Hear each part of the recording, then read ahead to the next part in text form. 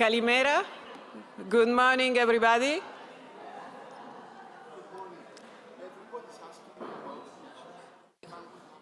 I will explain this, don't worry. Thank you for being with us still today after the long day of yesterday. I lied to you, so I'm going to speak again today, but it will be for a very short moment. I will ask everybody who is still taking the coffee to bring the coffee at the table so we can start. Just to remember that we are also on live stream, so people are following us and we have online speakers. So I would like to just a couple of minutes of attention because I'm going to briefly introduce the agenda of today. Sorry, thank you very much. We are going to start with a keynote speech from the representative of the World Bank, and I will say something about this later on. We will have one round table on women economic empowerment. It will be more a discussion, so all the questions from the audience will be more than welcome. We will have a presentation from the Institute of Mediterranean Studies about the publication on inclusive economy, and on your table you have the QR code to download the publication. We will have then the debate on gender and climate risk security. We will have coffee break, we will have lunch, so it will be a little bit lighter than yesterday. And then we will have a discussion on violence against women and girls and the take-away sessions. But today is also a way to do networking, so feel free during the coffee break and the lunch to enjoy the exchange. Today, the lunch will be on the other side of the room and it will be a seated lunch. As yesterday, you have your booths for interpretation, English, Arabic, and French, and Greek, if I'm not wrong. We are going to have some PowerPoint presentation, but in general, the debate will be more in terms of discussion. So, I would like also to thank you, the Commission on Gender Equality and the Secretary General of the UFM to be with us today again. Thank you very much appreciated. And without further ado, I would like now to introduce, and give me 2 minutes just to pronounce her name correctly, Miss Clara Laboud Magani. She is governance and public sector specialist from the World Bank Group, and now she's particularly focused on MENA region. This is why she's here. She has been working the last 10 years, I think, around the world. And in the last years, she has been focused on a specific topic, which is gender justice. Yesterday, we talked about women's rights, women economic rights. We talked about violence against women and girls, about economic violence. We talked about access to finance. But in general, the concept of access to rights needs to be supported by justice. And this is where the concept of gender justice comes into the stage, and she will present what the World Bank has been developed, not only in the MENA region, but around the world with some specific, very good practice in Africa that could support this work on improving the legal framework to put in place a really gender justice. I think you will be very interested by her presentation, so without further ado, Clara, you are welcome.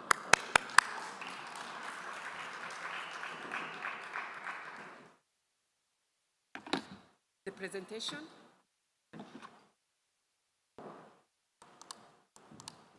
Okay.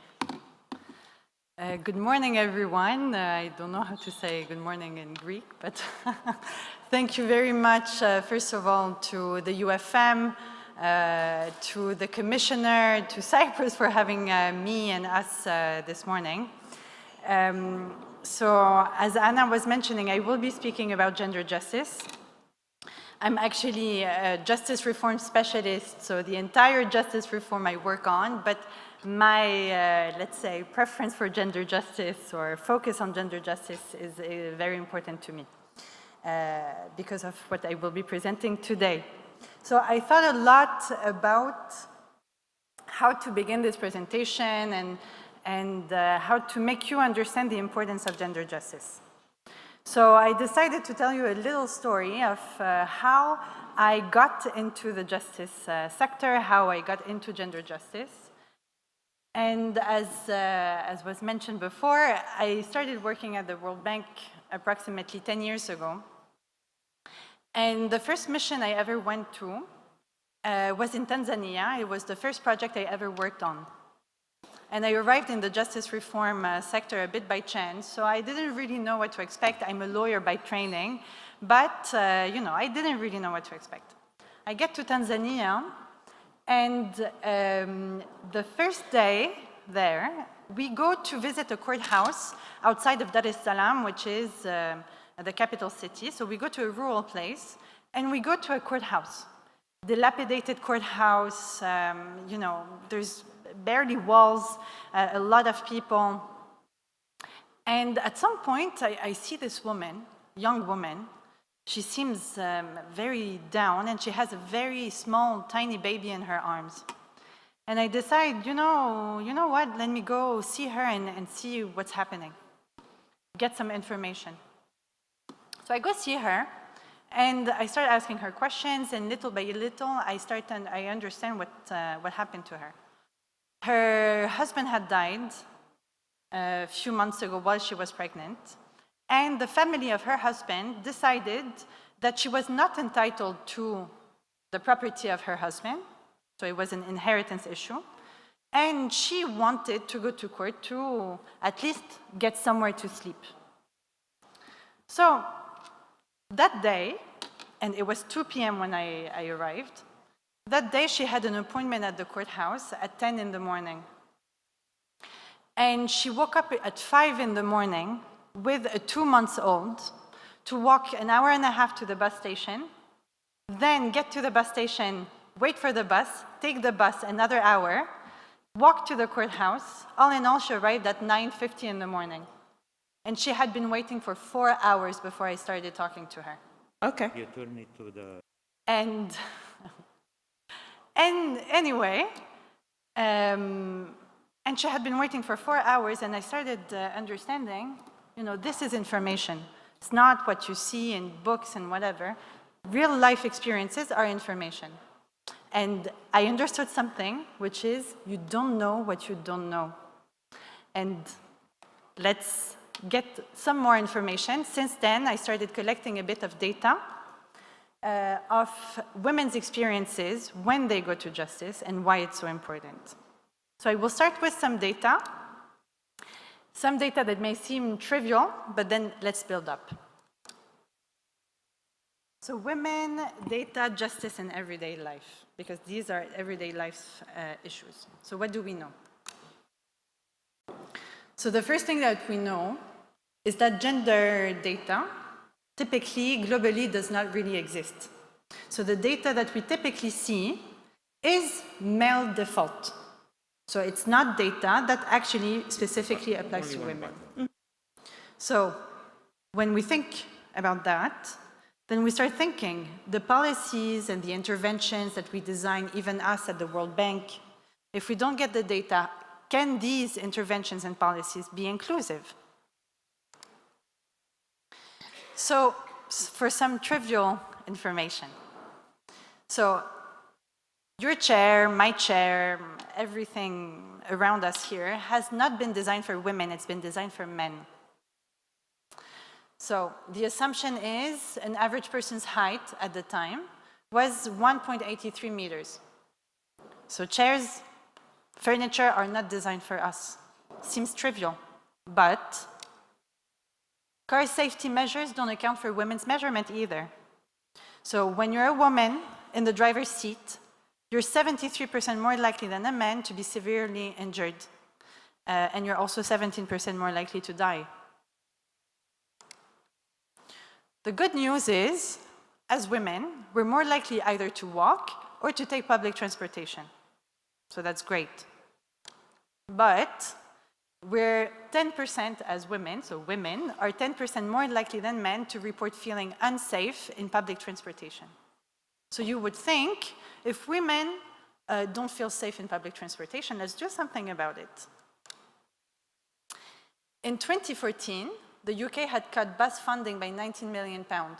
It means that instead of investing in making public transportation safer, which women use more often than men, actually we're cutting funding. So we're not improving the situation. 96% of homicide perpetrators worldwide are men. So women are more at risk. Women do 75% of the world's unpaid care work. This is 2015 data, so let's be cautious about that, but the latest data worldwide that we had was 75%. Now let's get to the data that we started collecting at the World Bank, because we started realizing, and this is what appeared to me clearly in Tanzania, I had some data and I started thinking, and I started asking them, but is this data also applicable to women? Is this women data? And everybody looked at me as though I was crazy. That was 2016.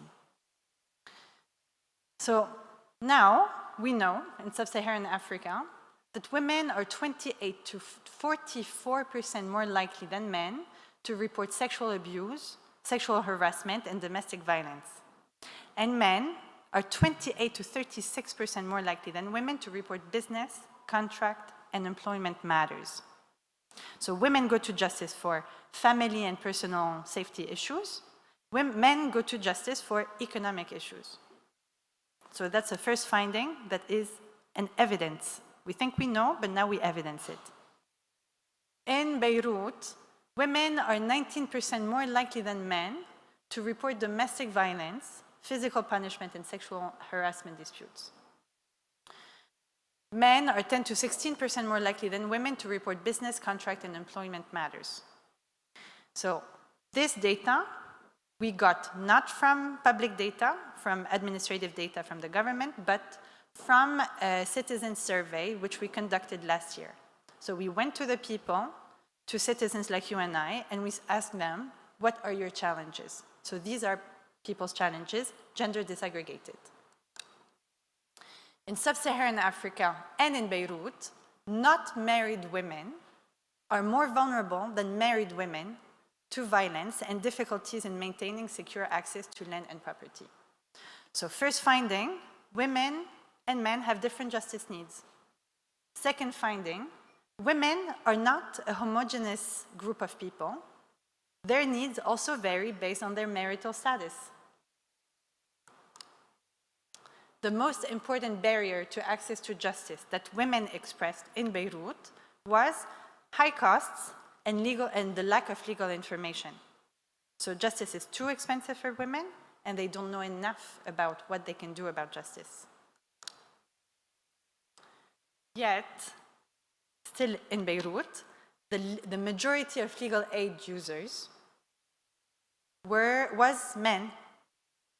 And only 7% of women, court users, had ever received legal aid. So costs are more important or too high for women, but yet they're not the ones that benefit from legal aid.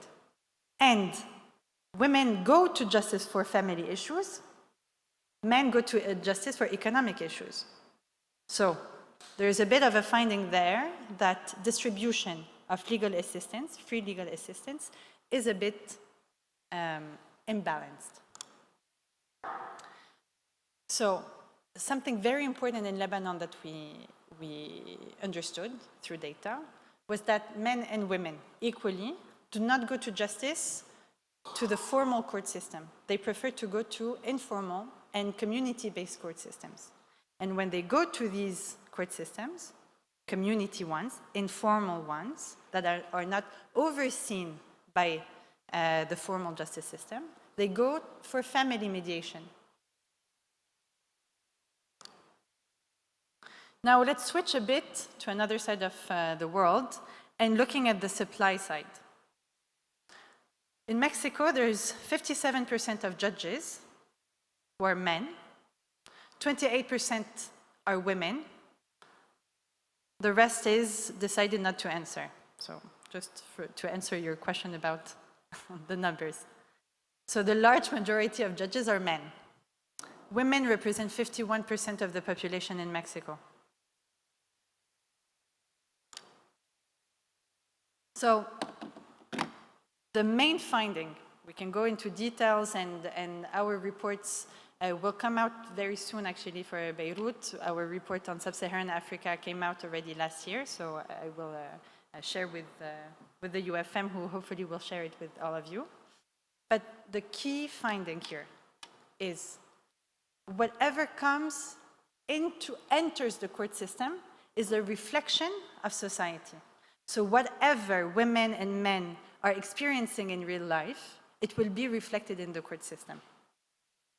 So it means that every gender issue, inequality topics that we have been working on or discussing, that you are working on, actually the justice system is a reflection of it, and addressing people's and women's matters in the court system will allow to re-inject positive outcomes, because if these disputes are resolved in the court system in a satisfactory manner, then it can only but cleanse the society where these disputes arise. So justice is not just a, let's say, detached area of reform. It's central to all the gender equality efforts that we're all conducting. So I mentioned female-specific concerns, female-specific interventions. This is the way to go. So now let's go quickly into what we have been doing at the World Bank to try and address these issues.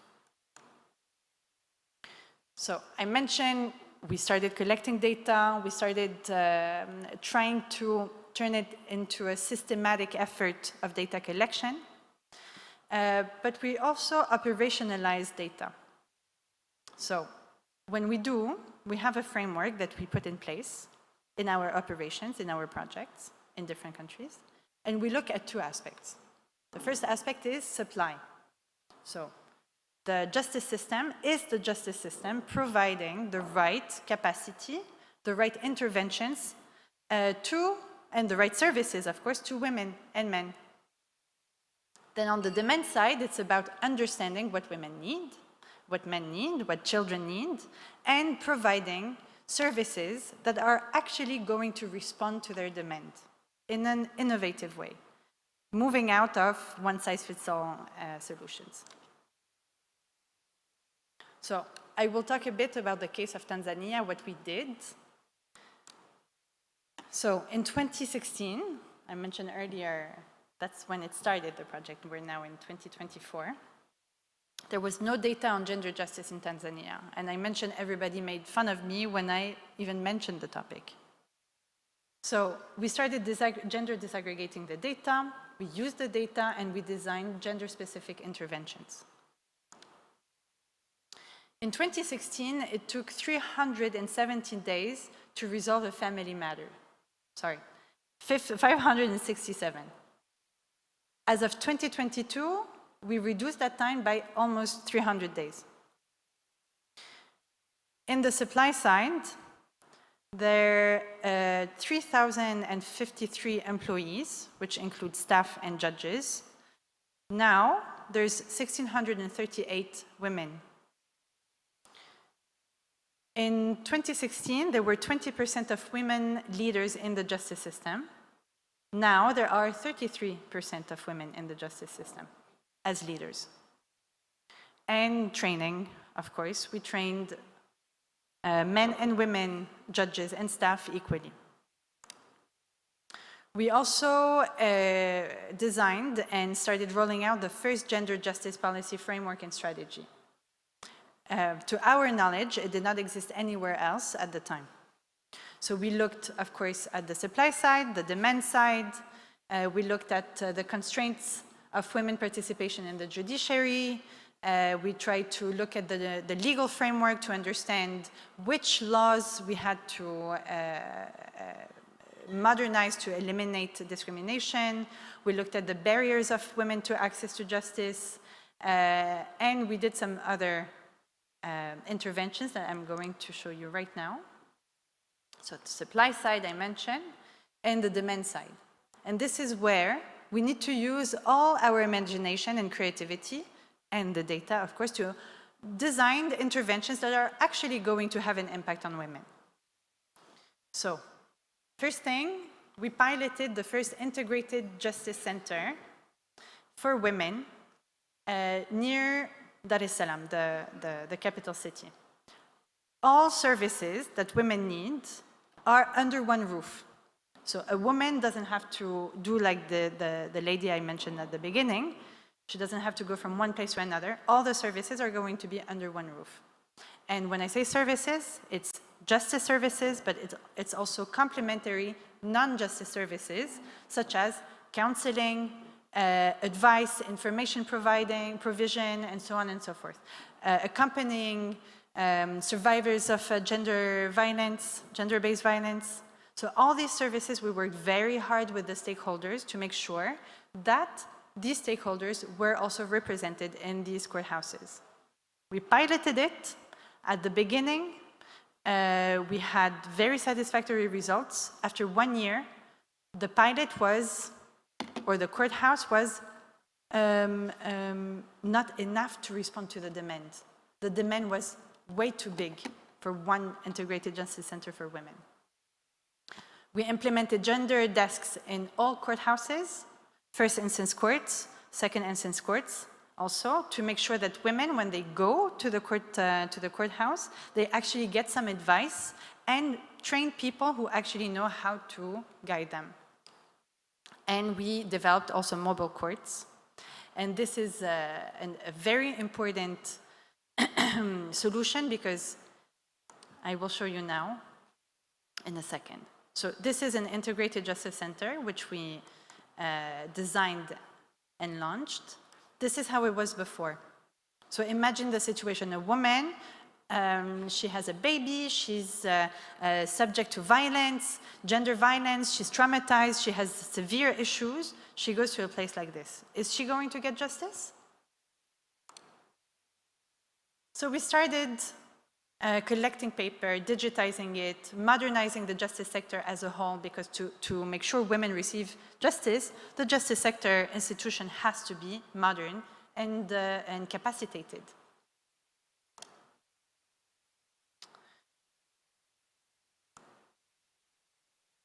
And as I mentioned, we started building gender-sensitive infrastructure.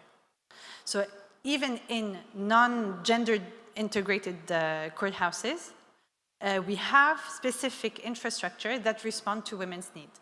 For example, women who need to breastfeed their children, and so on and so forth.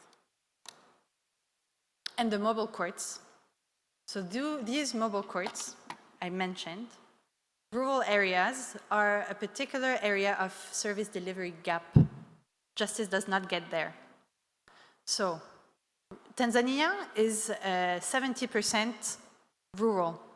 So if the population there does not get justice, who gets justice?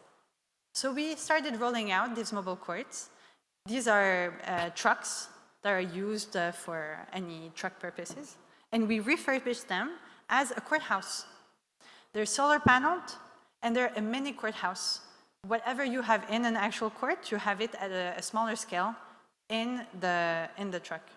And you deploy it. So you have a judge, you have the right staff, and they provide legal services, justice services, legal information, legal aid, and information, of course. And they go from one place to another. And they are also, I want to mention, they are also equipped for handicap infrastructure. So I don't know if I exceeded my time, I hope not, but these are some of the information I wanted to share with you today on gender justice, on the data side, which is critical to inform the interventions that I just gave an example of in Tanzania. So thank you very much again to everyone. I look forward to discussing with you potential collaboration and cooperation with the World Bank on the topic.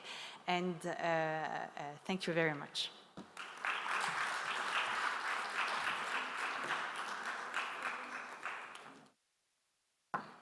Thank you very much to Clara Magani for this insightful presentation on the importance of gender disaggregated data.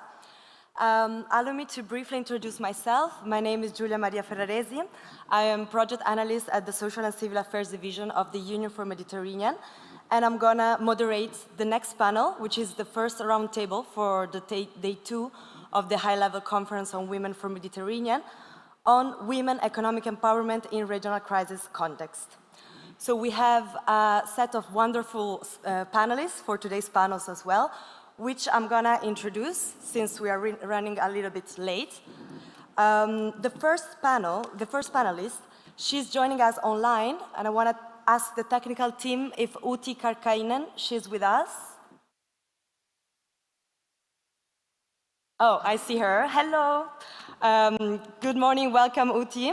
I'm gonna briefly introduce her. She's the gender focal point at the European Training Foundation, which is the EU agency supporting the countries surrounding the European Union to reform their education, training and labor market system. ETF supports around 28 countries and also supports the European Commission so that EU assistance is targeting in an accurate way and match the countries' capacities.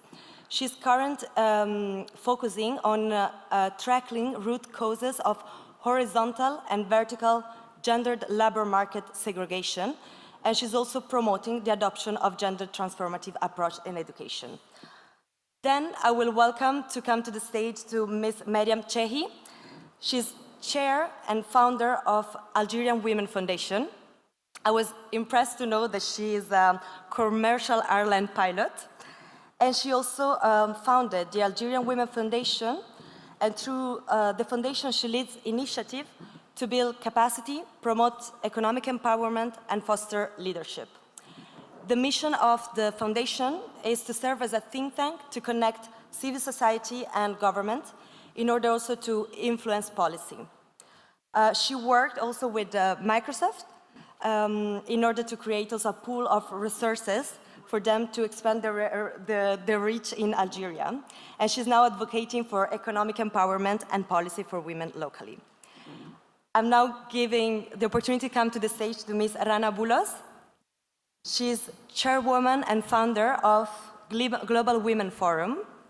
She developed platforms that united stakeholders from Gulf countries and North Africa, fostering discussion on technical infrastructure and energy topics. She was deeply committed to promoting diversity in industries that are traditionally male-dominated, such as AI, STEM, and energy. And through her research and career, she highlighted all the stark disparities and gender inequality that still exist in this field. And that prompted her to found the Global Women Forum. So with this forum, she created a transformative platform that empowers women by facilitating exchange and fostering connection between Europe and the MENA region. She also initiated the Global Women in Pipeline, which is a dynamic event connecting and inspiring women in the energy sector. I want to welcome Ms. Kenza Ben Moussa. She is the focal point from Morocco at Weekend Network, and she's also the founder of a digital startup that is dedicated to assisting business on their path to ecological responsibility and sustainability. The startup is called Now or Never, and it produces low-tech tools to reduce carbon footprint. She offers digital skill training to women and men working in the private sectors in order to adopt eco-friendly behaviors and create a positive and lasting impact on the environment. Since 2019, Ms. Bembusa got engaged in COP25 and COP26, and she was designed by the United Nations Framework Convention on Climate Change as youth focal point to Morocco, to represent her country at COP27 and COP28. Last but not least, we have a representative from the Republic of Cyprus, which they are hosting our conference yesterday and today. She's Anna Kyprianou, Board Secretary of Business and Professional Women in Cyprus.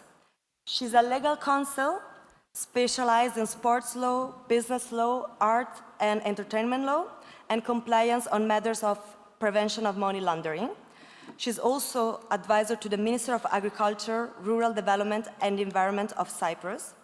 She's secretary at the board of the Cyprus Federation of Business Professionals, member of the National Mechanism for Women's Rights, and also head of Human Rights and Gender Equality at Democratic Alliance Party in Cyprus.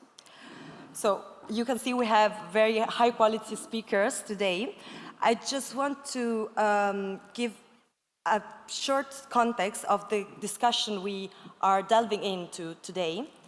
As according to the last EU Gender Equality Index in 2023, that was published by the European Institute of Gender Equality, in the EU, gender inequalities have grown in economic situation, time spent in social activities, health status, and access to healthcare. For what it concerns the Middle East and North Africa, the most recent global gender gap mentions that we are still requiring 152 years in order to achieve gender equality. There are alarmingly low female workforce participation in the MENA region, from 15 to 30%. And as the Secretary General mentioned yesterday, less of 5% business are women-led in the MENA region, and this leads to a loss of more than $500 billion annually. So it's just not a matter of fair, equal treatment and inclusion, but it's also a matter of economic improvement for all the society. There are many challenges that women are facing that we are going to discuss today with our panelists, and we are also focusing on they're going to tell us about the existing program to overcome such challenges and about the potential solution that we can implement. We will have all the speakers, I think, in English. There is interpretation in English, French, Arabic, and Greek, as you know. And I'm going to ask them to focus on the key insights. I will address 2 questions to each of you. Focus on the key insights in order to respect the timing. Everyone will be allowed to talk, and we will have a Q&A session at the end. So now I'm going to sit with you. And can you hear me? Yes. Without further ado, I'm going to give the floor to our first speaker who is joining us from Turin, Uti Karkainen. And I'm going to ask you, Uti, given your extensive work experience with the European Training Foundation, can you share with us some of the most relevant findings from ETF studies on the challenges to gender inclusiveness of labor markets in the Mediterranean region? Thank you, Uti. The floor is yours. Thank you, Julia, and good morning to everybody. Good morning. Can you hear me well? Yes. Okay, I hear a sort of echo, but I hope it's fine for you. We hear you well. Okay, thank you. Well, I just wanted to start by saying thank you to the UFM and the organizers in Cyprus for having made this opportunity to participate remotely actually a reality. I came back from a maternity leave 2 months ago, and this spring it has not always been the case that I can attend professional meetings regarding women's employment, because breastfeeding is not considered reason good enough not to travel and be present remotely. So thank you for this. Now, to come to your question, Julia, I will share my PowerPoint if you can confirm that you see it. Not yet. Yes. Okay. Yes. Do you see it in full? Yes, we can see it. Okay, good. I saw that I'm very present. If the screen is so big that I saw on looking from Here, actually, remotely, I'm very big there. Well, so we do monitor the reforms of education and training and labor market systems. And like you mentioned, Julian, in the introduction of the European Training Foundation, and to be in the context, I show you some data on non-EU UFM member states and the average of EU 27. We all know that in times of crisis, whether it's the pandemic or economic crisis, women are the first to be sent home or dropping out of the labor market. Currently, what we see in terms of women's economic empowerment and gender gaps, that there are very little or no progress at all. The activity rates of women lag behind everywhere. And when women are on the labor market, they have difficulties to quit a job or retain a job, what we can witness looking at the gender gaps in the unemployment. Now, regarding youth unemployment, the gender gaps in the region are less important, but we have to pay attention to the fact that you don't appear as an unemployed if you're not actively looking for a job, or if you don't declare that I'm looking for a job and ready to work. So what tells us maybe more is the rate of youth not in employment, education and training, which looks at the 15 to 24-year-olds who are not in education, employment or training. And what we see there, that the gender gaps are huge, especially in the southern shore of the Mediterranean. And in some cases, actually, the needs rates for women are double that of men. Can you still hear me? I heard a change in the sound. Yes, we can hear you. Okay. Now there's some noise. What we have seen that among the youth in the needs, males are more often unemployed and women are more often the inactive non-students. And that raises the question, how do we reach these women that are not reachable because they are not declaring themselves neither as ready to work? So against this background and taking into consideration that the part-time work, female part-time employment is high in many of the countries of the region, and that the average gender pay gap in the region, according to ILO, is 16%. It's obvious that there are missed opportunities of women's economic empowerment through employment. Now, we looked at the traditional labor market, but what about the new forms of work that we have looked at different regions, both in the Eastern Europe and Western Balkans, but recently, very recently also in the Mediterranean. What we see, unfortunately, is that the platform work very much mirrors the situation in the traditional labor market.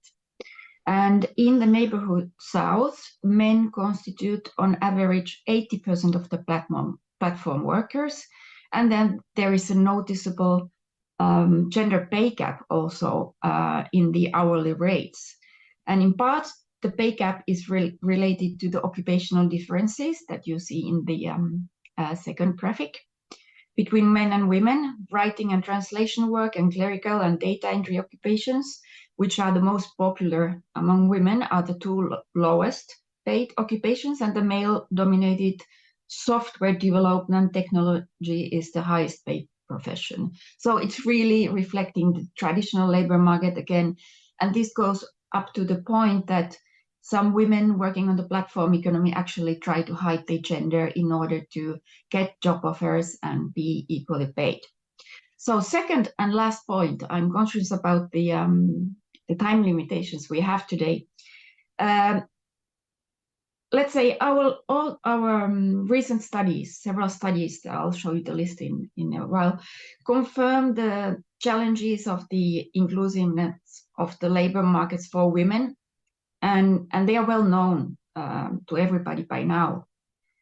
They go from gendered occupational choices, sexist work culture, the unequal distribution of domestic care work, and so on. But according to our studies, no matter from which angle we look at it, the root cause of gender equality in the labor market, whether we like it or not, it remains the norms and the stereotypes. And the inequalities and the norms in the labor market reinforce the stereotypes in the society in a vicious circle. And my last point of reflection to you is these stereotypes, and they develop and or they the progress in this regard. We had a survey in 23 of which we are analyzing the results currently, and what we can see that in a number of non-EU UFM member states, these statistics are on Tunisia, Jordan, Lebanon, Palestine, Montenegro, Albania, North Macedonia, and I'm probably forgetting one more. Anyway, Western Balkans and the Semite countries, we see that if we, the career advancement, we gave a statement that career advancement is more important for men than women. And actually, we still have 70% of men, a little bit more, and almost still 1/3 of females agreeing with this statement. And what is also maybe something to think about is that among the younger generation of males, this attitude is even more common. On the other hand, a larger proportion of men than women thought that of the respondents thought that the jobs in any sector can be done by men and women. So further analysis is needed to understand whether this is the lack of awareness about the sectoral gender segregation by men or self-limitation exclusion by women. I leave you with this, Julia. Thank you very much.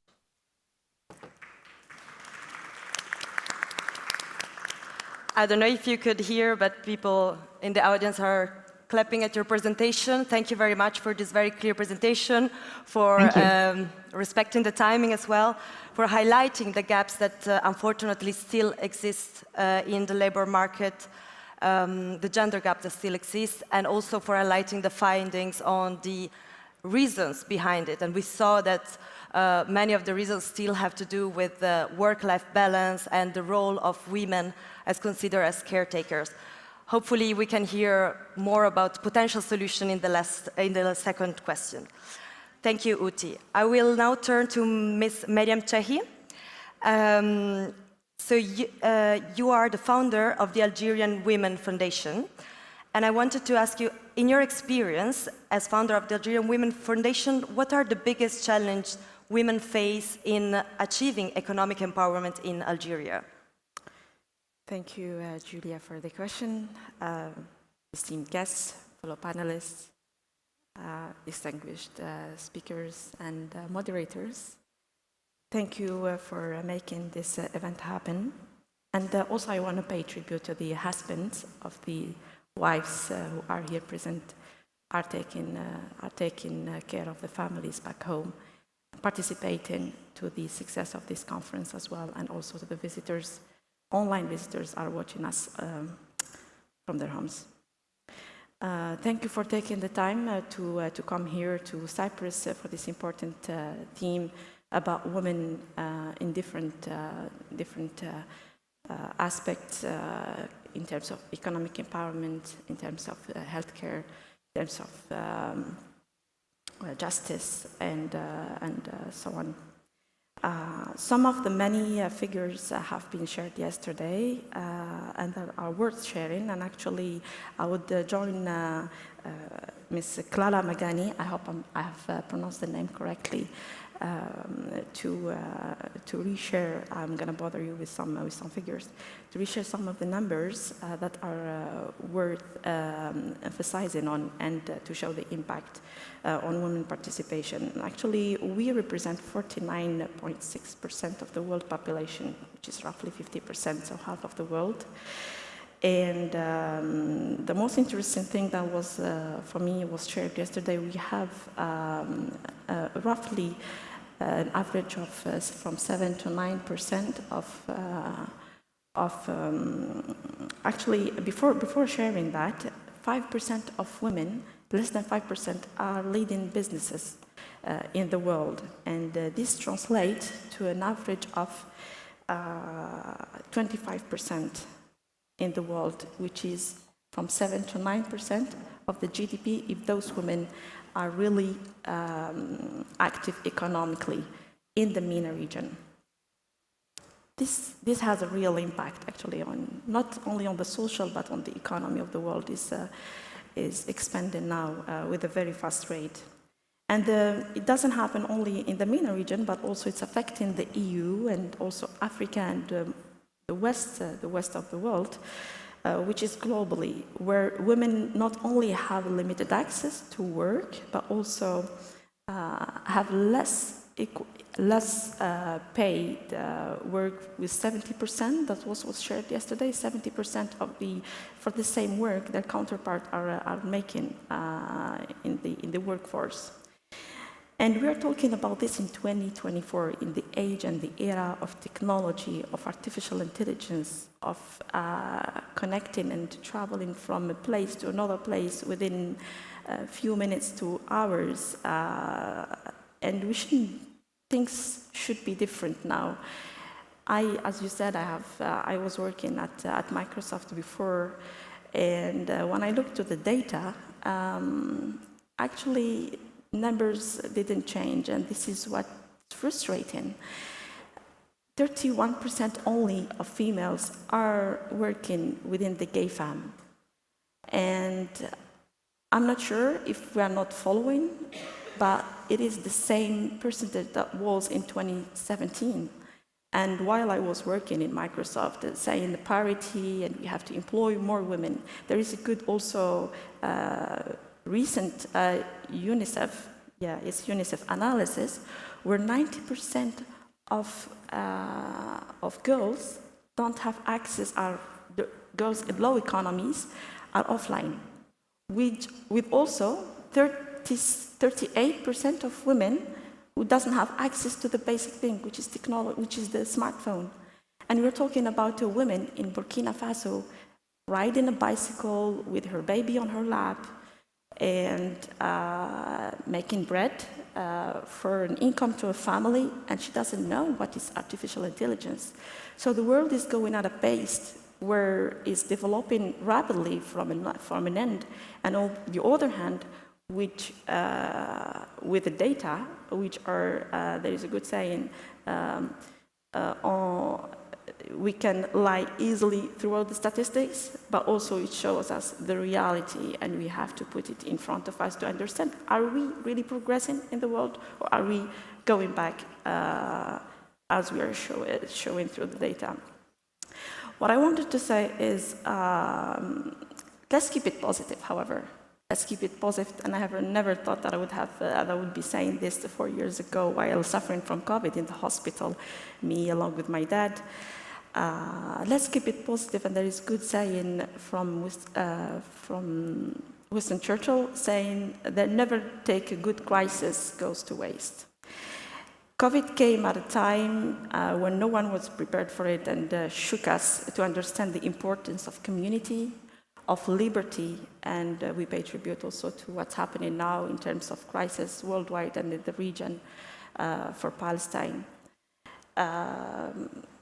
It came also to a time for us to understand the family, which is the core of every element in our progress, but also to understand the value of technology and how to connect and work effectively together online.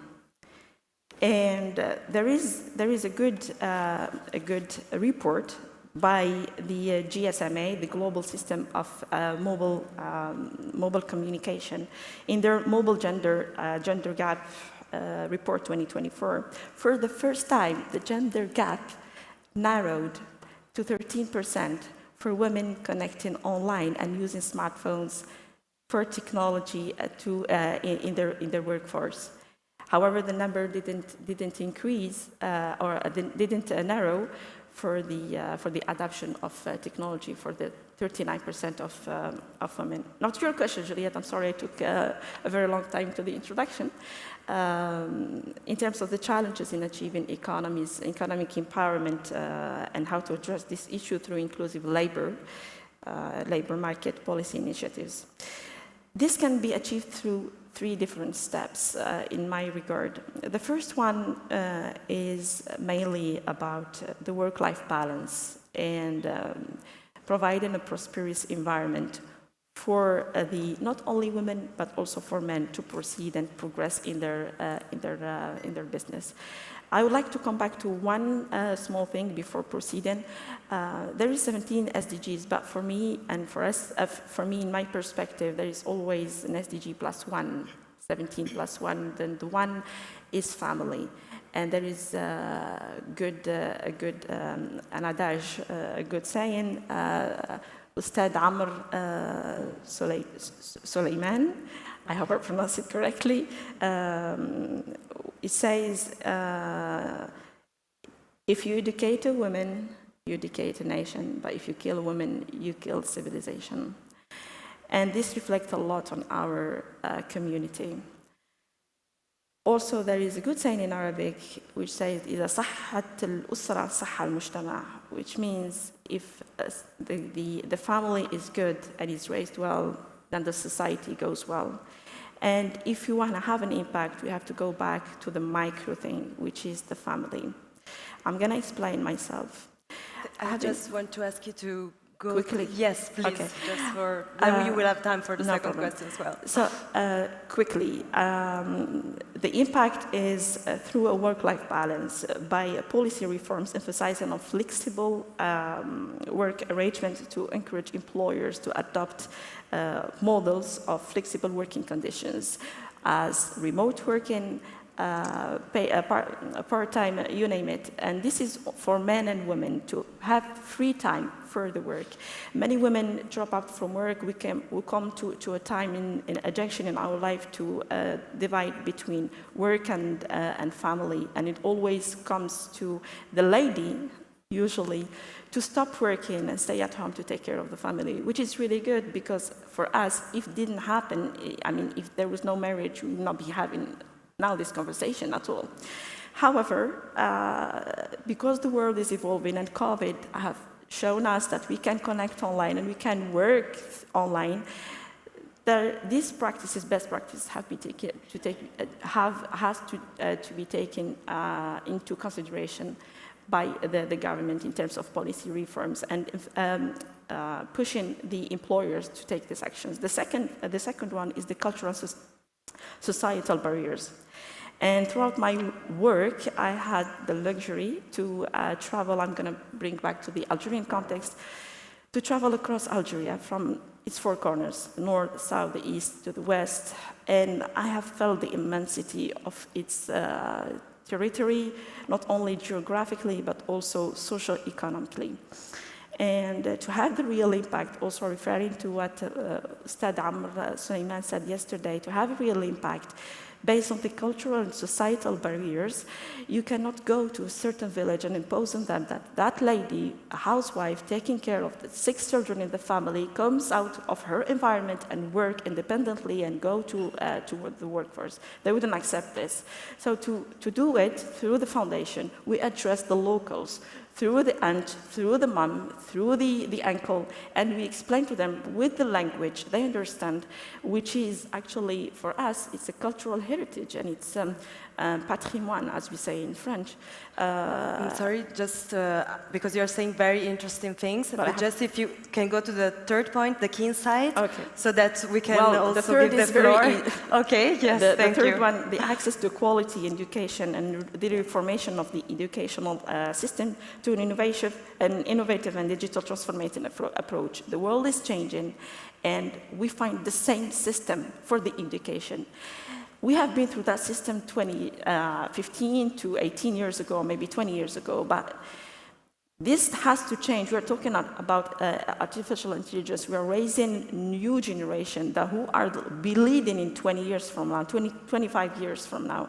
And the same way we're talking about our grandparents, they don't know how to use really smartphones, or grandparents, we'll talk on the same way about our children who are now having the same educational system as they had, which is doesn't really reflect the reality.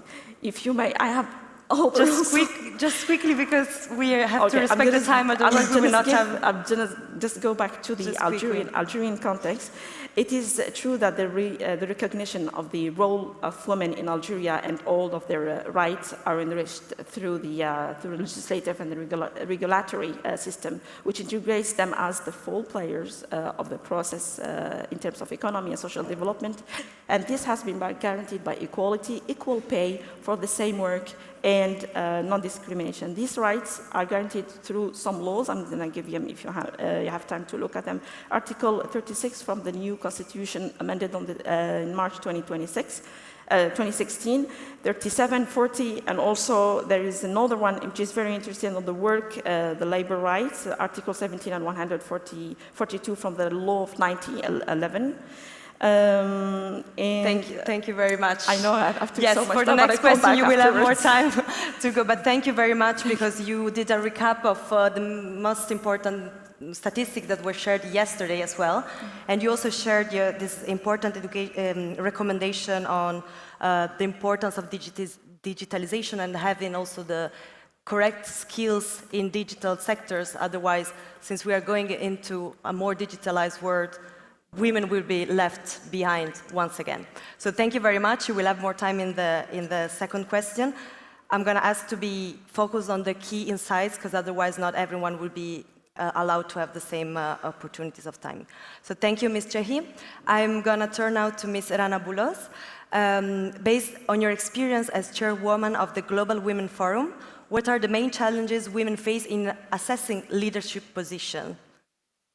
Thank you very much. First, for inviting me, being here within the prestigious, with everybody. And I would like to thank Cyprus for hosting this event, UFM, and everyone involved within the organization.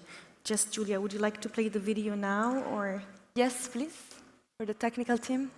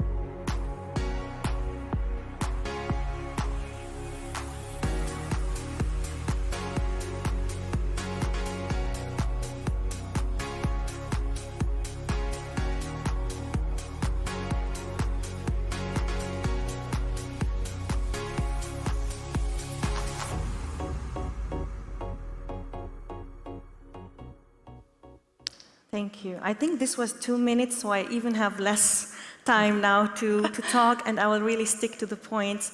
Just to give you an insight of the last happening of Global Women Forum, which focuses on bridging Arab women in Europe and Arab women from abroad, with European women like-minded in energy, AI, and women in STEM, because these are promising sectors and we need more female power within these sectors. And what we do is also we not only bridge in businesses, but also in culture, because in order to make good business, we have to understand the culture.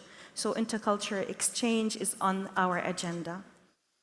Now, the question you have asked, Julia, you might have all, of course, heard about this question, debated before, and last day, and also today, from Mariam, from Ms. Clara. We have heard some of the challenges facing many women globally. But let me, as we are at UFM platform, I will focus on the Mediterranean area to make it more concrete and relatable. So I will draw from experiences across this diverse region and to see how we can better understand the challenges women face in accessing leadership positions and explore effective solutions. So I will list the challenge and then I will give the best practice of Mediterranean countries in order to give a kind of solution. Who have not heard about gender bias and stereotypes. So this is a key challenge we have. Traditional gender roles can be practically rooted. But to give you some solutions, for instance, initiatives like 100 Women Against Stereotypes in Italy, it's a project aiming to combat gender stereotypes by promoting the visibility of female experts in various fields. In Turkey, we have a program such as the Women Entrepreneurs Association of Turkey, Kadiger, work to raise awareness and empower women entrepreneurs. Secondly, of course, the lack of mentorship and sponsorship. I remember myself when I started my career at the Euro Institute based in Hanover, Germany. I had no clue, I have no engineering background, and all what we do is really very high-tech engineering in energy and infrastructure topics. So I found myself looking for a mentor somehow to lead me and to teach me, and I really wanted to have a male mentor to learn from this person and getting insight and also better understand the male-dominated sectors. So women often have limited access to high-level mentors or generally to mentors. In Spain, we have Womenalia Network, which offers a digital platform for professional women to connect with mentors and resources. In Morocco, for instance, we have the Moroccan Women Network, which provide guidance and support for women seeking leadership roles. Third, work-life balance. To be honest, who here believe in work-life balance? Please raise your hand. Okay, we see the result. It's a big issue. And me, myself, I'm a mom of 2 kids. Although I'm aware of this point, I even struggle, and I have a great partner who's now taking care of the 2 kids, but still we need to work on our work-life balance, we need more from the politic. So balancing work and family is really challenging. It's a big responsibility. In Greece, for instance, companies are adopting now more flexible working hours and telecommuting options, especially in tech industries. In Tunisia, we have an organization called Women in Law, and they advocate for more family-friendly workplace policies and legal reforms to support working mothers. Another challenge we all know are networking opportunities. So in France, in Egypt, women may find it harder to access influential networks. In Egypt, we have the Women on Boards Observatory. They promote the inclusion of women in corporate boardrooms and provide network opportunities. So what we see in the recent years, it's more platforms and initiatives to come. In France, we have La French Tech. They include initiatives to ensure women have equal opportunities to network and to participate in the tech ecosystem. Pay gap, we have mentioned this yesterday, we have talked about it now, Mariam has mentioned it. it's a global problem. It's not about Mediterranean region, or this is really a global problem. Me living in Germany, so even though a high industrial country, we have this issue. So our male counterparts, they have with the same roles, they impact their career progression and financial independence, sorry. So here we have to implement equal pay policies and conducting regular pay audits to ensure fairness. Another point is, of course, the limited access many women have to education and training. So in order to get in a leadership position, you must access the education and professional training opportunity. We have to increase scholarships. We have to make more educational programs and vocational training to target women, but also, the very young generation. For instance, we are working, the Global Women Forum has just started an activity along with Deloitte, France, and we are trying to go to deepen the school system and to go really to schools with engineers, female engineers, and show these role models to the girls and give them the platform to ask all the questions they have really within an early stage. We also try to give them a kind of homework. There's from Lego, I don't know if you know them, like these small engineer Lego female figures, to play with it, to really dig in very early, or to let them know about the industry. Last but not least, let me talk about organizational culture. Yesterday, a lady from Lebanon representing LLWB, she has illustrated organizational culture, which is sometimes really, can be very resistant to gender diversity. So associations like LLWB, for instance, they work to change corporate cultures through advocacy and training programs. Last point, discrimination and harassment. We have talked enough about it yesterday. So what I want to say, let me conclude by that. By leveraging specific and successful strategies such as culture change and awareness programs, mentorship and sponsorship programs, implementing inclusive policies, supportive work environments, promoting women's network, and investing in education and training, we can break down barriers and create an inclusive environment where women can really thrive as leaders. Thank you. Thank you so much, Ms. Bolos. Thank you for focusing on the challenge such as training, mentorship, gender pay gap, organizational culture, stereotypes, everything is, there's existing challenges that we still have to overcome. I really like the work that you're doing, Global Women Forum and Deloitte Front in the schools, because of course representation and model of women since the early age can help the girls to become empowered women. So thank you very much. I'm going to turn now to Ms. Bemoussa. Your startup, Now or Never, focuses on sustainability and digital skills training. So how do you see the intersection of digital innovation and environmental responsibility influencing women's leadership in Morocco? Please, the floor is yours. First of all, thank you, Julia, for having us today and for gathering all those incredible people with different backgrounds here. I want to start with some questions for the audience. Please raise your hand. How many of you here use digital tool like your mobile phone or laptop every day? What a question, of course, everyone. Now, how many of you are aware of your own carbon footprint and you feel directly impacted by the climate change? Please raise your hand. Few people.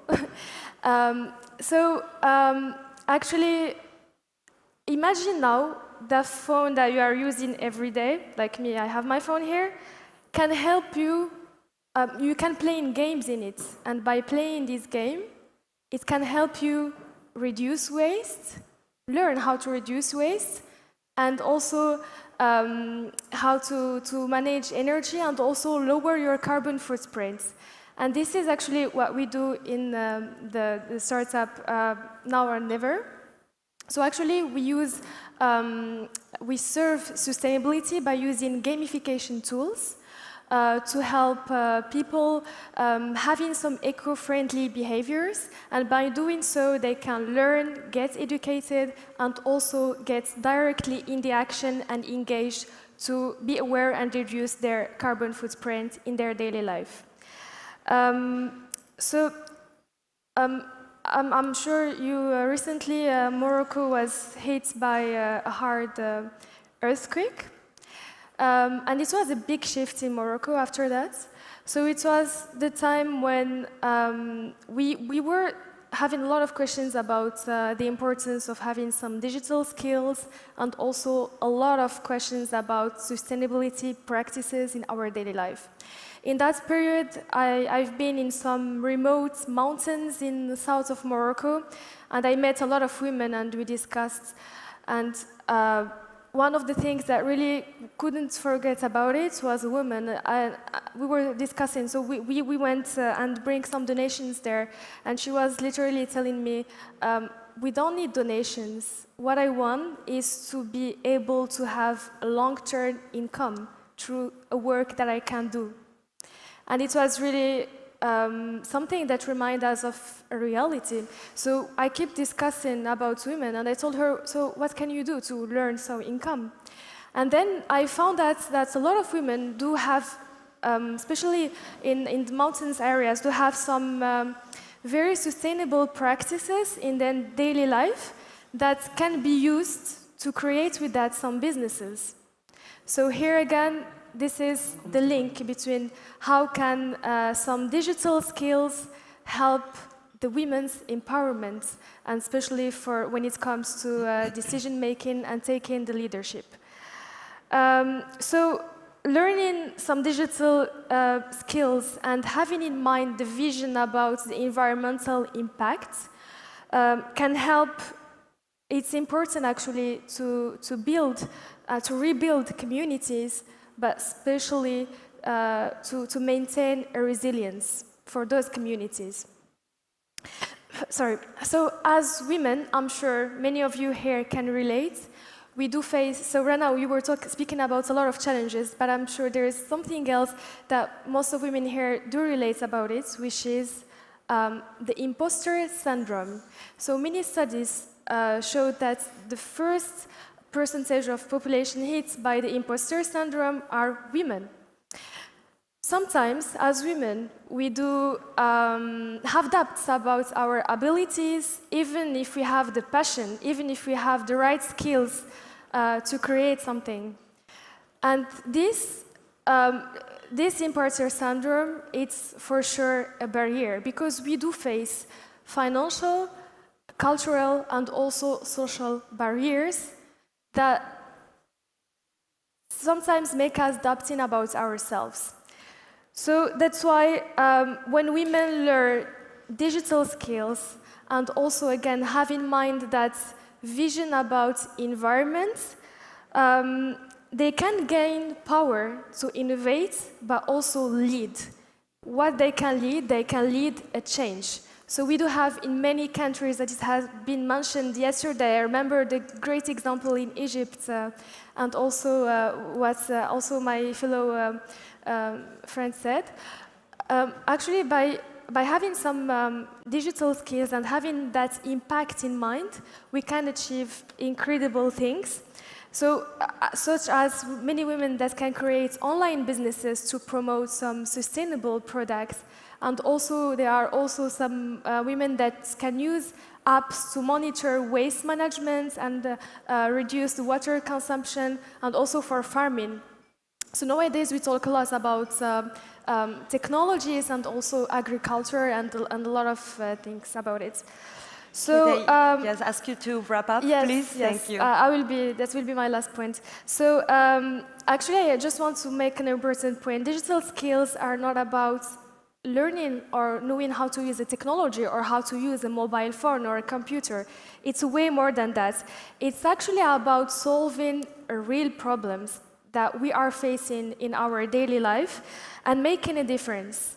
So by monitoring women about technology and sustainability, we prepare them not only for some future jobs, but we also push them to take the lead to make a real impact and contribute in making and having a better planet. Thank you. Thank you. Thank you very much, Ms. Membusa, for highlighting the work you do with Now or Never, which is essential, and also the intersection between the digital reskill and upskill and environment upskilling and the empowerment of women as well at the same time. So now I will go with, last but not least, Ms. Anna Kyprianou. You're legal counsel at the Board Secretary of Business and Professional Women Cyprus. So can you share with us 3 main achievements in terms of legal framework and ecosystem supporting women economic empowerment? Hi, first of all, thank you for having me and thank you for coming all the way to Cyprus. We're very happy to have you here. I will try not to bore you with all the legislation. In our association, we were fighting and actually arguing a lot about the equal pay. It was very high on our agenda. So we were very happy to share the equal treatment and equal pay legislations. We have them since 2002, but we still haven't managed to eliminate the pay gap as all of the countries. But I would like to share with you one good practice that we had. We tried to identify the issue and see whether is the equal pay the real issue of women in Cyprus or the work-life balance.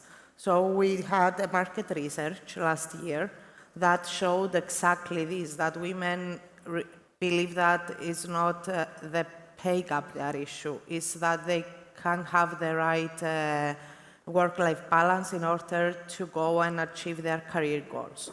We were very happy. In Cyprus, we are really good at making legislations. So we have the live and flexible work arrangements for work-life balance law, and we have the anti-sexism and online sexism and related matters law of 2022. So we are really happy to have all this legislation and legal framework to work on.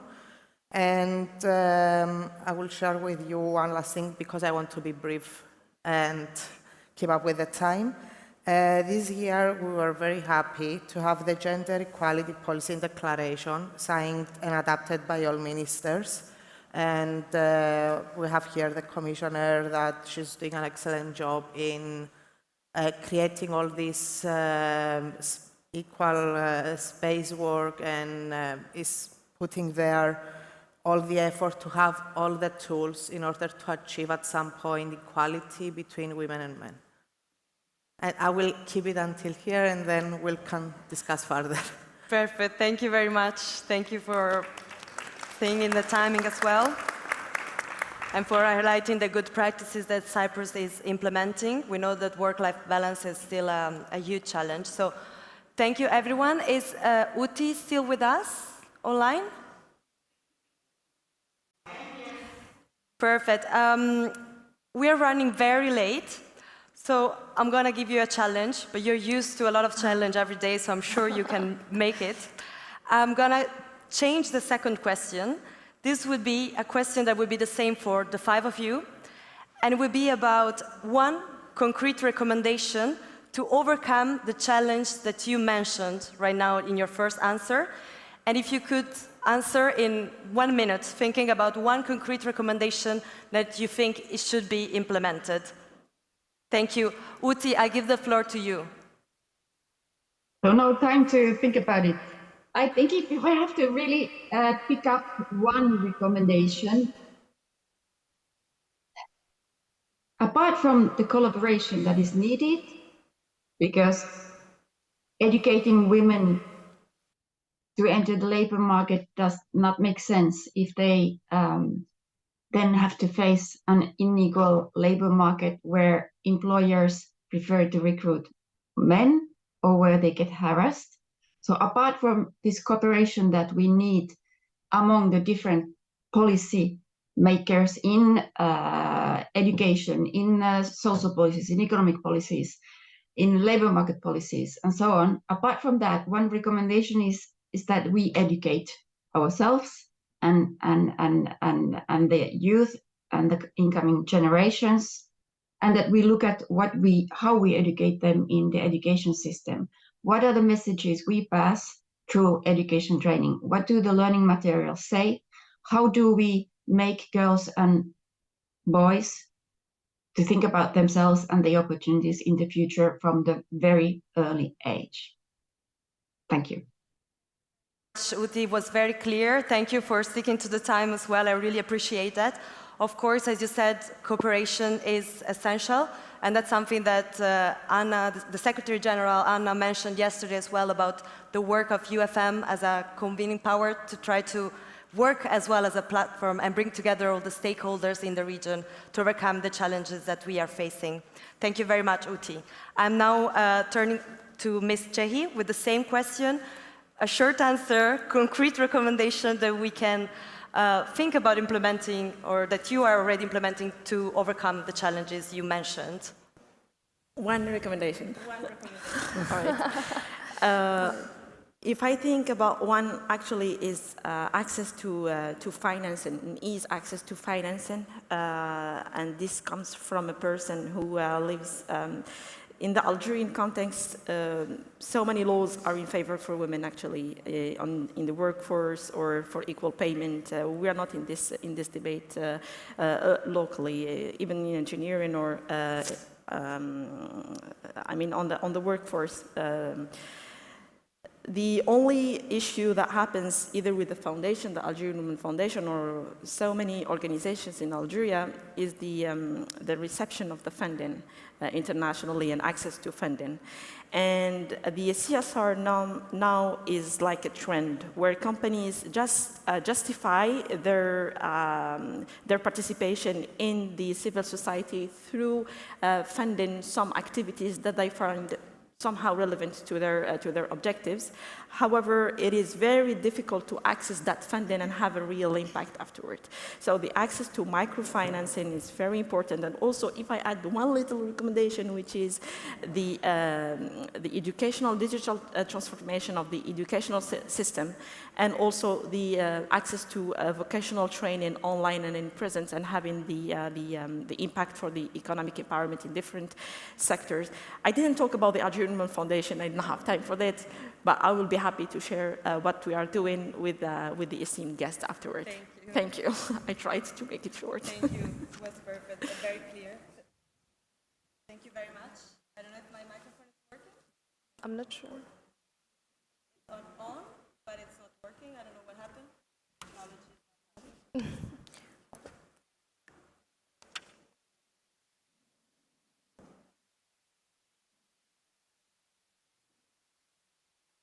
You cannot hear me, right? If I scream? Okay, yes. That's it. Thank you. Okay, thank you. Yes, Ms. Chehid, thank you very much. It was clear. It was, of course, access to finance. Okay. Access to finance is essential. In Cairo, in March, for the International Women's Day, the UFM, together with the Union of Arab Banks, organized a conference on access to finance. And we also managed to provide the opportunities for women entrepreneurs to have a matchmaking session with financial actors. And some of the women entrepreneurs, some of you were present there as well, were able to pitch their own startups and receive a financial award. So we will, of course, keep you updated of all the upcoming activities. I will now turn to Ms. Boulos with the same question and concrete recommendation. Thank you. Thank you for the challenge. I will keep it very short. We are always talking about women empowerment. I don't like this word anymore. We are powerful, we just need the right skills, and that's my personal opinion, but also what we recently have discussed during our forum and activities. Many of the women, they have a lack of self-confidence, unfortunately. Just, you know, they have the passion, they have the idea, but they are not confident enough. So my recommendation, and from the experiences, is go ahead, search for the right education to get skilled and get a better self-confidence, because this is a good step to succeed. Thank you. That's all from my side. It was clear, and I do totally agree about the mentorship and providing women with the possibility to have more confidence as well, because that's something that the women sometimes lack. I have mentioned on personal basis, my mentor, he was a big support for me, and I learned a lot. So, of course, mentorship is essential too. Thank you very much. The same question to Ms. Membusa, please. So maybe for me, I will be doing a recommendation in a different way, because I have PPT, but I do only one slide or two. So my recommendation will be by showcasing the example of We Can Network, which is a platform to empower women in dry land region. So I will be quick, just I one promise. slide, the PowerPoint to the technical team, and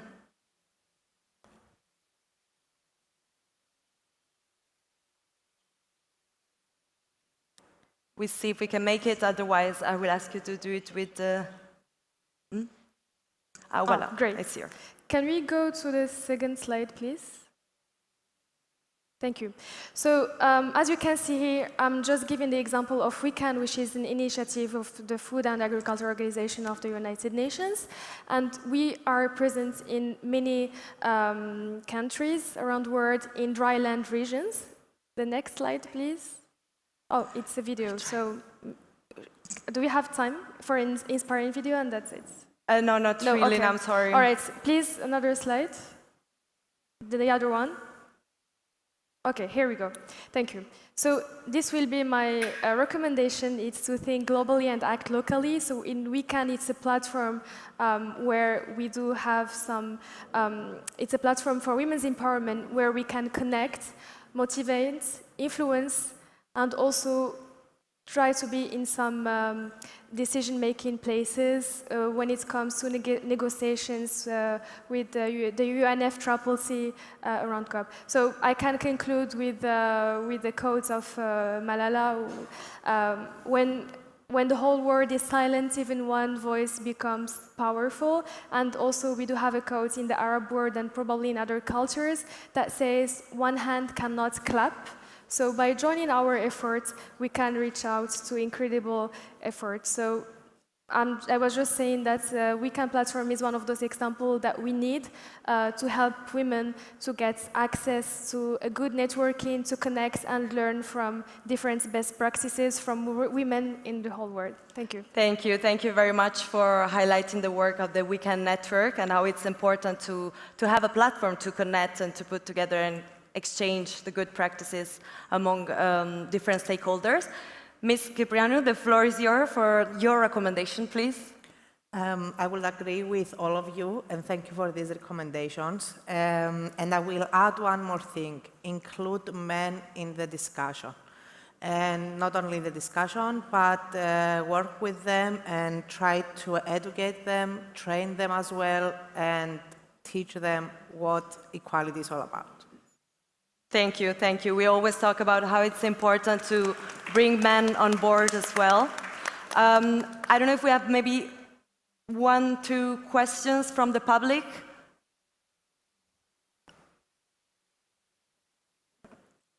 Everything was clear? No questions? So, okay. Well, since we are running late, then I will just thank all the panelists that were here for this first roundtable today. Thank you, Uti, for being connected with us until now. I'm sorry we ran late, but it was very insightful, so I really want to thank you, and thanks to the public for your attention. And now I will give the floor to Ms. Gemma Aubarel, because she will present the Yes, a round of applause for the speakers. Thank you very much. Gemma Oberel, Director of Culture, Gender and Social Affairs Department of the EMED. She will present the UFM EMED MedWe Policy Studies publication. You have the QR code on your table, and the floor is yours. Thank you very much. Thank you very much, Julia. Just very quick, but in an important way and formal way, we are proud to introduce you what you have on your table, that is this policy paper, that it's launched in the frame of a new cooperation that we are happy to announce today and to launch today between the Mediterranean Institute in Barcelona, EMED, and the Union for the Mediterranean Secretariat. So we are really proud to present this new program. This new program is called MedWe Mediterranean. So this MedWe means Mediterranean Woman Empowerment.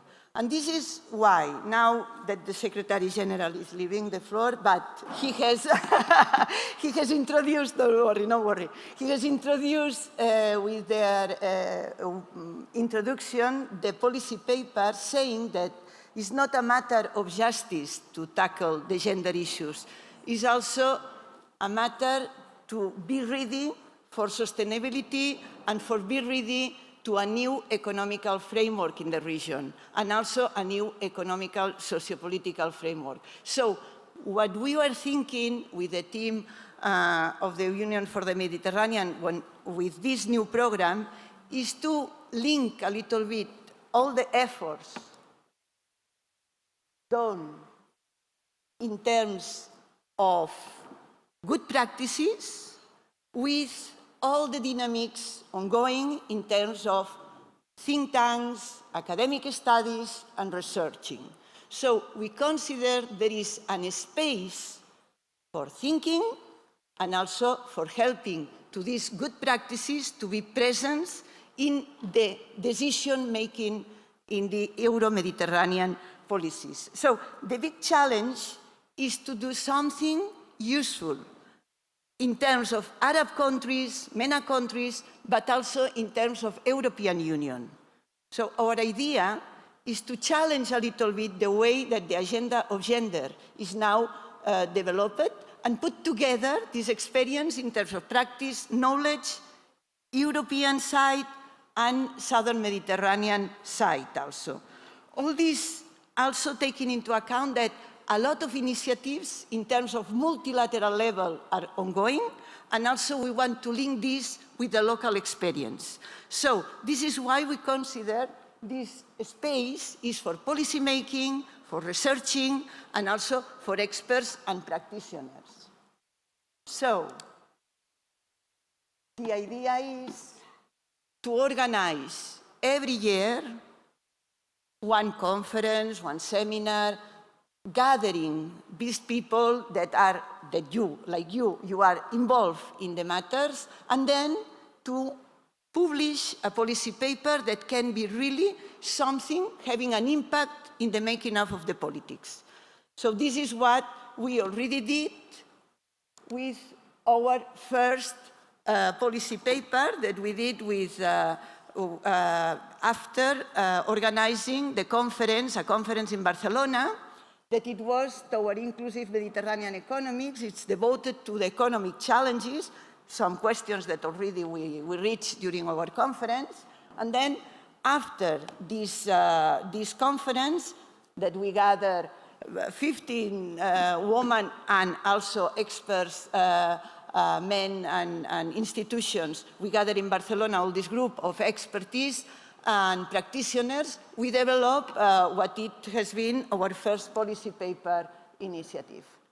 Just I want to underline the way these are the articles that you will find in the policy paper, and that this year we will renovate with a new initiative that we will discuss just after the break about environmental issues and security issues. So with this just you can check it, the articles, and you will see that there is some of the questions that we already tackled during the sessions yesterday and today.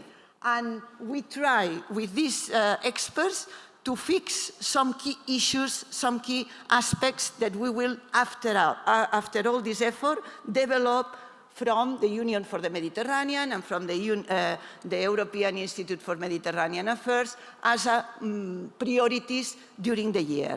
So here you have an example about talking about inclusive economy, workplace inclusion, talking about digital skills and education, talking about new challenges, because, for example, in the question of migration and employment, this is an example of Moroccan economy, how they are dealing quite well in some reforms, but still new challenge, like the migration and gender issues in their country. They need to be challenged in terms of economy, on how, for example, sociocultural factors on regulatory reforms are still always a big, big issue that we need to take into account, taking all these questions. So there, the example of Egypt was really interesting, and also the example of Spain, talking about quotas, talking about the question of that yesterday it has been the public services helping women to reach the workplaces. Let me say, a lot of challenges that we put on perspective and that we put at the service of all the, let me say, the circle of persons that we are really committed on this. Just we want to share this new policy paper series that will be, as I told you, in an annual basis launching and disseminating, that will have also some activities around. So we will appreciate if you have ideas after every one of these policy papers that will be distributed to organize stakeholders meetings, some webinars or things. We will be very pleased to put all this experience at your service. And every year we will find new challenges and new ways to tackle the policies and to have these incidents. That this is what we would like to do in the future. Thank you very much.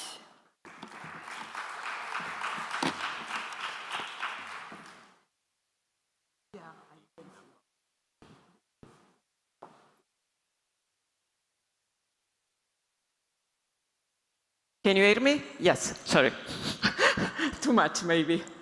No, I have a very good news. Thank you very much. And I have to say that was my pleasure to work with Gemma about this during the conference, this publication.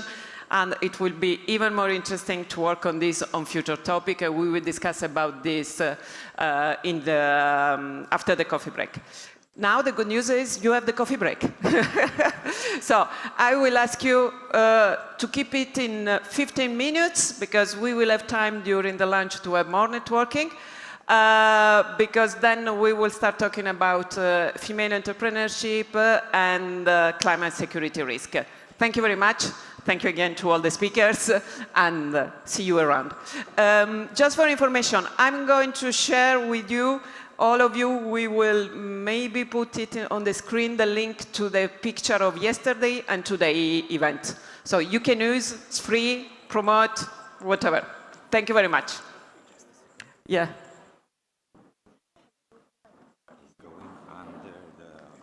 Okay.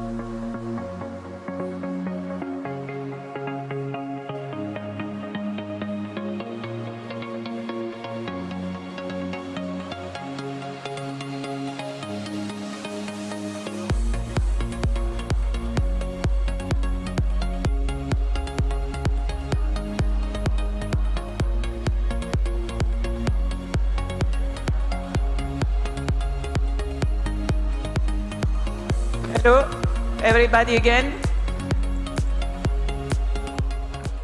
Let's try to be on time. It's 11:30, so when it was expected to come back to discuss. I would like to ask everybody to go back to the seats so I can start calling for our speakers to come on the stage. I'm sure you have a lot to discuss, but we will have time. So, okay, a lot of pictures, but don't stop it. Okay, coming again. Thank you very much. So, we have been talking already during the previous panel about women economic empowerment. And as I was mentioned yesterday, in the ministerial declaration, we tackled the challenge of women economic empowerment from different perspectives. One is access to the labor market, talking about shifting from informal to formal employment, and the colleague from Egypt was discussing about this. But we talk a lot, at least in the framework of the UFM, about female entrepreneurship, which will be the focus of this session. I would like to ask to our speakers, Aya Helariev, Managing Director of the MENA Women Business Club, Ala Barakat, Director of the Center for Entrepreneurship Innovation at the American University of Cairo from Egypt, Iba Abulibde, Women Entrepreneurs for the Startup Synergy from Palestine, Ramallah and Gaza, Raouya Keder, journalist from RTCE from Tunisia, and we should have online Ms. Ana Lite from the Institute of Women from Spain. You are with us? Yes, I am. Good morning. Good morning. Thank you very much. Just to test the audio. Thank you very much. Everybody has the micro? Great. Thank you very much. I'm not going to repeat what has been already given in terms of data this morning, yesterday, about female entrepreneurship, the low rates, the challenge of access to finance, the role of social norms, the discussion about how women-led business reliable in terms of economic performance, and so on. We know this. So, it's not enough to know, because we need to act. Let's try to walk the talk, to talk the walk. No, to walk the talk. To walk the talk. It's great. But the idea of today was to give a little bit of more the perspective for women working in the field, as women entrepreneurs, as people working to support female entrepreneurship, as a public administration, like in the case of Spain, and that to have the perspective of someone who is telling the story of women entrepreneurs, like a journalist. So, I would like to start with Aya. I think I met Aya now, 3 years ago, in Barcelona, in one of our editions of the Women Business Forum. And she came as one of the members of different networks, but at this stage, she was just one of the women entrepreneurs we were working with. And from there, we started our own initiative, the MENA Women Business Club, and she was appointed as Egyptian ambassador of the club. And since then, she had been active. She has been organizing networking, mentoring activities. And when, unfortunately, the project ended, she proposed, but it's a good initiative, I would like to work on it. And this is the way she came up with the idea of, I want to keep it and make it a concrete tool. So, Aya, I would like to ask you, since you became managing director of the MENA Women Business Club, what do you think has been the main achievement in terms of networking and membership, in terms of initiative and project, and in terms of partnership and collaboration, where I think it's your real great added value? Okay, so thank you, Anna, for this amazing invitation. To who doesn't know me, actually, I started the entrepreneurship ecosystem journey when I was 21 years old. So I learned the hard way, and when I became responsible for the club, it was very hard. I want to share something in the beginning before continuing. Sorry. So when they do a lot of researches about the gender gap, especially in investments, it's really hard. I was facing a lot of problems in my first startup. And then when I joined my second startup, actually it started when I was in a conference in Harvard, and I met an investor, Egyptian investor at that time. She was a woman, and I was fascinated that we have an Egyptian woman at that time, back in, I think, 2013 or something. And she actually told me, we don't invest in tech startups. So I told her, I don't want any investments. I just want to know you have better networking and blah, blah, blah. But when I went back to Egypt, I discovered that the investment company, they called me and they said, we want to invest in you. And at that time, I said, why? Why do you want to invest in me? So she told me, actually, because we believe in you and we want you to succeed, okay? This was, I think, 10 years ago. The ecosystem had changed, okay? Back then, it was much easier to get money because they believed in the founders. As a female founder, now it's very, very difficult to get money, okay? So I wanted to share these statistics it was made by WAMDA, I think by end of 2022. But as you see, only 2% of women can get deals. And this is something that initiated me to do more work on the club and to see what's the problem behind this, okay? So when you think about it, it was very hard for me as a solo founder. I had to find other partners, and this is something that we did with the club, bring networking and help them how to make partnerships, do things together. We have how to raise investments. As you see, it's always the pre-seed and seed. It's the ones that get the money, and it's a difficult point also to get the money. So this is why we did a lot of meetups, we did a lot of networkings, we did a lot of matchmaking. We want them to get the exposure.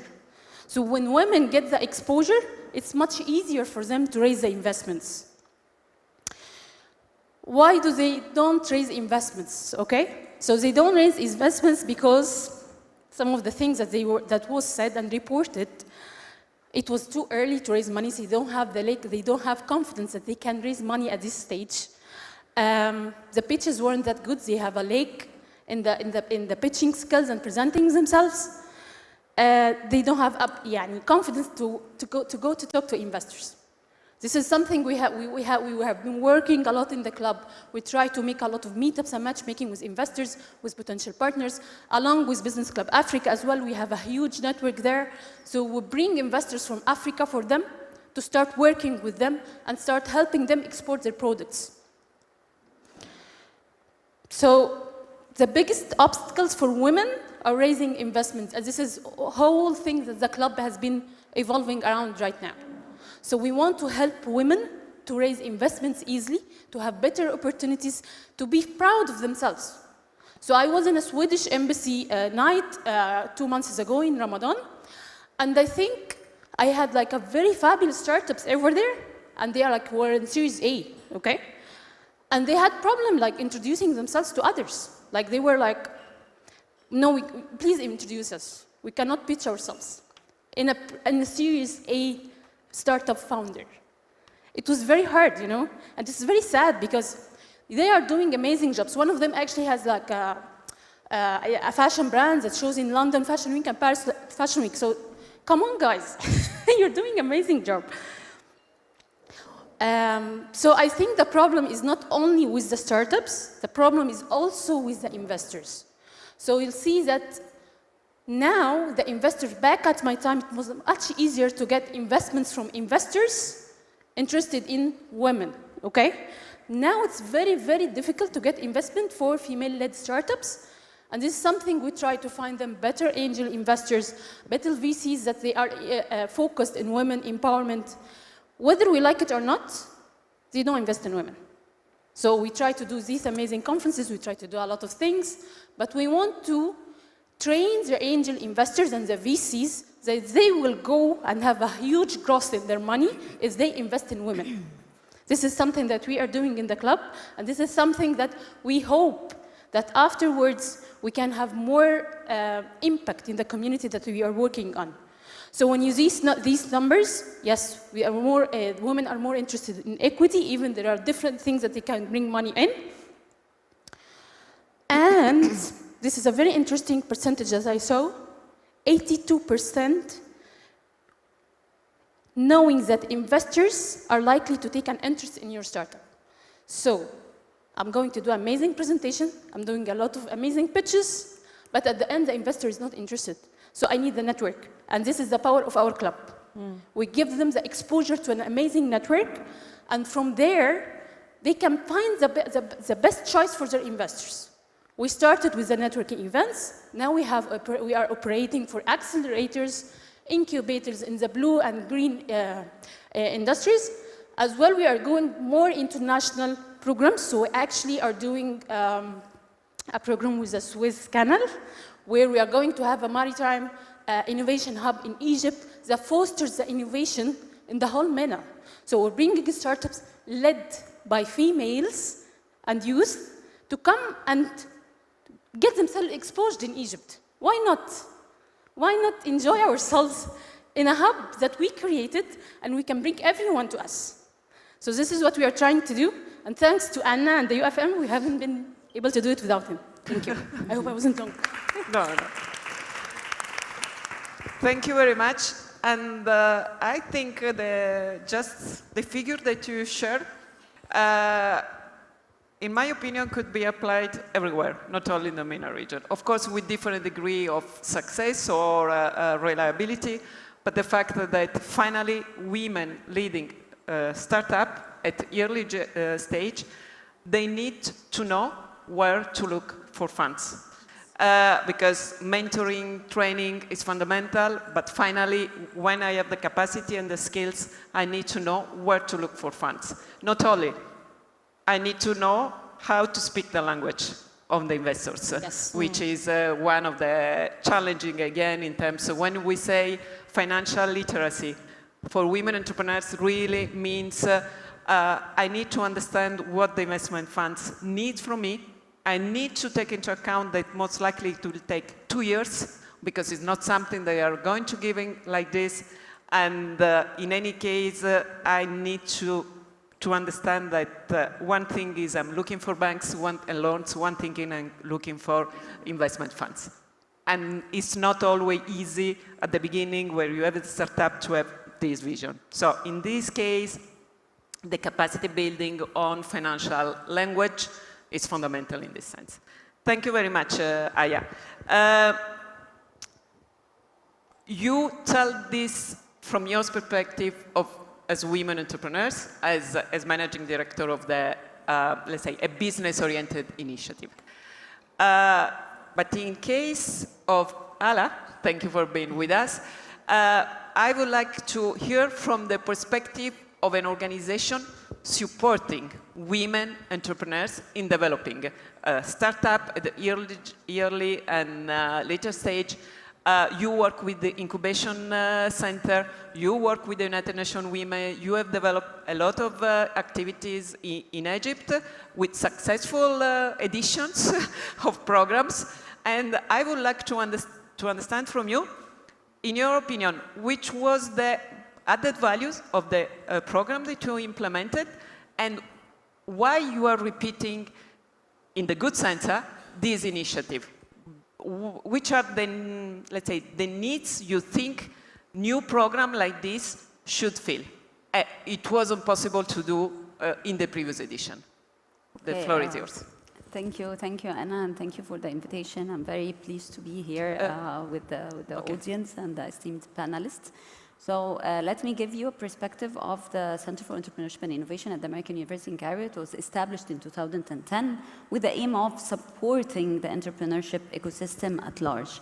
But beginning of 2020, we had a focus on gender. So we have like implementing like gender-focused design programs, especially for women entrepreneurs. So our approach is a little bit different. You know, there is no despite there are similarities in the different countries in the Mediterranean or even inside special countries, there are differences. There are differences in these countries, social and cultural norms. Even inside Egypt, we have differences in different regions and different needs from the women entrepreneurs. So our approach starts with randomized evaluation. So we base all our designing intervention for program based on impact-based research that we do in order to design how we are going to implement different programs that target different women entrepreneurs in different regions. So what we have been doing is that we are designing human-centric programs based on the research that we do with the women in different areas. So one of the findings, for example, of one of the big projects that we are implementing was concerning the age. There are most of the programs that are presented for women entrepreneurs, they always have age limits. And it was like 35 years of age limit in order for women to apply for such programs. So the research finding is that women in Egypt, and I'm sure in many of the Arab countries, they start thinking about their lives after 35, after like getting married, having kids, and they want to do something after 35 of age. But unfortunately, they couldn't find the support system or the programs that cater for their needs.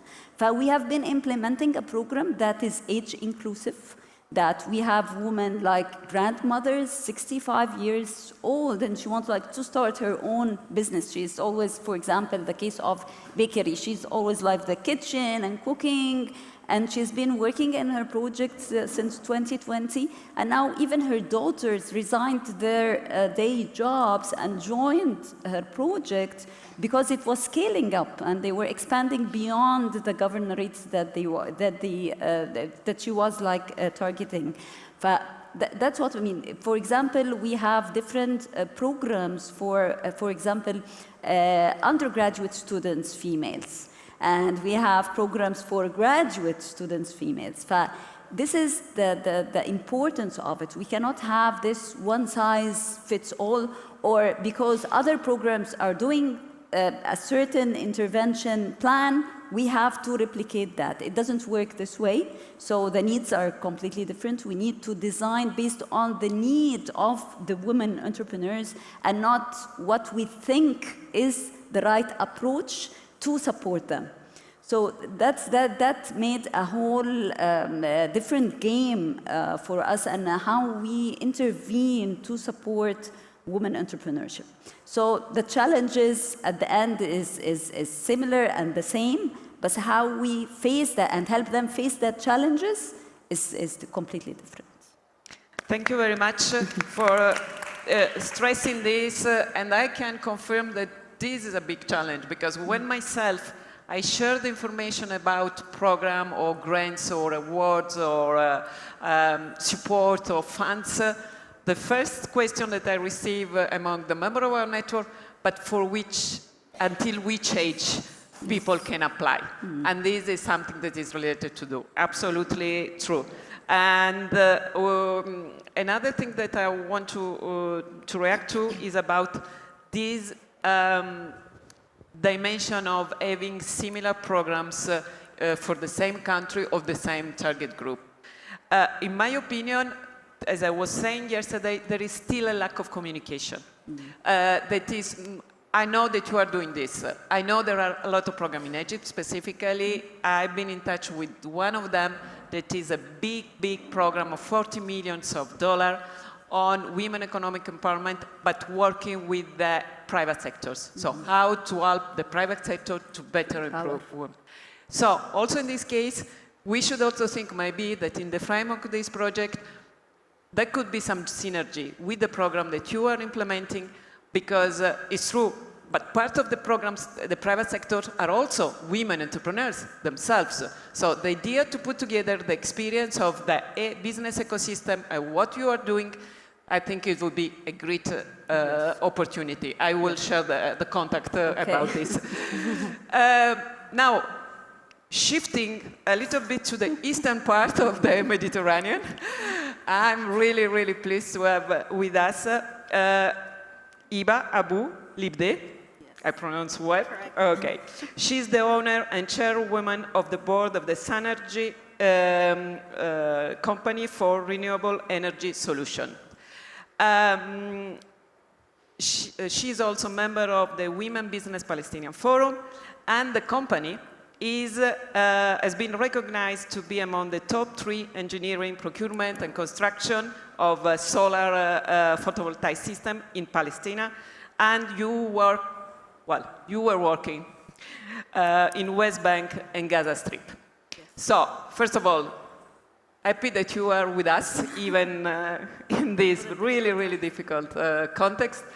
And in your case, as women entrepreneurs working in a very, very challenging context, beside the challenges that have already been highlighted, you, despite all of this, you got a very good results and concrete results on this. Your company is working, you have been implementing activity, you have been working also in Gaza to provide solar panels to schools, to university, and so on. Tell us the good part, meaning how did you get there to reach this result? Because it could be a good practice to be promoted all around the region. Thank you. First of all, thank you, Anna, and thank you, UFM, and thank you, everyone, for having us all here. I think at the end of the day, we're all facing the same challenges, and we're all trying to overcome them, probably in the same similar manner. Firstly and foremost, I think the main thing that we have to do is to overcome the stereotype, the stigma that some jobs are made for women and some jobs are made for men. Jobs are jobs, regardless of the gender. If you want to go forward with your vision and with the mission of the company and where do you see yourself in the future, if you just believe yourself and get rid of the imposter syndrome, and regardless of whether there was representation or any cultural, social, or economic problems, if you just set your mind that you want to move forward and you believe in yourself and you believe in the vision of the company that you're leading, you can make it happen. Yes, of course, there are many challenges. We all face them, regardless whether it be in the MENA region or Europe or the West or anywhere else in the world globally. We know that there are social challenges, there are cultural challenges, there are economic challenges and financial and political and so on and so forth.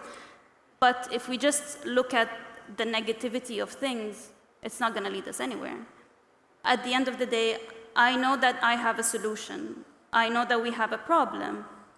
I am going to try the best that I can in any shape or form to overcome these problems and to reach the solution that I want to have. And especially in our context, knowing that the energy is controlled and by Israel, and part of our independence is not just from, obviously, the political side, but also from the economic side. So for me, that was the main trigger of where I wanted to head. Instead of having to rely on another entity to get access to the basic needs of human beings, which is electricity, well, there is the sun. I don't need to rely on anyone. God has gifted us with the sun. I will just use that and go ahead and provide people with what they need. So I think just focusing on the end result and trying as much as you can to close your ears and close your eyes on the other, the negative fuss or whatever you want to call it that might be coming from the outside. Just believe in yourself and go. At the end of the day, I am working in the renewable energy sector. It's a matter of sustainability. The climate problems and the climate change is not looking at, oh, he's a man, he's going to be affected, she's a woman, she's not going to be affected.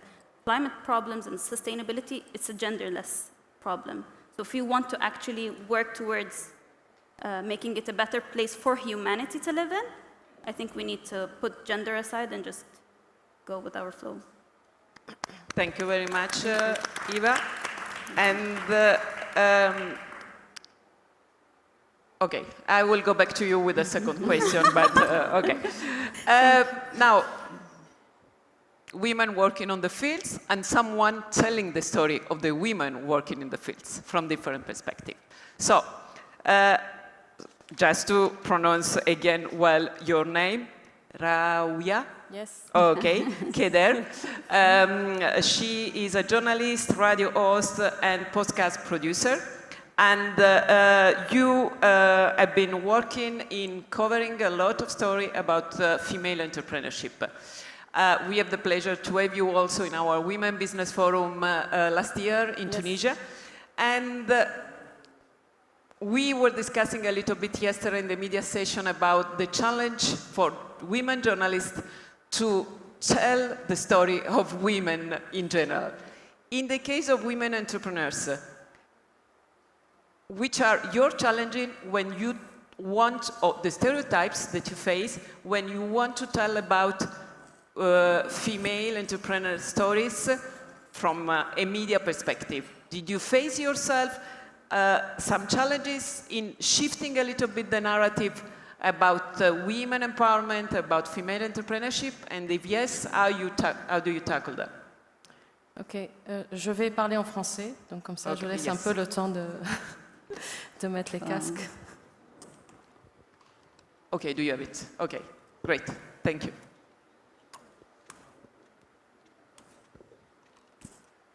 Yes, you can go. Ok. En fait, je voulais d'abord dire aussi que je suis à la fois journaliste, mais aussi entrepreneur en même temps, et que c'est un domaine que j'ai commencé à explorer il y a vraiment 3-4 ans, je crois. Donc j'ai dû faire face à tous les challenges qu'on est en train de partager depuis hier, c'est-à-dire l'accès au financement, l'accès au réseau, aussi le mindset, parce qu'il faut vraiment un mindset pour se lancer dans l'entrepreneuriat au féminin, quand on est femme, je veux dire. Alors je travaille beaucoup sur voilà, ces femmes-là, entrepreneurs, mais pas que, pour raconter leurs histoires. Je travaille à la radio, et une des raisons qui m'a poussée à aller vers le podcast, j'ai fait aussi de la presse écrite. Alors pour la presse écrite, j'ai été rédactrice en chef d'un magazine féminin, mais j'ai toujours eu la frustration, quand j'allais interviewer des femmes qui me racontaient leurs histoires, de devoir choisir, en fait, de devoir ne pas raconter toute l'histoire, alors que la complexité, pour comprendre un petit peu tous les challenges, tout le parcours auquel doit faire face une femme entrepreneur, il faut pouvoir le raconter en entier. Donc j'avais des interviews que je faisais qui duraient 1 heure ou 2 heures, et ensuite j'écrivais un article d'1 page. C'était frustrant. À la radio, c'est à peu près la même chose. On a des grilles avec des interviews de 10 minutes, 5 minutes, t'as pas le temps. Et en général, pour les femmes entrepreneurs, ce qu'on a comme ligne éditoriale, c'est focus sur les success stories. Donc c'est des femmes qui viennent, qui ont déjà accompli qui sont déjà à des levels très, très intéressants et très hauts, et on n'a pas le temps de voir et de comprendre d'où elles viennent, comment elles ont fait, les best practices justement. Cela m'a poussé à faire des podcasts sur ça et de prendre le temps de parler avec ces femmes. Chacune a son parcours, et le parcours peut être vraiment accompagné à travers les réseaux sociaux. Donc on essaie de raconter des histoires différemment à travers le podcast. On essaie d'inspirer, d'influencer. On peut choisir plusieurs angles quand on raconte les histoires avec l'audio, c'est-à-dire qu'on peut aussi prendre... On a fait un podcast sur les femmes entrepreneurs où chacune racontait son plus gros challenge et son plus bel échec, on va dire, avant d'arriver au succès. Et donc c'était un podcast plein d'émotions et très inspirant, effectivement. Donc les good practices, certes, ça passe par de la théorie, des chiffres, de la mise en réseau, mais ça passe aussi essentiellement par de belles histoires à raconter, parce que c'est là où on se reconnaît, et c'est là où on va « Ah, tiens, elle a fait ça, donc moi je peux y arriver aussi ». Il y a des histoires un peu comme, juste je raconte comme ça une petite parenthèse, la jeune femme qui lançait son business et qui était en pleine réunion, son fils à l'école, et on vient pas le chercher, et il est tout seul abandonné, on essaie de la joindre, la batterie qui tombe, Et elle est là face à un dilemme, enfin, c'est débile, mais c'est vraiment très important. Elle se dit, voilà, est-ce que je quitte la réunion, alors que c'est une réunion super importante, je suis la boss, je dois quand même faire bonne figure, ou bien est-ce que je reste tout en ayant en tête mon fils qui, je ne sais pas comment il a fait, qui est parti le chercher, ce qui va passer la nuit à l'école, tu vois. Et voilà, ce sont ces petites choses qu'il faut pouvoir raconter, parce que ça...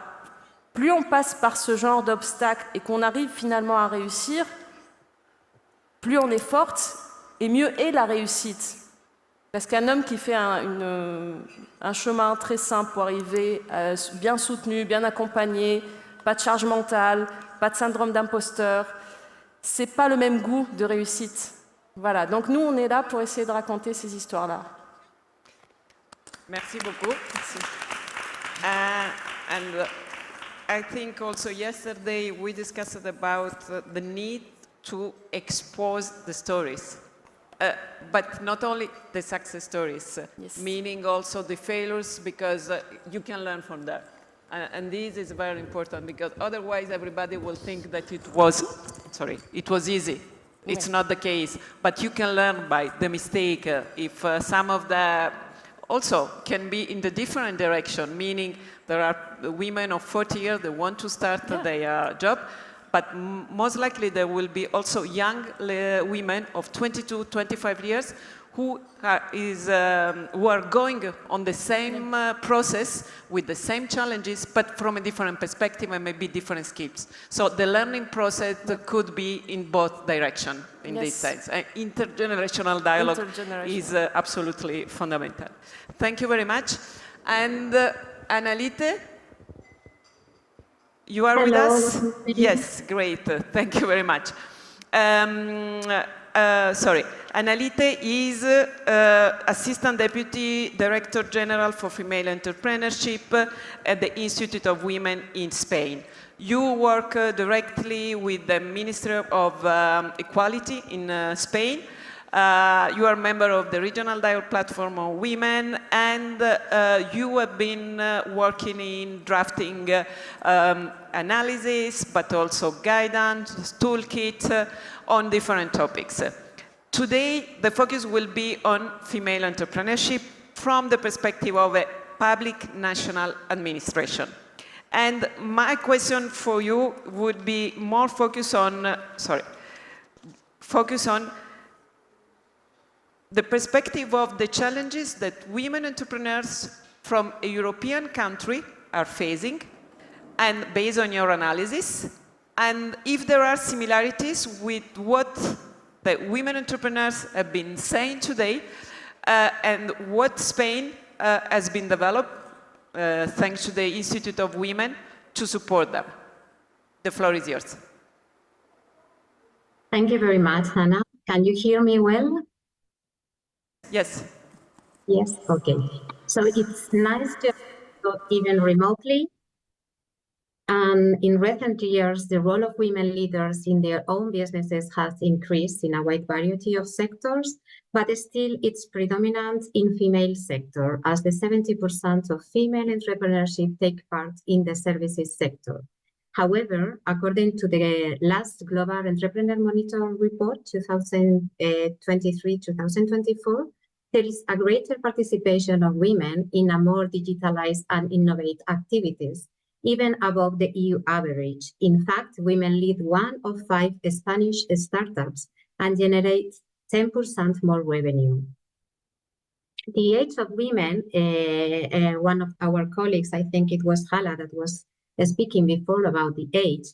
So the age of women entrepreneurs has also increased, most of them between 36 and 45 years old, with high education and previous work experience. Women entrepreneurs are still somewhat more likely to prioritize the social and environmental impact of their entrepreneurial initiatives than men. And this is very visible even in the rural world. Despite their high motivation and determination, as we have been seeing today, women entrepreneurs face more challenges than their male counterparts. For instance, the issue of being the last one is that most of the things have already been said, so I'm going to try to be very briefly. They face more difficulties in accessing to finance. Aya was talking about it. Capital is essential to turn an idea into a viable business. However, the data remains kind of discouraging because in Europe, including Spain, the startup founded by women received only 1.8% of the total venture capital in the last years. We have been a slight improvement, but still it's very short. Gender roles, stereotypes, and expectations persist even stronger in rural areas and have a clear impact in entrepreneurship in the perceptions of what women can and not can do. The lack of women participation and visibility in the entrepreneurial field is also another challenge, which leads to less confidence in their abilities, reducing women's opportunity to overcome and become entrepreneurs. Therefore, it's crucial to introduce agents and policies that value and support women business proposal, breaking this cycle of inequality. So we need to make visible more female role models. The lack of specific training for entrepreneurship and on self-confidence is also a challenge that we have to face and work on it. And there is also a digital gender divide. So there is an inequality in access to and the use of new technologies, coupled also with the gender stereotype in the technologies sector. This reality constitutes a significant barrier for entrepreneurs, also adding more difficulties to expand and internationalize their businesses. In some cases, there is also a poor network of contacts, leaving women feeling isolated. We were seeing this morning how important is self-confidence, and so strong networks are vital for entrepreneurship. The lack of shared responsibilities in care duties and the insufficient, accessible, and adequate educational and care services are also a challenge and increase the care burden, mainly for women, and even more in rural areas. So women entrepreneurs face multiple barriers that hinder their path to entrepreneurs.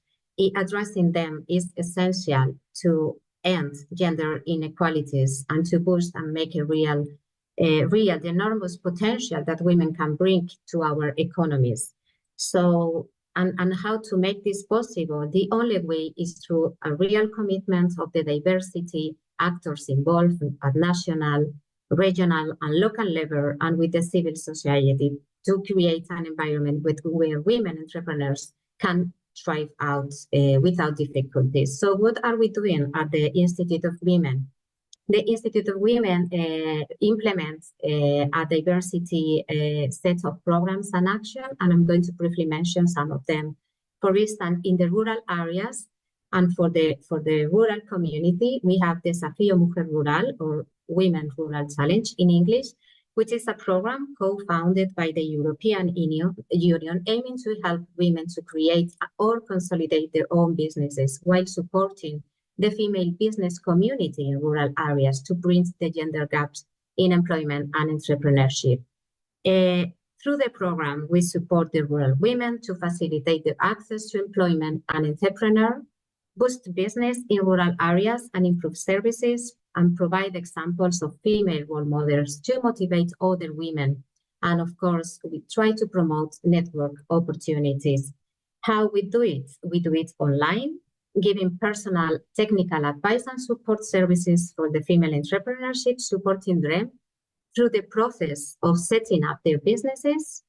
We provide a specific training, not only in business models, but also in digitalization, financing, marketing. It's very important to teach how to sell their products and to have self-confidence. We have one-to-one tutorials for the participants, which are very much appreciated.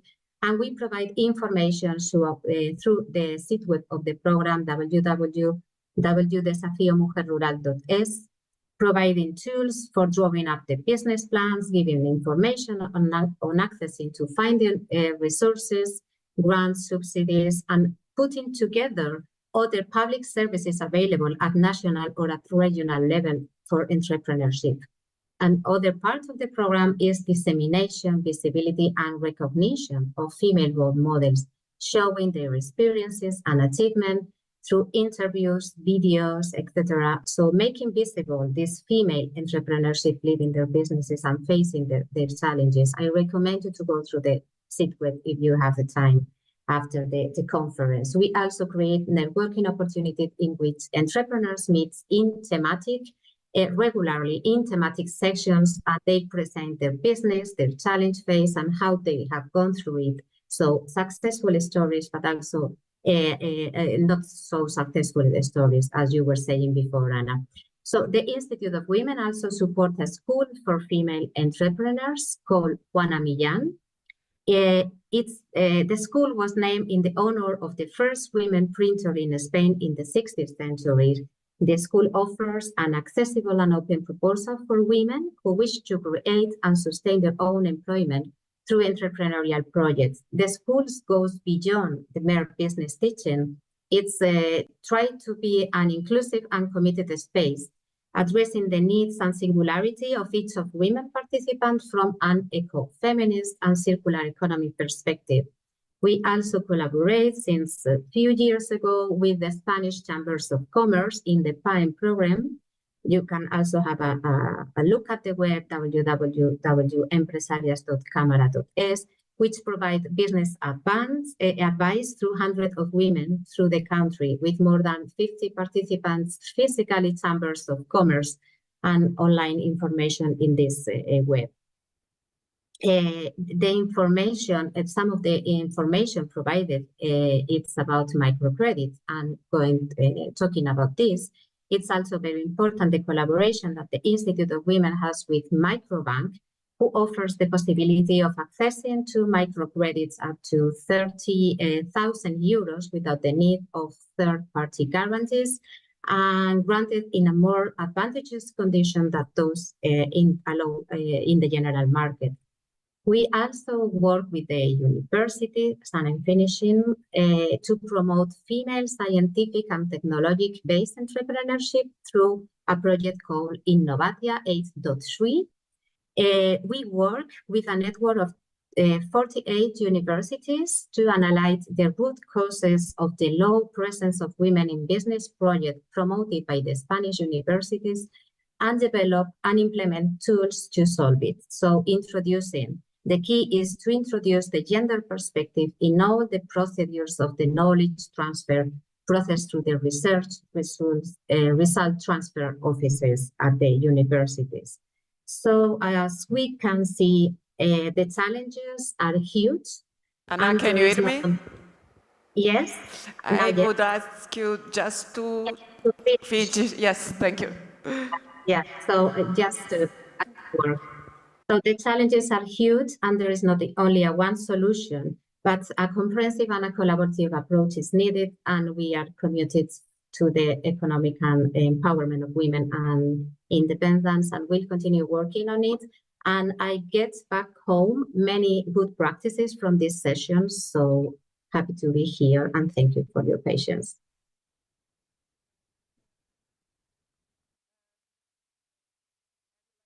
A lot of things, but we have no time. Just a couple of things that, in my opinion, want to highlight from your intervention.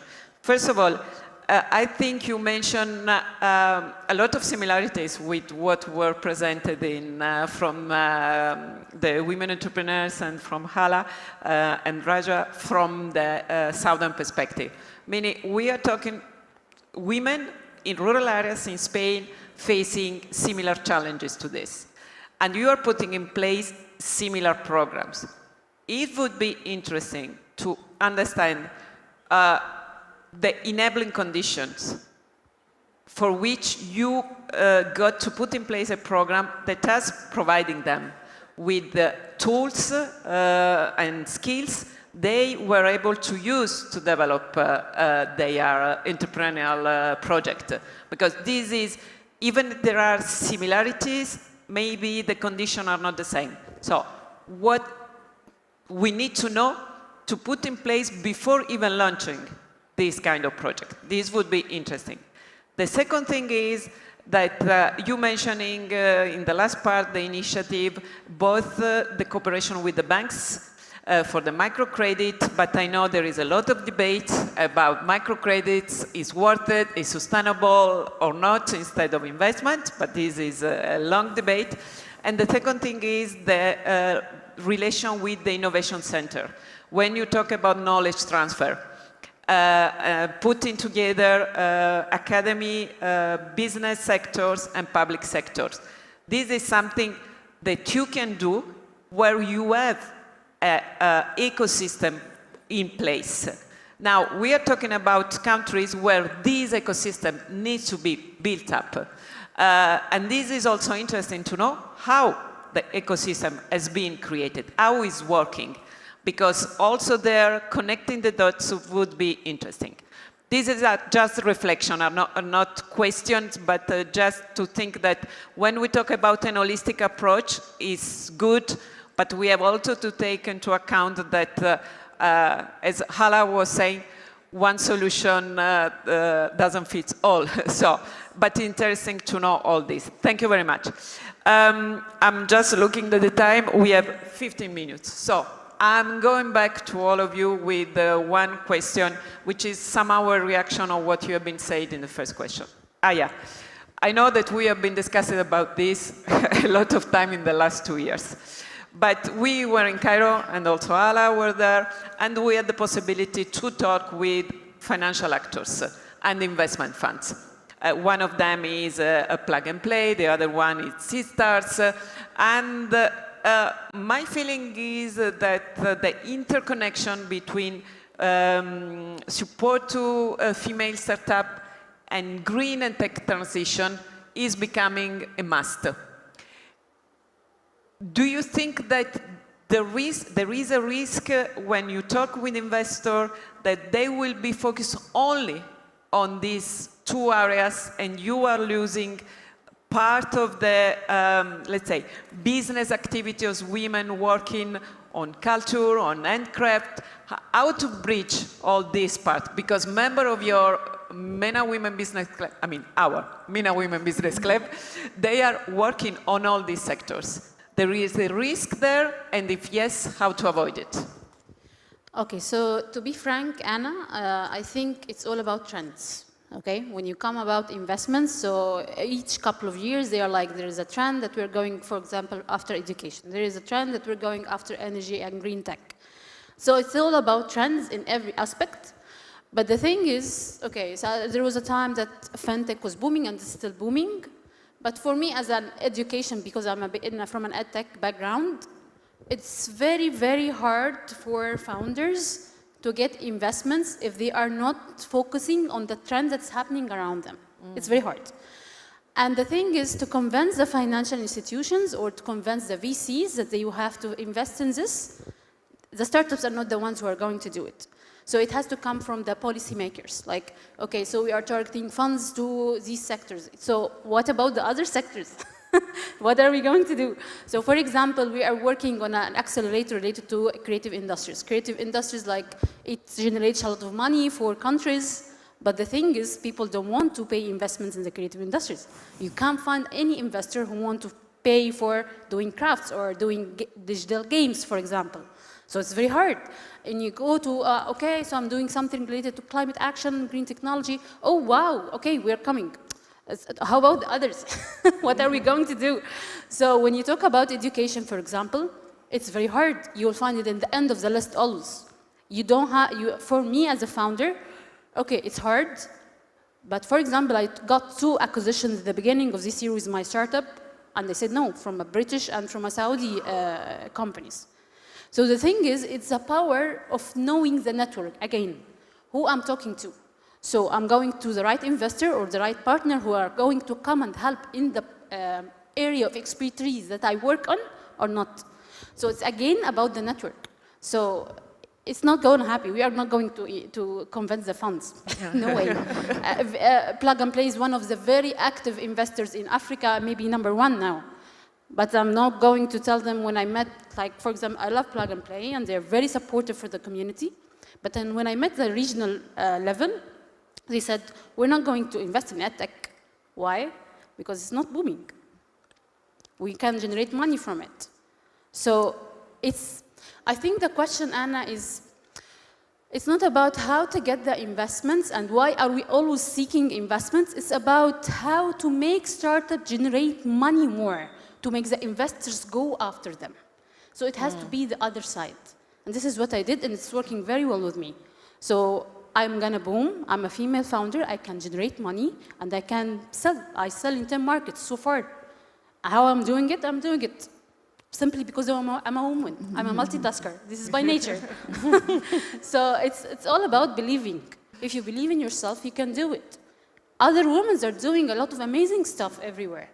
But it's a matter of, I think, the level of the investment from funds or from VCs, it has to change the way of the thinking of them, not only startups. So as an angel investor, as a VC investor, as someone in the board, we have to train women to be more in boards and to be more in decision making. So if women are there, they will understand what we are talking about. So we have to empower people to go upstairs. Be there for us. I think this is the solution. Thank you very much, Aya. Thank you very much. Indeed. I have a provocative question to Hala. Okay. From your perspective, working in this program with so many women, in the last 10 years maybe, there is something that people repeat a lot of time. And I wanted to ask you if, in your opinion, based on what you have seen, this is a stereotype or is true? Meaning, we always say that women in Europe become entrepreneurs because they want. And women in the MENA region, they become entrepreneurs because they need. Do you think it's true or not?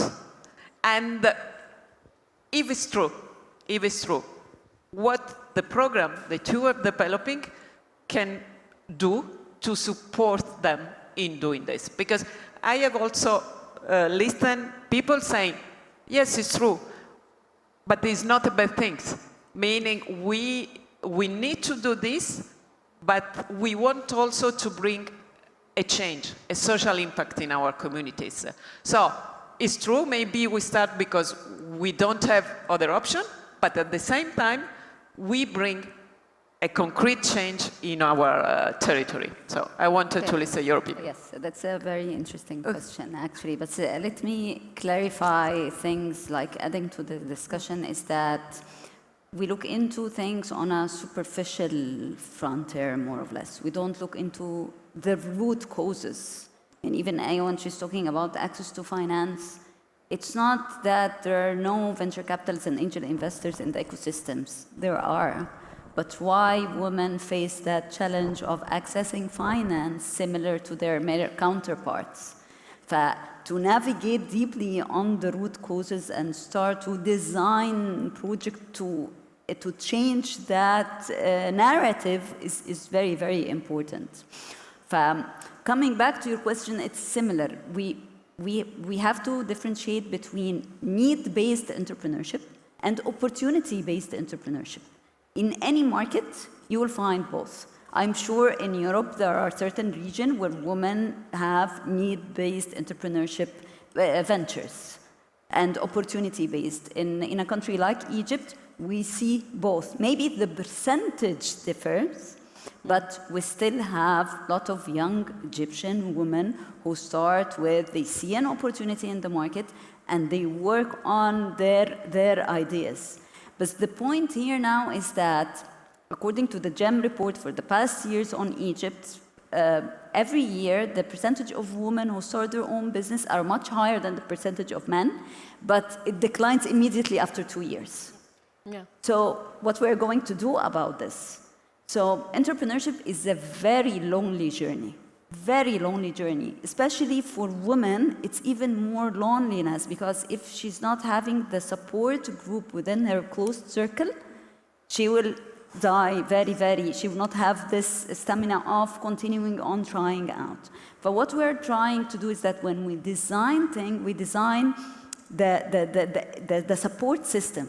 We are enabling, we're an academia, we are trying to enable the resources around her. For example, we have one of the mentoring programs, it's an MIT model where we ensure that we have female representation on the mentor side and female representation on the mentee side. So we have this like equilibrium of the understanding. So when they sit on, it's a group mentoring methodology. It's like availing an advisory board for these women and support them throughout their journey. It's not a timed program. So once they are onboarded on the program, they already take the support of the mentorship as long as they are on the business. Something else that we found from the root causes, most of the investors, the angel investors or the VCs is also male-dominated. And what we are doing is that we are working with undergraduate students in a venture capital competition.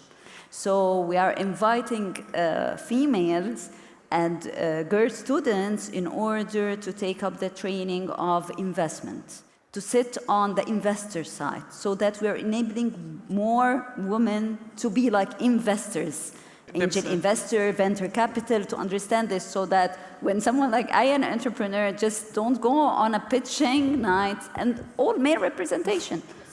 That's how we need to look in the root causes and start like tackling it. It's a long journey, but we have like to work on it. Thank you very much. Yes. And thanks to Aya, because in Cairo, the pitching session was in front of only women from the investment fund, so it was a very specific case, so brava Aya. You mentioned the ecosystem, and part of this ecosystem, we have also what we call the Women Business Association. Ala, you are a member of the Men and Women Business Club, you are a member of the Palestinian Business Forum. As women entrepreneurs, what do you expect from the activities of the civil society organization working on women entrepreneurs can provide to you, and what you are providing to the network? I mean, the thing that we should expect from such clubs or such societies and connections is to actually, as you said in the beginning of the session, to walk the talk. We are promoting inclusion, we are promoting equality. The only way to see it happen is to partake in these associations. At the end of the day, these associations are the face front of many female entrepreneurs that maybe have not yet reached to the level that the others might have. But what they can do is to promote the private and public sector partnerships in order to put forth policy and to make it part of the national reform that women, they are just as equal and they deserve to be represented fairly in the higher ranking positions. And in this manner, it will encourage other females to partake in such sectors that usually are not, they're pushed back from. So, and I think it was mentioned yesterday by Rania that corrections need to be made in 3 different folds. We're talking about the organization, we're talking about the policy level, and we're also talking about the personal level.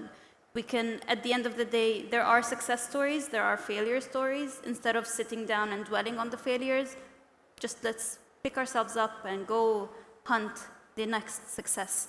So if we make sure that we push through these associations to have an increase in female representations, it will definitely reinforce women in whether it be a political level or in the policy-making or decision-making sectors. Thank you very much, Iba. And I would just add something. When we have been working as UFM, trying to work with Women Business Association from the region, we face some resistance, meaning that there is a degree of competition among them. because of limited resources, of course. But I think that really we will need more cooperation among the women business association in the region from the different countries. Sectorial, not sectorial, but really this is something on which, as UFM, we want to focus and we want to launch an open knowledge network for women business associations and women entrepreneurs from all the sector, because we believe that if the people will speak, there will be. We were in Cairo and there were the women business associations from Jordan and from Egypt, and they were exchanging very good and concrete practice. They would be interesting to export. The Jordanian one has a very good practice on digital trade, and that could be adapted everywhere. So I think if you, as member of the Women Business Association, can push this message of more cooperation, we will be more than happy. Yes. Now, journalist, an entrepreneur, but in this case, a journalist. If you should mention the most common reaction that you have to your podcast, to your articles, to your radio emission, when you talk about women entrepreneurs, the success stories that you were mentioning. The reaction from the public, from the audience, is more go for it, or is more you always talk about women? You focus too much on women. Which is the general reaction that you have? Je vais dire les deux réactions en fait. Okay.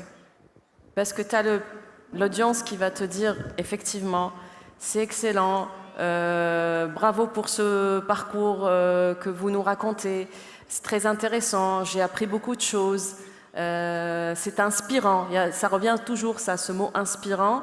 Et c'est là où je me dis, ça a de l'impact, parce qu'on peut avoir, en racontant l'histoire d'une femme entrepreneur, en avoir 5 ou 10 ou je ne sais pas combien qui vont se lancer. Mais je vais raconter une petite anecdote pour vous expliquer un petit peu the other side.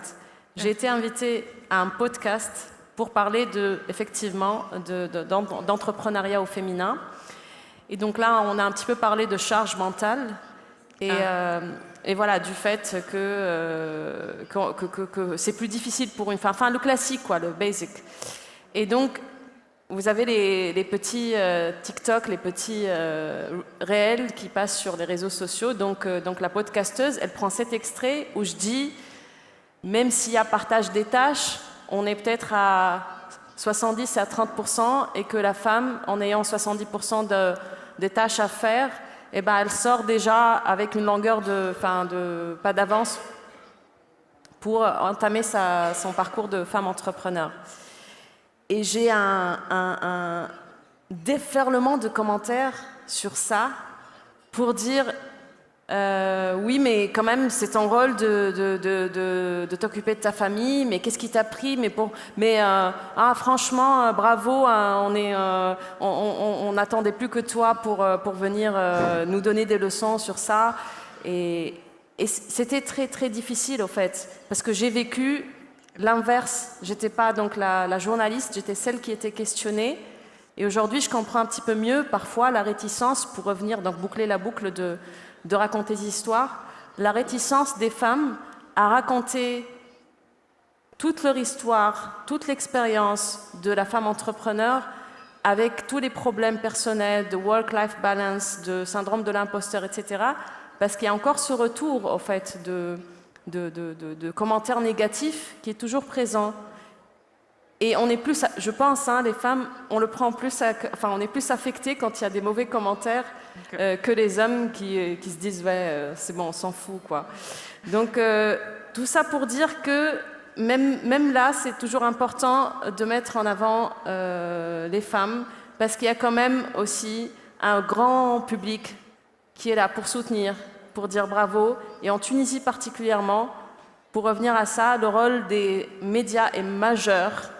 Et je suis très contente qu'il y ait en Tunisie des médias comme Managers, par exemple, qui était à la base assez masculin, mais qui fait la promotion des femmes entrepreneurs avec des concours et des événements de femmes entrepreneurs de l'année. Je profite pour saluer Caroline, qui est là, de Tunisie, et qui fait cette édition d'entreprise des femmes entrepreneurs de l'année 2023, 100 femmes. Donc chaque année, on a 100 femmes où on va raconter leur histoire pour qu'elles soient une inspiration pour demain. Donc aujourd'hui, je pense, voilà, c'est ça, c'est convaincre les femmes de parler de leur histoire et les médias ont un rôle important dans ça.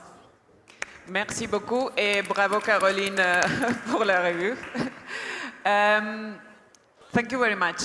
Yes, the risk of exposure. From one side, we were saying, yes, if you don't talk about this, it doesn't exist. But when you talk about this, you put yourself at risk at this kind of attacks. So this is a contradiction. Anna? Yes. Sorry, because we all exceeded our time of 5 minutes. I would like to ask you, now, as a representative of a national public administration, you have been listening to the women entrepreneurs today. You work with the women entrepreneurs in Spain.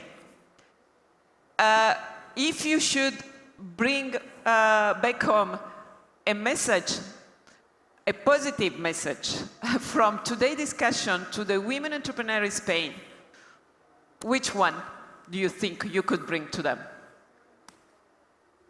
Well, the good thing is female can be all over the world because they are doing it. I come back with many good practices, and one of the things that we have to look at when we come back to Spain is about teaching investors, and this I think is very important. But I also would like to briefly comment on one of the comments you mentioned before after my intervention. You were saying that we have in the region many different situations, and probably the starting points in the region can be different, but the challenges are very similar. So what we have to do to design good policies, I think we have to make an assessment of the real situation that we have, set a map of the needs that women have, the resources and the opportunities, and then sit down, and in order to that, sit down with the women and with the associations and with the companies and with the sectors and with the investors, and try to listen to all of them in order to put all the issues together, the resources, the needs and the opportunities in order to design good policies.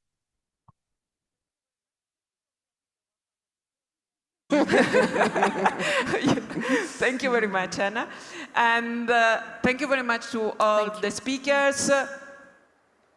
The time for one question from the public, if there is any.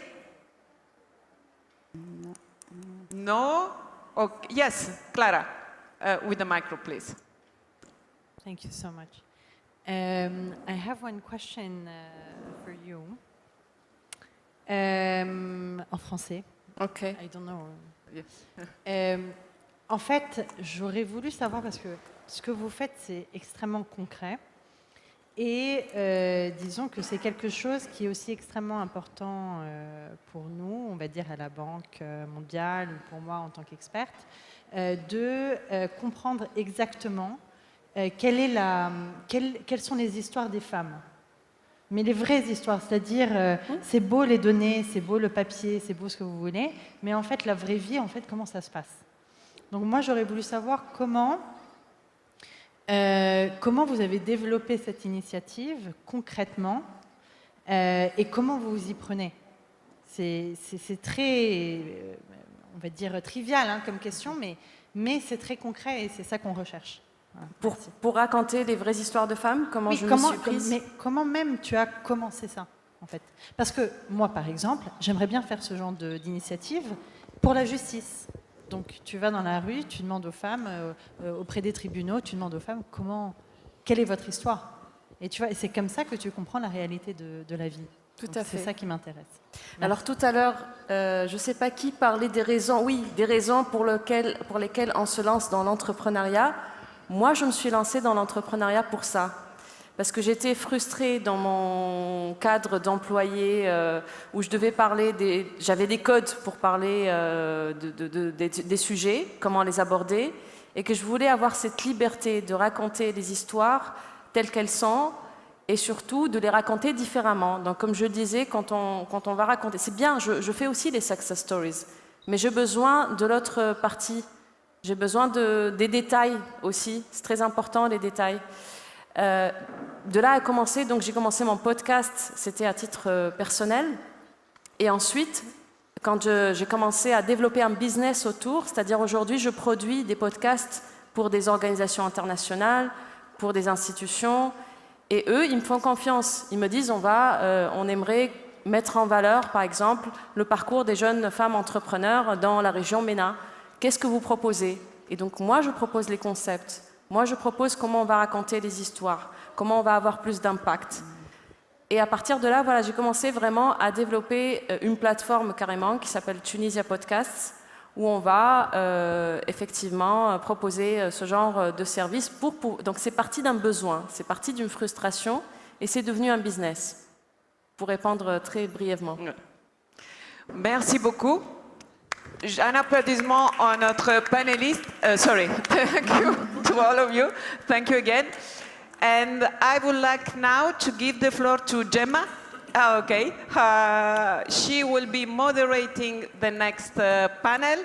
And the next panel will tackle a specific perspective, which is gender and climate, but the perspective of climate risk. And Gemma will explain a little bit why we thought about this specific panel, because there will be, let's say, more medium and long-term objective in this framework. Thank you very much. Gemma, the floor is yours.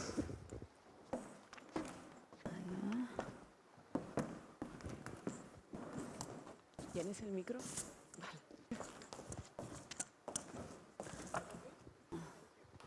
Well, here we are again, and now with a topic that is really just changing a little bit our points for today, and it's a very important, central, and focal issue. At least we consider this, and this is why Anna, in her presentation, has been underlining the idea that the UFM has to follow the Women, Peace and Security agenda. We are in a moment where gender issue is central in the question of the crisis around the Mediterranean. The crises are diverse, are a lot. Not a lot. This is a crisis way. The crisis is in the Mediterranean is our way to managing somehow our relations, we may say. But we are talking today from a perspective of climate crisis and gender equality. We are identifying what we consider some emerging security risk. This means an exercise to put a little bit of our overview under the context we are living and to try to focus in some key issues that can be important for future actions. So our reflection today will be taking advantage of some interesting research and experience in the region, taking advantage of this experience, making some kind of reflection and recommendations for the future roadmap of this issue in this UFM collaboration also with the EMET in terms of this MEDWE program that we introduced to you before the break. So this issue will be the issue where we will devote during this next year and the coming months a little bit of effort to reach our target, that is to make some research at the end of the period that can be useful to make some changes and to have some incidence in politics.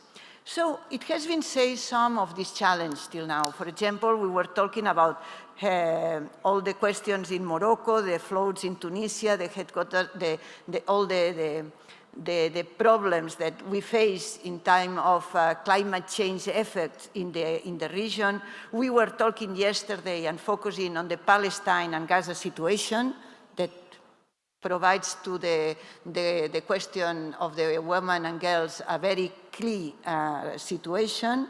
We were not talking a lot, but we will do today, about migration and refugee. So we are talking mainly about vulnerability of gender.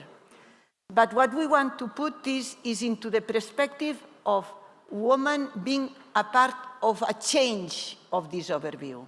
So we want not to talk about vulnerability regarding this crisis. We want to think a little bit in which way we can empower this woman, for example, in prevention of conflict, in conversation to prevention of this on the risk resolutions, or in the definition of new politics on how the woman can be making a change in rural areas regarding climate change or water worst policies. So first, we want to reach all these questions and challenges from the point of view of women being not only vulnerable, that we already know, but being actors and participating from the beginning to the end of what are the politics regarding this issue. Second, we want, of course, and we have a Lebanese Egyptian session, you will see, but we want to pay attention to the connection between Europe and the MENA region. In the global point, but from a global point, but we want to pay attention in the potential cooperation between Europe and these situations in the southern Mediterranean region. Some common challenges also, and cooperation possibilities. And finally, and this is our main challenge, is to have this nexus between climate change, migration, socioeconomic empowerment, and security. And also we take on board journalism and public opinion. So a big challenge is just a starting point, but we are lucky to have with us some interesting women working on this. There is a long time, and they can be prepared to a little bit assure that some questions raised by this session can be a little bit put on the front. So the first invitee that I would like her to come is Shireen Karejerian, that she's Program Director of the Environmental Politics Program in the Arab Reform Initiative, ARI. Thanks, Shireen. Shireen, she's now working hard in a question that matters for us, that is the Syrian women refugees in Beirut. She's the PhD that she's working with. And she has been during 50 years working also in an institute, the Fires Institute for Studies, and she held a master's degree in environmental issues. She's a person with a broader idea, working from Arab Reform Initiative, of what is security, conflict resolution, also regarding this approach. So the second person that I will ask to join us is Manal Abu Dagher. Manal, thank you. She's lead sustainability coordinator at the Lebanese American University.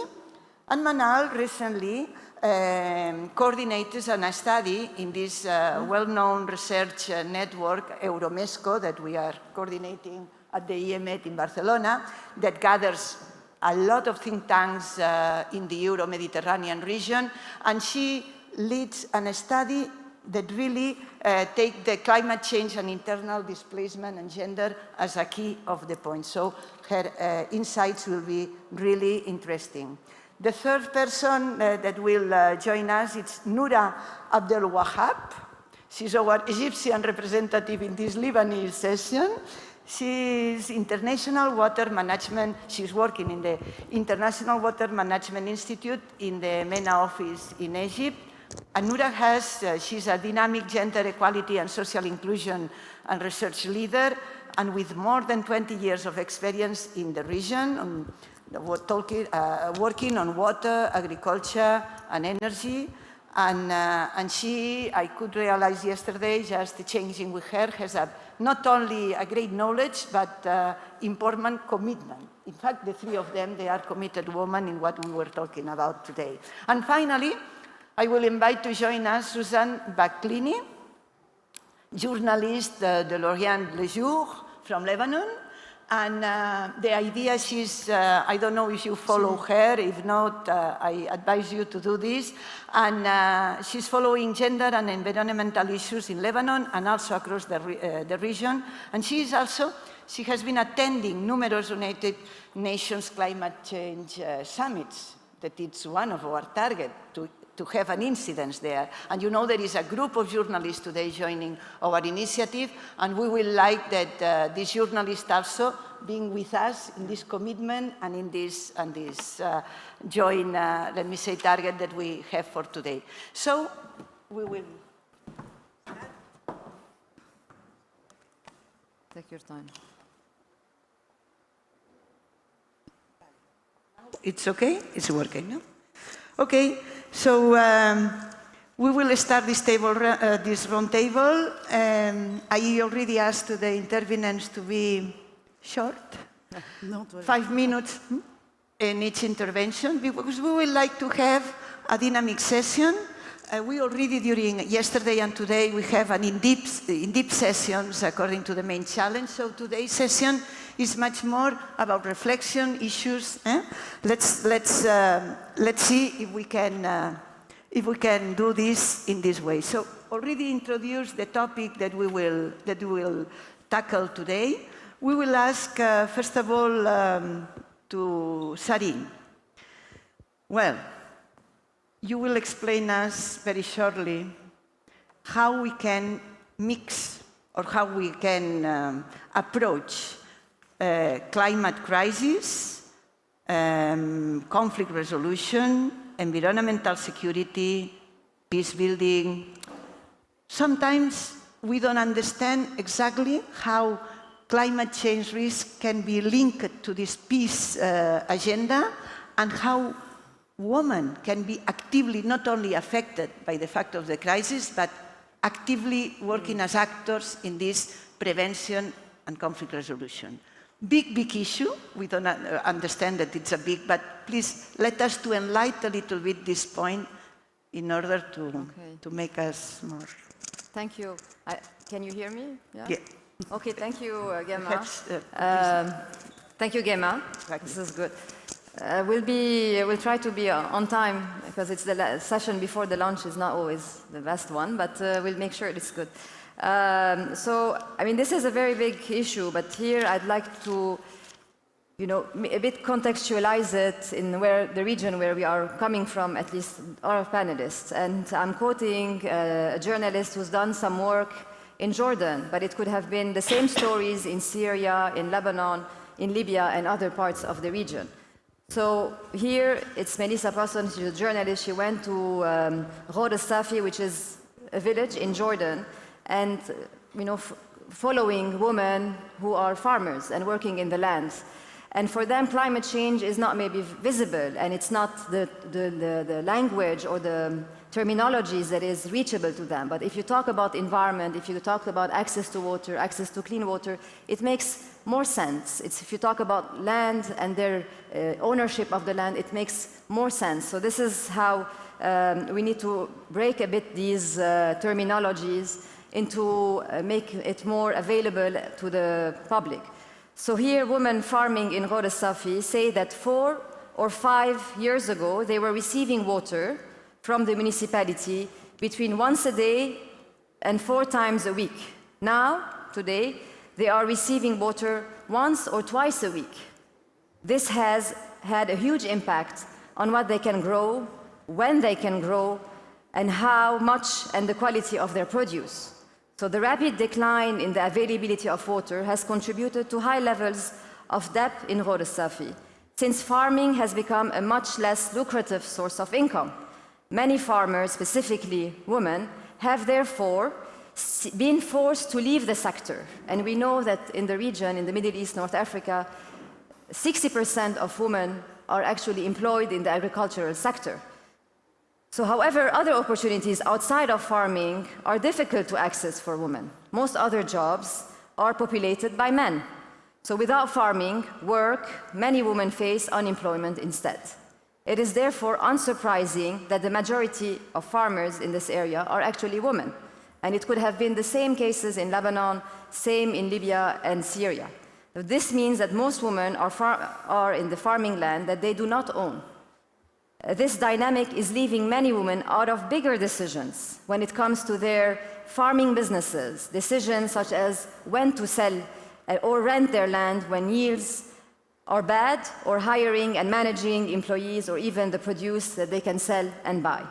So what does it translate this into the wider situation of Jordan, or the same example in Lebanon? And here I'd like to say, since we're talking about conflict, the south of Lebanon has been at war since October 7th, and we've seen more than 40,000 olive trees have been destroyed, and Israelis have actually used white phosphorus. So this is going to have a huge impact, and more impact on the land, on the farming and the agricultural reserves. And many of the populations from the south have moved to other areas, which means that the revenue, the livelihoods of farmers, which is the main income of families in the south, is now actually destroyed. So going back to the different stories, and we've seen the same also in Syria. So it is therefore, in this, what does it translate concretely? And here we're seeing that, therefore, that these women are economically very vulnerable, like the case of Ghor Safi, which is a trend that can be seen across sectors, and where communities are less financially resilient. They are also less able to withstand financial shocks that caused by extreme weather patterns or changes in the climate. Or the women themselves, their gender identity doesn't mean much in comparison to the widespread local poverty and general lack of support. Whether it is gender and climate change or other marginalized identities, without adopting an intersectional lens. But when it comes to vulnerabilities, we need to consider carefully what kinds of narratives are we creating. The women in Ghor Safi, or even in the south, are certainly not victims of the situation. They have a lot of local power. Yeah, they are the providers of income for their families. And several of these women that I have also spoken, and other colleagues have spoken to, who are the heads of local associations, are the founders of local women's groups, and some sit on local municipality councils. One of them is on the left. They are speaking up and taking actions on a local level. However, this doesn't necessarily mean that the governments and the big donors are listening to them. So in this context, this is how I see that women do have local power and local agencies, but the issue is how much are they involved in the decision-making process? How much are they involved in the accountability systems? And since you're talking about peace building and conflicts, and this is a study we're doing at the Arab Reform Initiative, is we're looking at just transition. And what is this, and is the transition just? Are all actors of society involved in decision-making, or are they left out? And we're seeing this more and more, and maybe in the next question we'll be talking more about the European and Euro-Med relations. Thank you very much. We need to congratulate Sherin for linking and telling something important in all this approach, that is the intersectional lens that we need to approach any single issue regarding women. So from a local reality, I will not to repeat, don't be afraid, but what it seems to me very important is to take into consideration that even in rural areas, these persons are in front of a clear climate risk and situation that is critical, and they need to take this in a context surrounded also by this conflict. So how it comes that these women have no place at the beginning of the cycle to at least providing their insights to the decision-making process from the beginning. Because we have here a lot of, but if there is a process there, they need to be engaged, no? In which way? Taking into consideration the duality between urban and rural. This is something really important, because women can be... So, very interesting starting point from our point. And now, Manal, you are tackling a question that is really important, that is this internal displacement and migration, because we are talking a lot about the link between migration and climate change as a whole. But now we are focusing a little bit in the challenge, in the internal displacement happening in the region, no? And how it's affecting gender mainly as a focal point. So you have... Yes, first, again, thank you for having me here. Well, actually, for yesterday and today, we've been hearing a lot about the struggle of women within her culture, within her family, within her area of work, if it's agriculture or whatever. Now, what if, plus, in addition to this struggle she has, and because of climate change, she has to move. She has to be displaced because of a flood, because of drought, and the land is no longer proper for farming, or whatever disaster, climate disaster that happens. Now, this adds another layer of struggle that women face in our region and maybe everywhere where there is climate disasters. I will not go into numbers. I will say why afterwards. But I want to shed light on this relation between climate change and displacement, and why does it affect and how does it affect women more?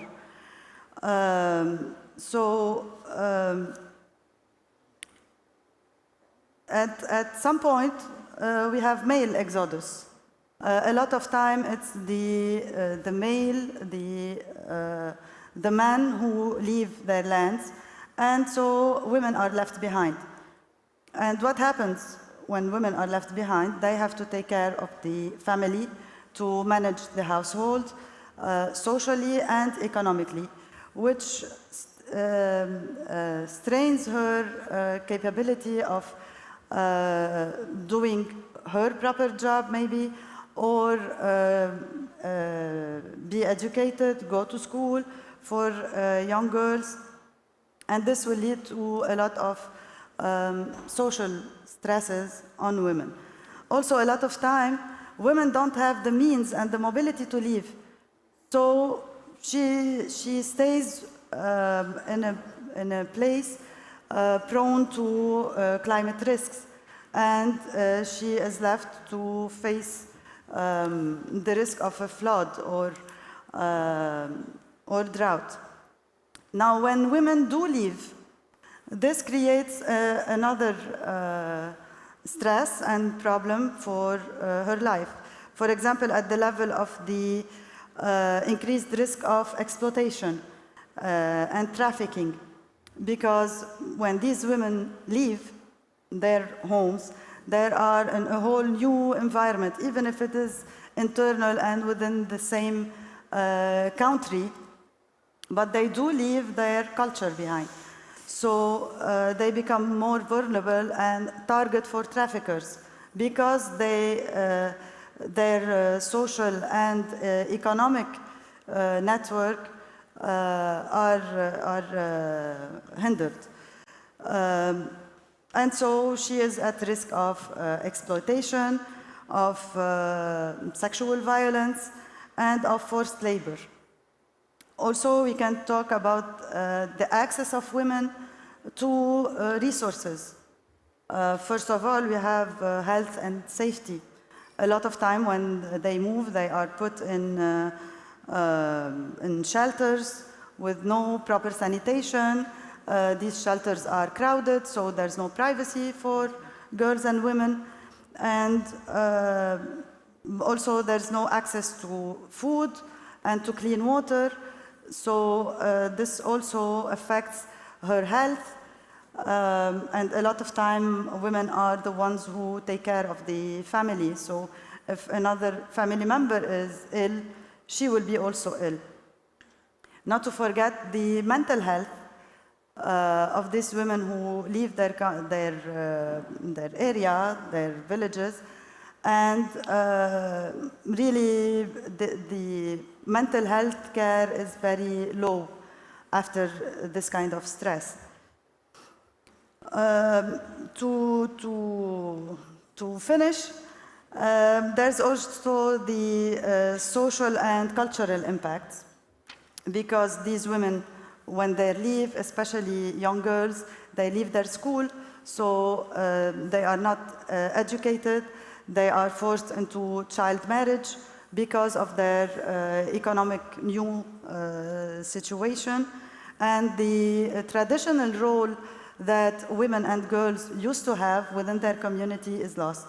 So there's also effects on the cultural level. Thank you very much. Thank you again also for your concretion. Here again, it's exactly the same in the other side, when we are talking about conflict. We have a big challenge talking about migration and refugees. This challenge is affecting the region.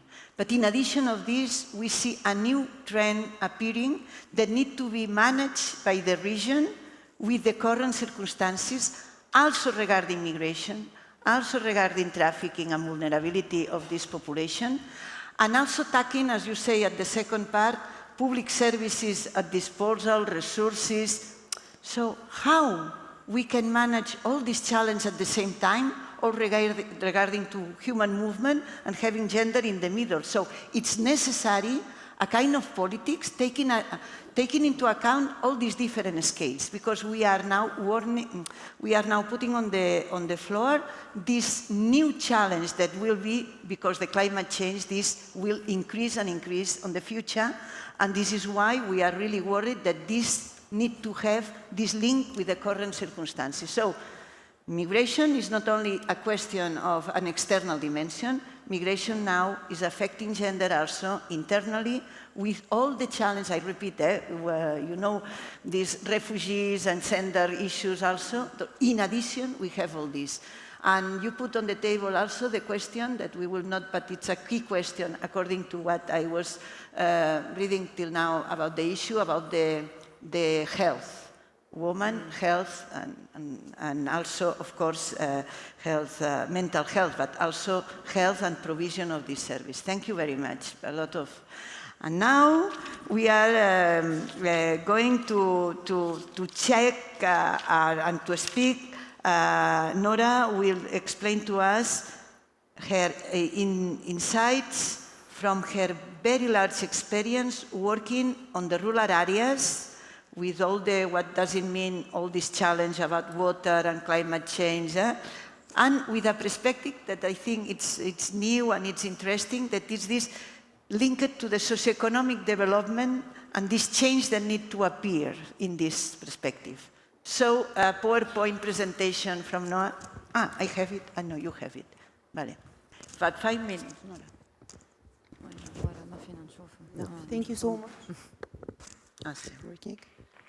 Thank you so much. Actually, I would like to start by, I don't want to reiterate what my colleagues have mentioned, Sirine and from Lebanon, about the rural women. But like real life, and I want to quote Clara earlier this morning, that real life experiences are information. And I work for the International Water Management Institute, the MENA office, where we are research for development organization, and we conduct evidence-based research, and we implement pilot projects that provide best practices. And I started working with them 3 years ago, and like the issue of climate change at that time was evolving, and we have conducting interesting research about like women vulnerabilities, the social aspects of polluted water and wastewater treatment. And I would like to present like some findings from the research. Well, as we all know that the MENA gender gap is substantial in the economic empowerment sphere. And this is also like we have multiple layers of the problem, which is making it very complex because we have different setup in different countries. We have countries in conflict. We have vulnerable women. We are experiencing climate risks in Morocco, like and the floods in the UAE, and the region is the most water scarce region with only 2% of the world's renewable water supplies. we are facing massive water and food insecurity, increasing urbanization, poor health. For the women refugees, also, as you have mentioned, they're subject to harassment, subject to lots of things.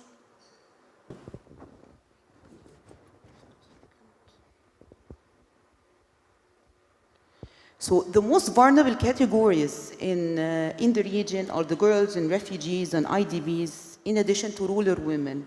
And this is also coupled with another layer of discriminatory social norms, difficult working conditions, unpaid work, underrepresentation, as Anna's mentioned yesterday, in local decision-making organizations such as water user associations and agriculture cooperatives. So, like, the impact of climate change and the agricultural deterioration is not the same for men and women, because women bear, like, shoulder the most of the unpaid work, and they don't have access to information, access to knowledge, access to opportunities. And over and above, they don't believe they need self-empowerment. They don't believe that they can do it.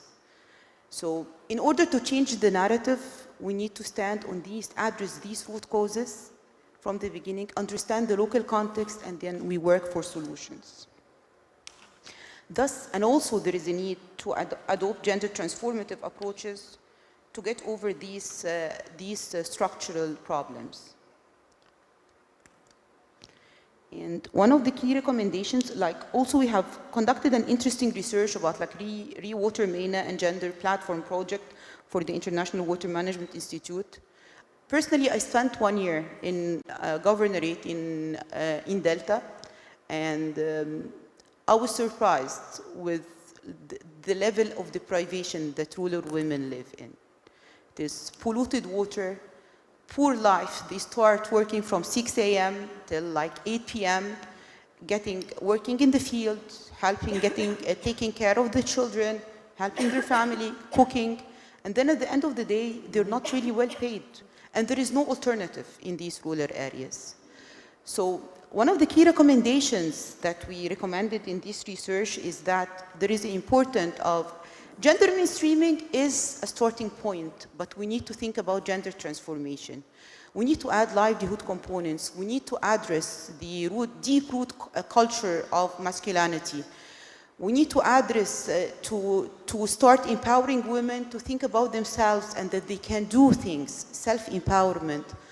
We need to work to teach them. We need to expose them to, like, they want to work in their comfort zone. We need to stimulate them to work in, like, different areas rather than the business as usual, like working in processing dairy products or like having a sewing machine in rural villages.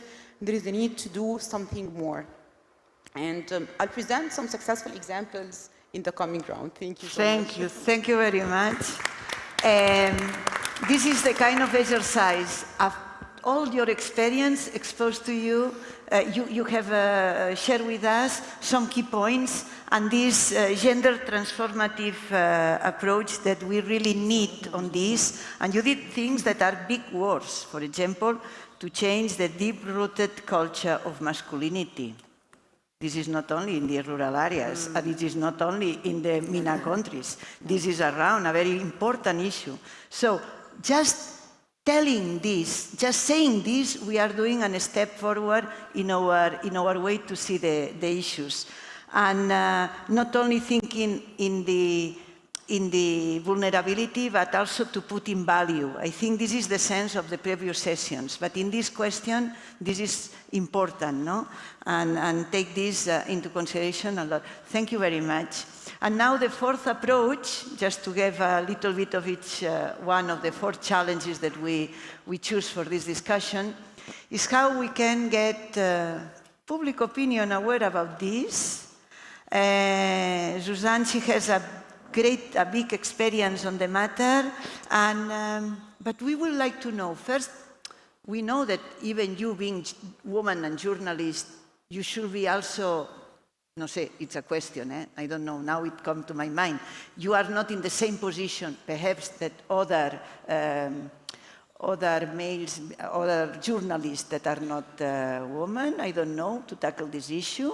It's an issue that matters for everyone, not only for the journalists that are committed, like as a woman. And then, how do you consider this matter, or journalism can help to make the public opinion more aware about this? And do you have the instruments to do this, or it's just your passion, if I may say, to communicate, who give you the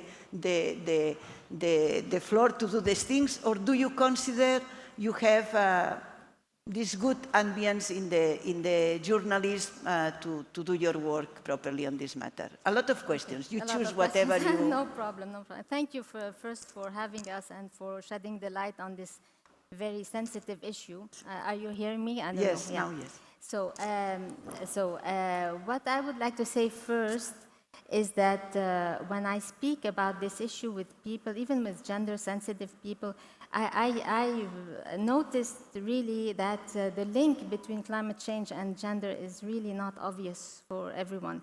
It's still something that should be talked about a lot because climate change is viewed as this big issue that affects everybody and that affects the whole world, at the planet. We all know the narratives. So when we get to talk about this gender issue, there is not always enough understanding. Now, let me tell you a little bit about my experience, how I first started to be, aware of this question is during the COPs, the summits, the climate summits. As you mentioned, I was in several of them. At least. So there I could interview a lot of activists who were always very worried that this gender issue will not be in the text, will not be. Now, when you ask them why is that so important, is because they are afraid that this lack of access to all the resources and all the will not be, if women are not in the text, that they will be forgotten. The way also that we were able to interview also some success stories, some women working on women with climate change and all that. So that was how I started to be, sensitive to this issue particularly.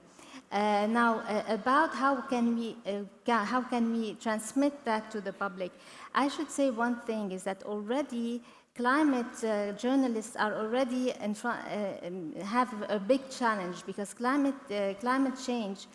I can say, because I have been in this field for a long time, we don't report it today as we used to report it 10, 20 years ago. Even gender issues is the same, but climate change was a prospect of the future first. So we talked about politics, we talked about science, what will happen if we do this or if we don't do that. Today we see more and more this is happening, and we are reporting about it, and it is in our everyday reporting.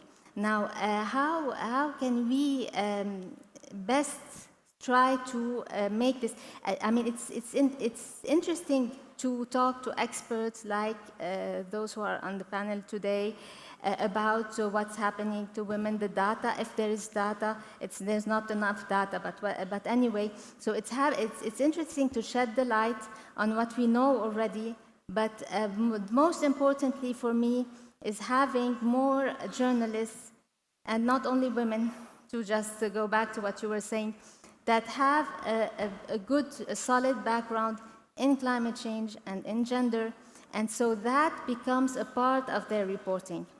A part of their reporting on the ground, a part of their reporting about the policies. It changes the way we see things, it changes the way we ask questions. For example, let's say we are reporting about a big new public transport policy. We ask the question differently if we feel it's not inclusive, if we feel that it's not enough environmental. So it is important to have the two backgrounds.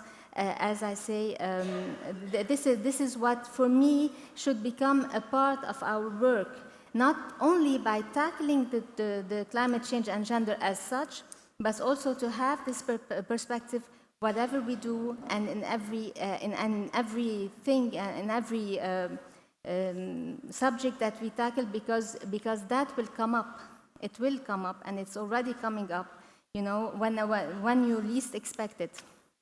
The gender issue and the climate change issue.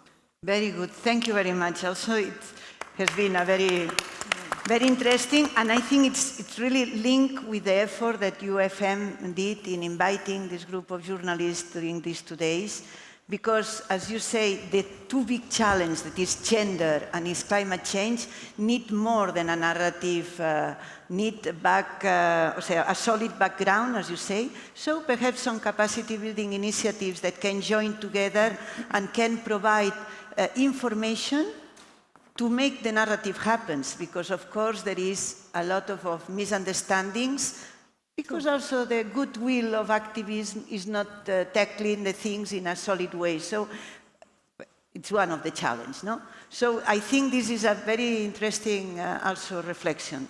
So the second round will be a reflection about the proposals, even if some of them has been done, and also reflection about proposals that can be useful for this North-South narrative, because gender is transversal, climate change is global, and multi-level initiatives are also on board. And then we are also a starting point mainly in the southern of Europe, with climate change having some of these risks that you are already have in your societies. So a lot of common points, but mainly we would like to be useful to this agenda of cooperation.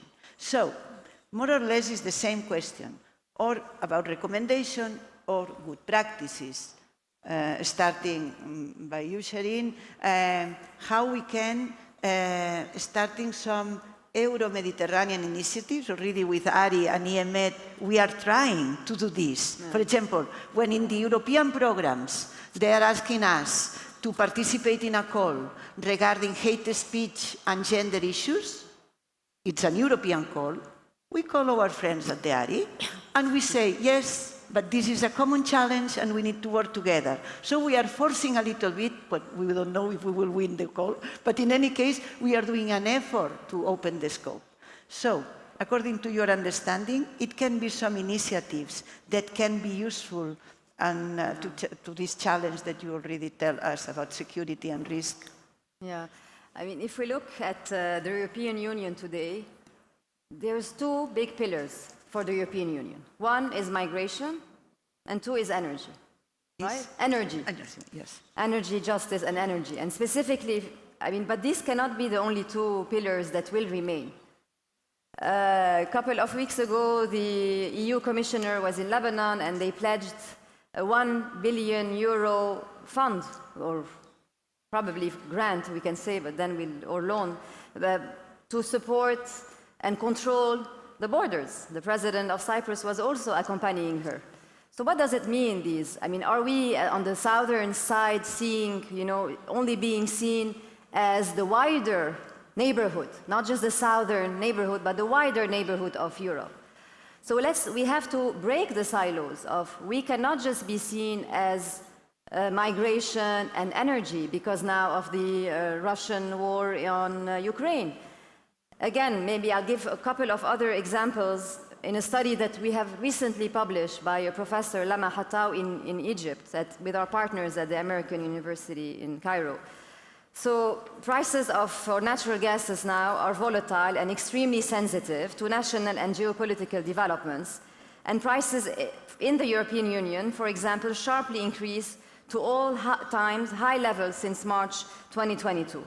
And we're seeing now companies like Eni, you know, one of the biggest risks that the urgency of supply diversification opens new opportunities for oil and gas, specifically companies like Eni, as well as other gas infrastructure operators like the Italian Snam and Edison, to sign new agreements that justify new investments in gas exploration, production, and infrastructure. And these will be like connecting Egypt to Europe via Israel, Cyprus, and Greece and Italy, at the risk of dealing with the climate agenda, even jeopardizing the climate agenda. Eni is currently being pegged as the firm providing gas for peace. So these Italians and these European agencies and private companies investing and being seen as peace providers by providing natural gas to Europe, North Africa, and we know Algeria has been the largest natural gas provider to Europe, and now we're seeing more projects on green hydrogen. So what policy recommendations we have to bring, and for me how I see it, or how we see it as well, is that it cannot just be these two pillars of migration and energy. And we cannot just look at these two issues, and we have to move towards what the Barcelona Agreement was. It's cooperation, collaboration, and creating more dialogues from both sides of the Mediterranean. And to rethink of the Mediterranean as a place of collaboration and dialogue, like I just said, rather than a space for contestation and border control, and rather than a space of barriers. Frontex is part of this agreement that the EU Commissioner is part. Do you know what Frontex is? It's a militarization, putting police and army at the borders, controlling migrants to go to Europe. Yeah. This is how we are being seen, but this is how also the relationship is. So, to provide an example, is the EU is involved in humanitarian aid, but mostly the EU at the moment, and if we look in Gaza, if we look in Syria, if we look in Libya, has left the space for the United States. The EU is just involved in providing humanitarian assistance, providing aid, and not involved in the political peace agreements, as we have seen as the role that it can play specifically in Syria, where it should be more involved, specifically in Libya, specifically in Lebanon and in Gaza. And I think this is where the space is for dialogue and more collaboration from both sides of the Mediterranean. And gender there. And the woman there. Oh yeah, of course, gender is at the forefront. Women are actually the victims of refugees, as of we course, are seeing. in this broader picture that it's the situation. But since we're talking... Of course, we are in more need, if I understand, of cooperation dialogue. This is why we are here. And then the role, and this is a starting point for this reflection, the role of woman, and this is because you tell us in ARI, in your studies, the role of women coming as active actors in all this process regarding risk of climate change, as you say, and the green agenda.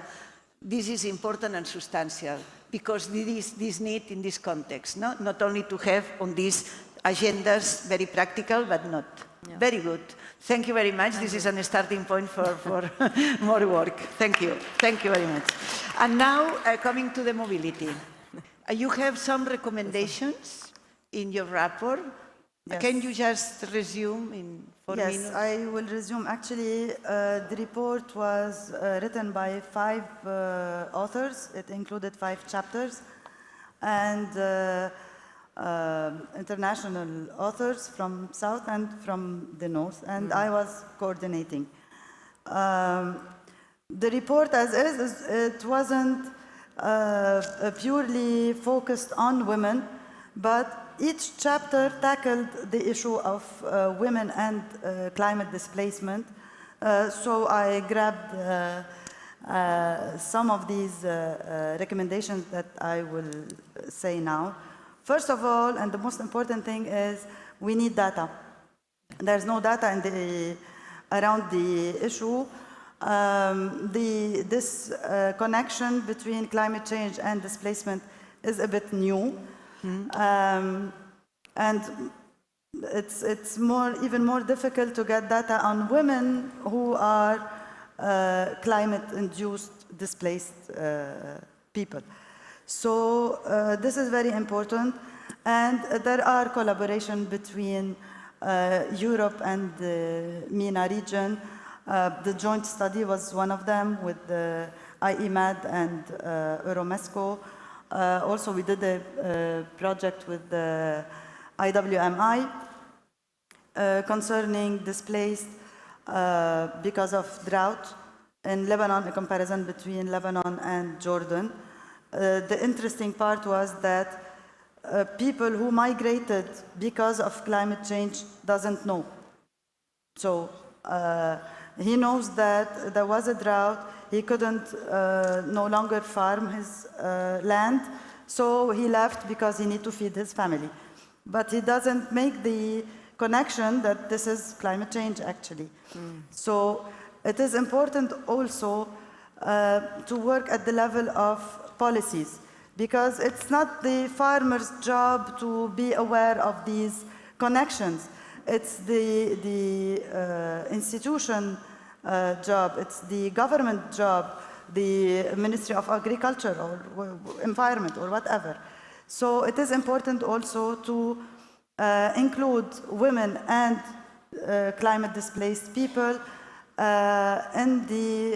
to take into consideration this this aspect in all national strategies, like national adaptation plans, national determined contributions, and other climate action frameworks. But also in each country, the domestic laws and legal instruments has to follow these strategies, because many of the struggle of women is because of the laws, especially in the MENA region. So also the laws has to walk through the application of strategies. Also, we have to find a protection mechanism to prevent gender violence, especially when there's climate disasters. Also, there should be empowerment of women within their community, like, for example, help them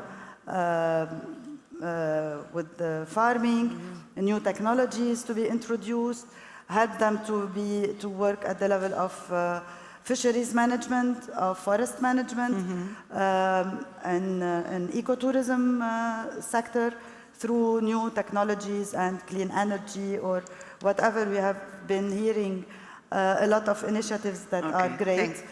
And so just to finish, it is important also to work to empower women and to give them adaptive capabilities to cope with these vulnerabilities even before they become displaced. Sure. So prevention is also important, and in case of displacement, empowerment is also important. Thank you to resume, but we will take note of all these recommendations, but mainly it's about governance and national governance, that is well, and so high, so kind of standardization of this governance in the level of law and politics can be, knowledge, as you say at the very beginning, and at the last is just empower and putting in place some mechanisms that can be really raised. And access to resources, of course. Bueno, this claro, is the main, the main but knowledge, governance, and these kind of instruments, and a starting point from a kind of, to be present in this political agenda, and normative agenda, and knowledge agenda. So, and a starting point also for our point. Thank you. We were talking about some good practices at the Arab region that can be taken as basics for other activities. No? Thank you. But can you please put on the yes, presentation? 4 minutes. Yes. Can you please put on the presentation again? Yes. I'll be very brief, but the starting point is, again, gender transformation in a holistic way. Understanding the root causes and acting in a proactive way in designing programs. And I would like to present 2 regional programs that we have, that we're leading as the International Water Management Institute. One is a global program, which is Water Energy for Food. We are leading the gender component for the MENA hub. This program supports SMEs that have water and/or energy innovations for food production through cash grants and through technical assistance. So starting from onboarding of these SMEs, we have a very selective process where I sit in, I review the concept notes, the full proposals, the panels, to make sure that these SMEs has either are working on gender integration, or at least have the intention to work on gender integration. And this is the starting point. And then we take them forward through a process. And actually the process has been elevated, and we have tailored this approach through time. And because at the beginning, with the first cohort, because we onboard SMEs through cohorts, when you start to talk about gender integration, nobody wants to listen, because this is the least. Their business, they want to seek, they want to talk about profitability. So we changed the approach with this cohort. When we onboarded 20 SMEs, we started to talk about gender lens investments, and everybody paid attention. Even from Iraq, because Iraq is a very conservative country where it's rarely that SMEs would be keen to talk about gender integration. So walking with them about what they want to hear, and then we started to discuss and explain to them what are the conditions for gender lens investments. So they need to have women in senior management and or women in labor as like 30 to 50%, a product that are catered to meet the needs of women. And then we started to talk back down again about what is needed to ensure that we have women workers, turnover is low, so we need to work on drafting gender-sensitive HR policies. For women in senior management, what is needed, or women-led SMEs, what is needed. We have established a Women Innovate network for networking with women, exposing, sharing best practices and experiences. And we have also end user explain to them that we have, for women customers, they need to tailor their products, and also they need to avail end user financing schemes. And we explain to them that we have worked with 2 financial institutions in the region, one in Lebanon called Al Majmoua and one in Morocco called Al Tawfiq, to tailor and develop end user financing schemes that meets the needs of women. So going through this process, we have very successful examples of women-led SMEs. We have 3 of our women-led SMEs who have won the Cartier Women Initiative. We have helped them in filing the application. It's a very prestigious award, and they went through an impressive ceremony and impressive experience of coaching. The second example, the second example is a program that works on linking the implementation of nature-based solutions with social and economic empowerment of women. And this is a regional program that is implemented in Egypt, Jordan, Lebanon, and Palestine. So the starting point was to set a new ambition, gender ambition for this program, understanding that that we have different, of course, the 4 countries are different. We have Palestine, which before the crisis was a country in conflict, and the needs of women are different. So we designed the intervention to cater to the needs of each country, but mainly we have established a community space. The community space is where we plan to implement, and this we're just started, and I'm happy to know that Micheline knows about the program in Lebanon, that we're going to provide self-empowerment courses for women and tackle the social problems like gender, for example, early marriage in Egypt, gender-based violence in Palestine, and in Jordan, like early marriage and other stereotyping. The economic empowerment is providing them with training in non-traditional sectors, trying to get them out of their comfort zone so that they can get into these, and also understanding that we have limited access to technology, and most of the women from the 35 years plus, they don't have smartphones, or they don't use it. And using this community space as a marketplace for them as well. And also for the social interventions, we work for both men and women.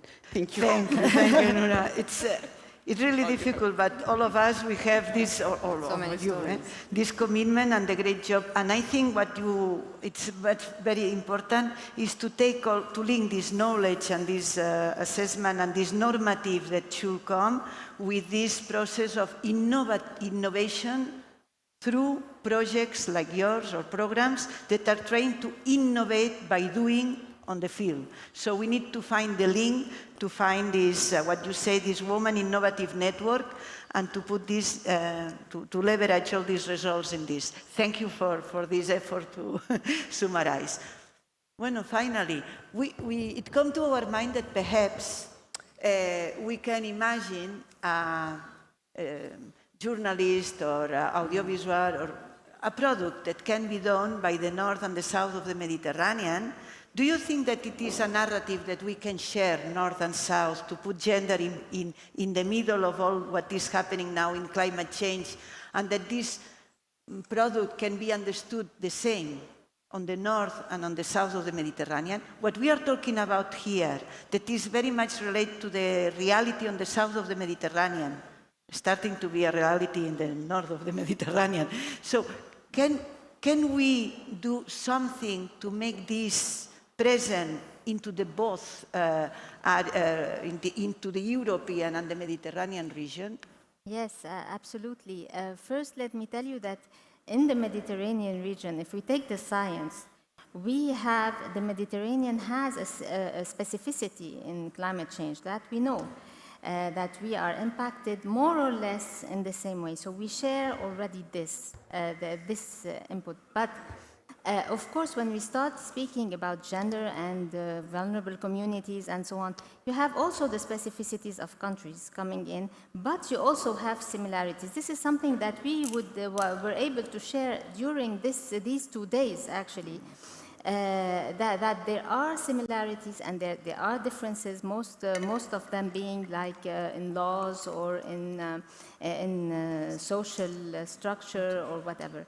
So the dialogue is always very important in this issue to be able to fight together in our differences and in our similarities. Networking in this case is extremely important. I speak for journalists. It is extremely important for them to know what's happening also elsewhere in order to cover better what's happening at home. And actually, for climate journalists, it's important to have also the global view, but the regional view is extremely important. And for that, networking, having access to other people's views, being in dialogue also. It makes all the difference to be there, to speak, to bring the voices of people at home, to bring them in the forums. This is extremely important. So I think that of course having some sort of structure would be extremely important for journalists and extremely important for also experts, access to first-hand to reports, all that. There's a practical view and there's a practical side to it, and there's also the dialogue side of it that's very important. Perhaps thank you. Perhaps as someone was stated before, from a difficulty we can do something good. Climate change and gender in the Mediterranean can provide a common challenge together as Mediterranean, or European and Mediterraneans, to be together in a common challenge because of our specificity also. But we need to be, let me say that our public opinion, our societies need to have a link between their realities and the realities on the field. So perhaps this is something that we can build together as a Mediterranean brand, and it can be a starting point in a positive way to construct what does it mean the Mediterranean in the coming future, because these are global and coming challenges. So a lot to do in terms of communication. Thank you very much. So thank you. Do you have, I imagine, a lot of questions, but we will leave this like this, and we will be able to join you and the speakers to you during the lunch. And please, if you are interested in this nexus between climate change, risk, security, mobility, rural development and communication, MEDWI, our program, it's now starting during this year to work on these issues. We will be very pleased to take all this into account and to work together with you. Thank you very much. Thank you. Thank you, Gemma. Thank you. Thank you. I think inclusive.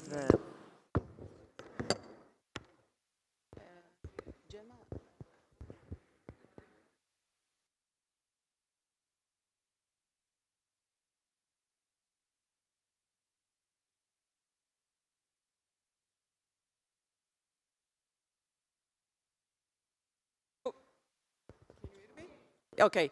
Thank you to all the speakers. Thank you, Noura, for your presentation, because the focus that you put on social innovation and local communities is something on which we want to work, so we will have a lot to talk. But as Gemma was saying, this is a first step. And these will be related with the project on gender and food security, on welfare nexus, on community of practice that we are developing. So all of you will be part of this for sure. Now, before going to lunch, I would like to ask you, everybody to come here because we are going to take a family picture. So this is for the funny part, and then we go to lunch over there on your, sorry, right. Thank you. It's working. It's working? Yeah.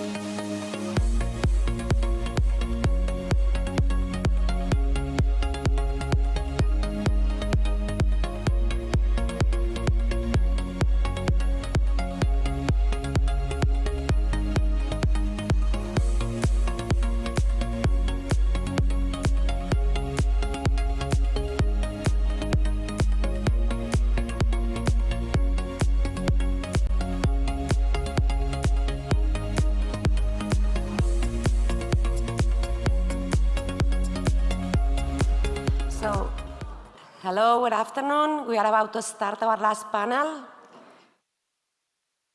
Thank you very much for your attention. So, good afternoon, everyone, and welcome to the last session of our high-level conference on women on the Mediterranean, focusing on the critical issue of violence against women and girls. I am Cristina Mas. I'm a journalist for Diari Ara in Barcelona, and I will be moderating this session. And I would allow me to use this opportunity to thank the press team of the USM, who was gathering a bunch of journalists, women journalists from all over the Mediterranean. We had the opportunity yesterday to have an amazing exchange, and I hope we can continue networking together. So, violence against women and girls is a threat not only for half of humanity, but for all the humanity, as we said, both online and offline.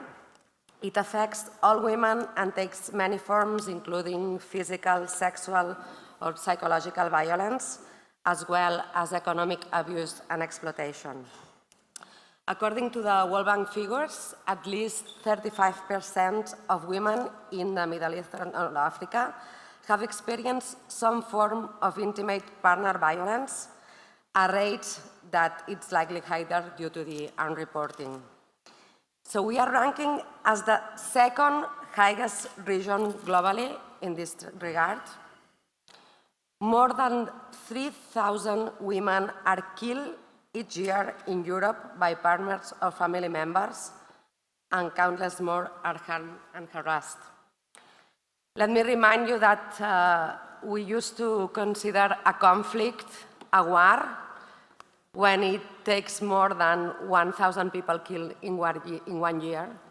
So we can consider that is a war against women going on in Europe and the region now. So I am glad to have the four distinguished speakers who will share their insights in this multidimensional impact of violence against women and girls. And we've asked them to focus on also in presenting good practices to deal with such a critical issue. First of all, let me introduce you Taker Azgul from the Euromed Feminist Initiative. Taker is a research manager at the Regional Observatory of Violence Against Women and Girls. His career spans over 13 years, during which he held various positions of responsibility at national and international NGOs, mainly working on combating violence against women and girls, gender mainstream in laws and public policies, as well as good governance practices. Besides, he has been working on parliamentary development and public policies evaluation. He has a long experience in research, project conceptualization and policy analysis in Jordan, where he comes from, and all the MENA region. So welcome, Taker, for being with us today. I will introduce you our second speaker also, Jada Abu Khalil, from the Arab, Abul Khalil, from the Arab Women Forum Disability.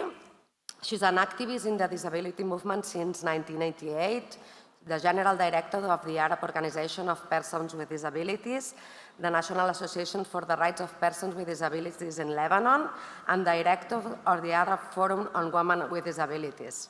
She's the author of the book Women Overcome Barriers, the life experiences of 21 Arab women who challenge disability. And she has attended most of the conference on the state parties on the Convention of the Rights of Persons with Disabilities in New York.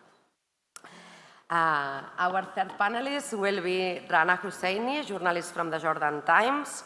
She's the author of Years of a Struggle, the Women's Movement in Jordan, and also of Murder in the Name of Honor. She's also a human rights activist and senior journalist in the Jordan Times. She focuses on social issues for around 30 years, with a special emphasis on violence against women, as well as the brutal crimes committed against Jordanian women in the name of family honor. She has earned 10 local and international awards, including a medal from King Abdullah II in 2007, the Reebok Human Rights Award in 1998, and the London Arabic Organization Arab Woman of the Year Award in 2019 for social impact. In addition to her extensive experience in the journalist film, she has conducted several consultancies and advocacies for women for local and international organizations and also for UN agencies. She also conducted dozens of training courses for journalists and students on gender-based violence reporting and took part in dozens of local and international conferences as main speaker on women empowerment and leadership involvement. Welcome. Thank you for being with us today. And our last panelist will be Andronikou. She is the Executive Director of the Association for Prevention and Handling of Violence in the Family here in Cyprus. She holds a PhD on the field of domestic violence and 3 postgraduate degrees in addictions in quantitative and quantitative research on gender equality and undergraduate studies in social work. She is a certified drug addiction counselor, professional guidance counselor, certified professional training instructor at the National Anti-Corruption Agency, and she's also a trainer for the Cyprus Police Academy, the Frederick University Research Center. She has also worked as an academic in the field of psychology and social work at the Frederick University for 15 years and as a social worker in mental health services and social welfare services in Cyprus.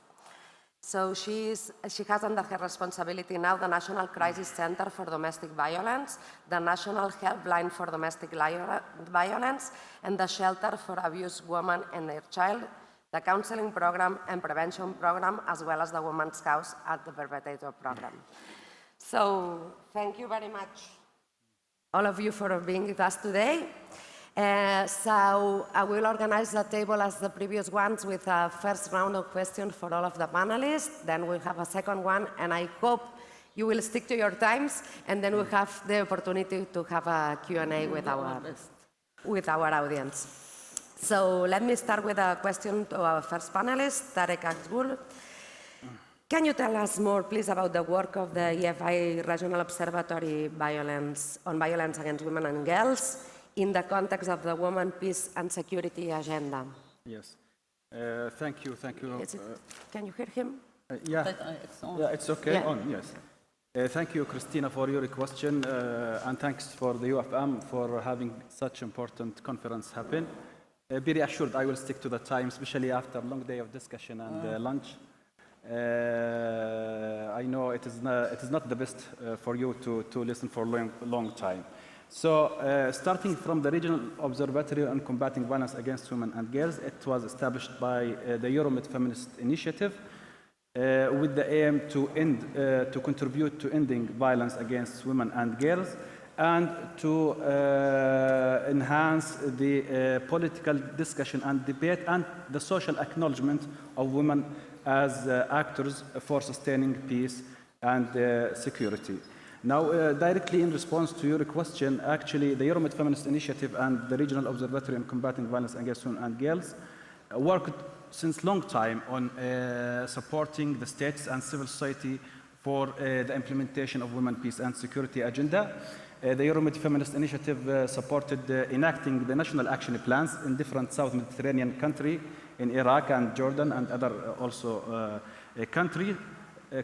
And in the last 2 years, the Regional Observatory developed the regional guidelines on the implementation of Women, Peace and Security Agenda.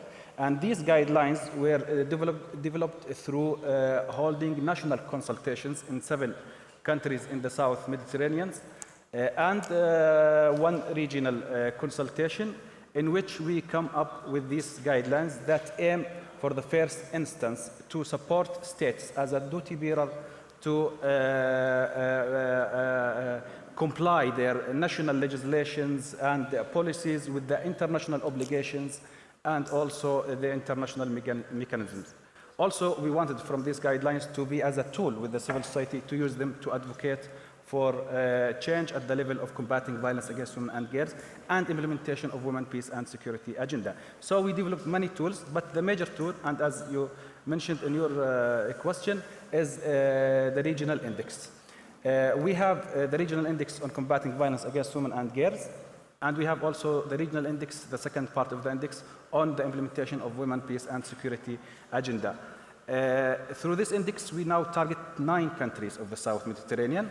And why, could someone ask why we have those 2 indexes? And I said also they are complementary to each other, because we believe that violence, sexual harassment, rape that women are subject to during the time of peace are continued and are carried out during the times of war. So what we see from violence against women and violence cases against women in the war has its roots in gender inequalities that are embedded in the society.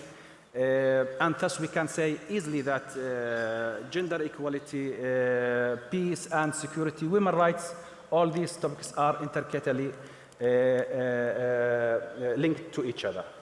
Now, coming back to the index again, the regional index on women, peace and security agenda has 2 major objectives. First, to provide global documentation for the laws, public policies, services that are put in place for the implementation of agenda, and first also combating violence against women and girls during the war and armed conflict times. We also aimed from this index to provide summary for a complex data through which we can provide the policymakers with summarized information so that we can support informed decisions. Now, Women, Peace and Security Agenda Index has, of course, we are now targeting again 9 countries of the South Mediterranean, and in our plans we will expand it to include other countries from the South and also maybe from the North. As Euromed Feminist Initiative tries always to extend and move the transfer experience and best practice between countries. Now, this index has 6 categories. And under these 6 categories, we have 30 indicators. The first category deals with prevention and protection, and through prevention, we have different indicators on all aspects of prevention of violence against women and girls, under education, under media, under conducting awareness-raising campaigns and advocacy campaigns for changing the gender stereotypes in the community, and also under the protection, we put indicators that can cover the services that are put in place for protecting women victims of violence. The second category, we have it on participation in the decision making, because we believe that women should not, dealing with women should not be limited only to be as a targeted group. They should be involved in the decision making, in the designing of policies, implementation of policies, and even monitoring and evaluation. So under these indicators, we look at women and how they are involved in the decision making at all levels. We have also the third category that deals with relief and recovery. Here we look specifically on the crisis management stages, including repatriation, reintegration, resettlement. All these stages, women should be taken into consideration. Gender lens should be applied. Gender-sensitive policies should be taken at all these stages in order to have the relief and recovery adequately provided for women victims of VOW. The fourth category, we dealt with the legislation and laws and strategy. Of course, it's important in each country to have a national action plan for the implementation of UN Security Council Resolution 1325. But the plan will not be enough and will not be effective and efficient to deliver its results if there are legislations that or legal provisions that hinder the implementation of this plan. So any plan or strategy and the implementation of UN Security Council resolution should indicate and refer to legislation that hinder the implementation of the plan.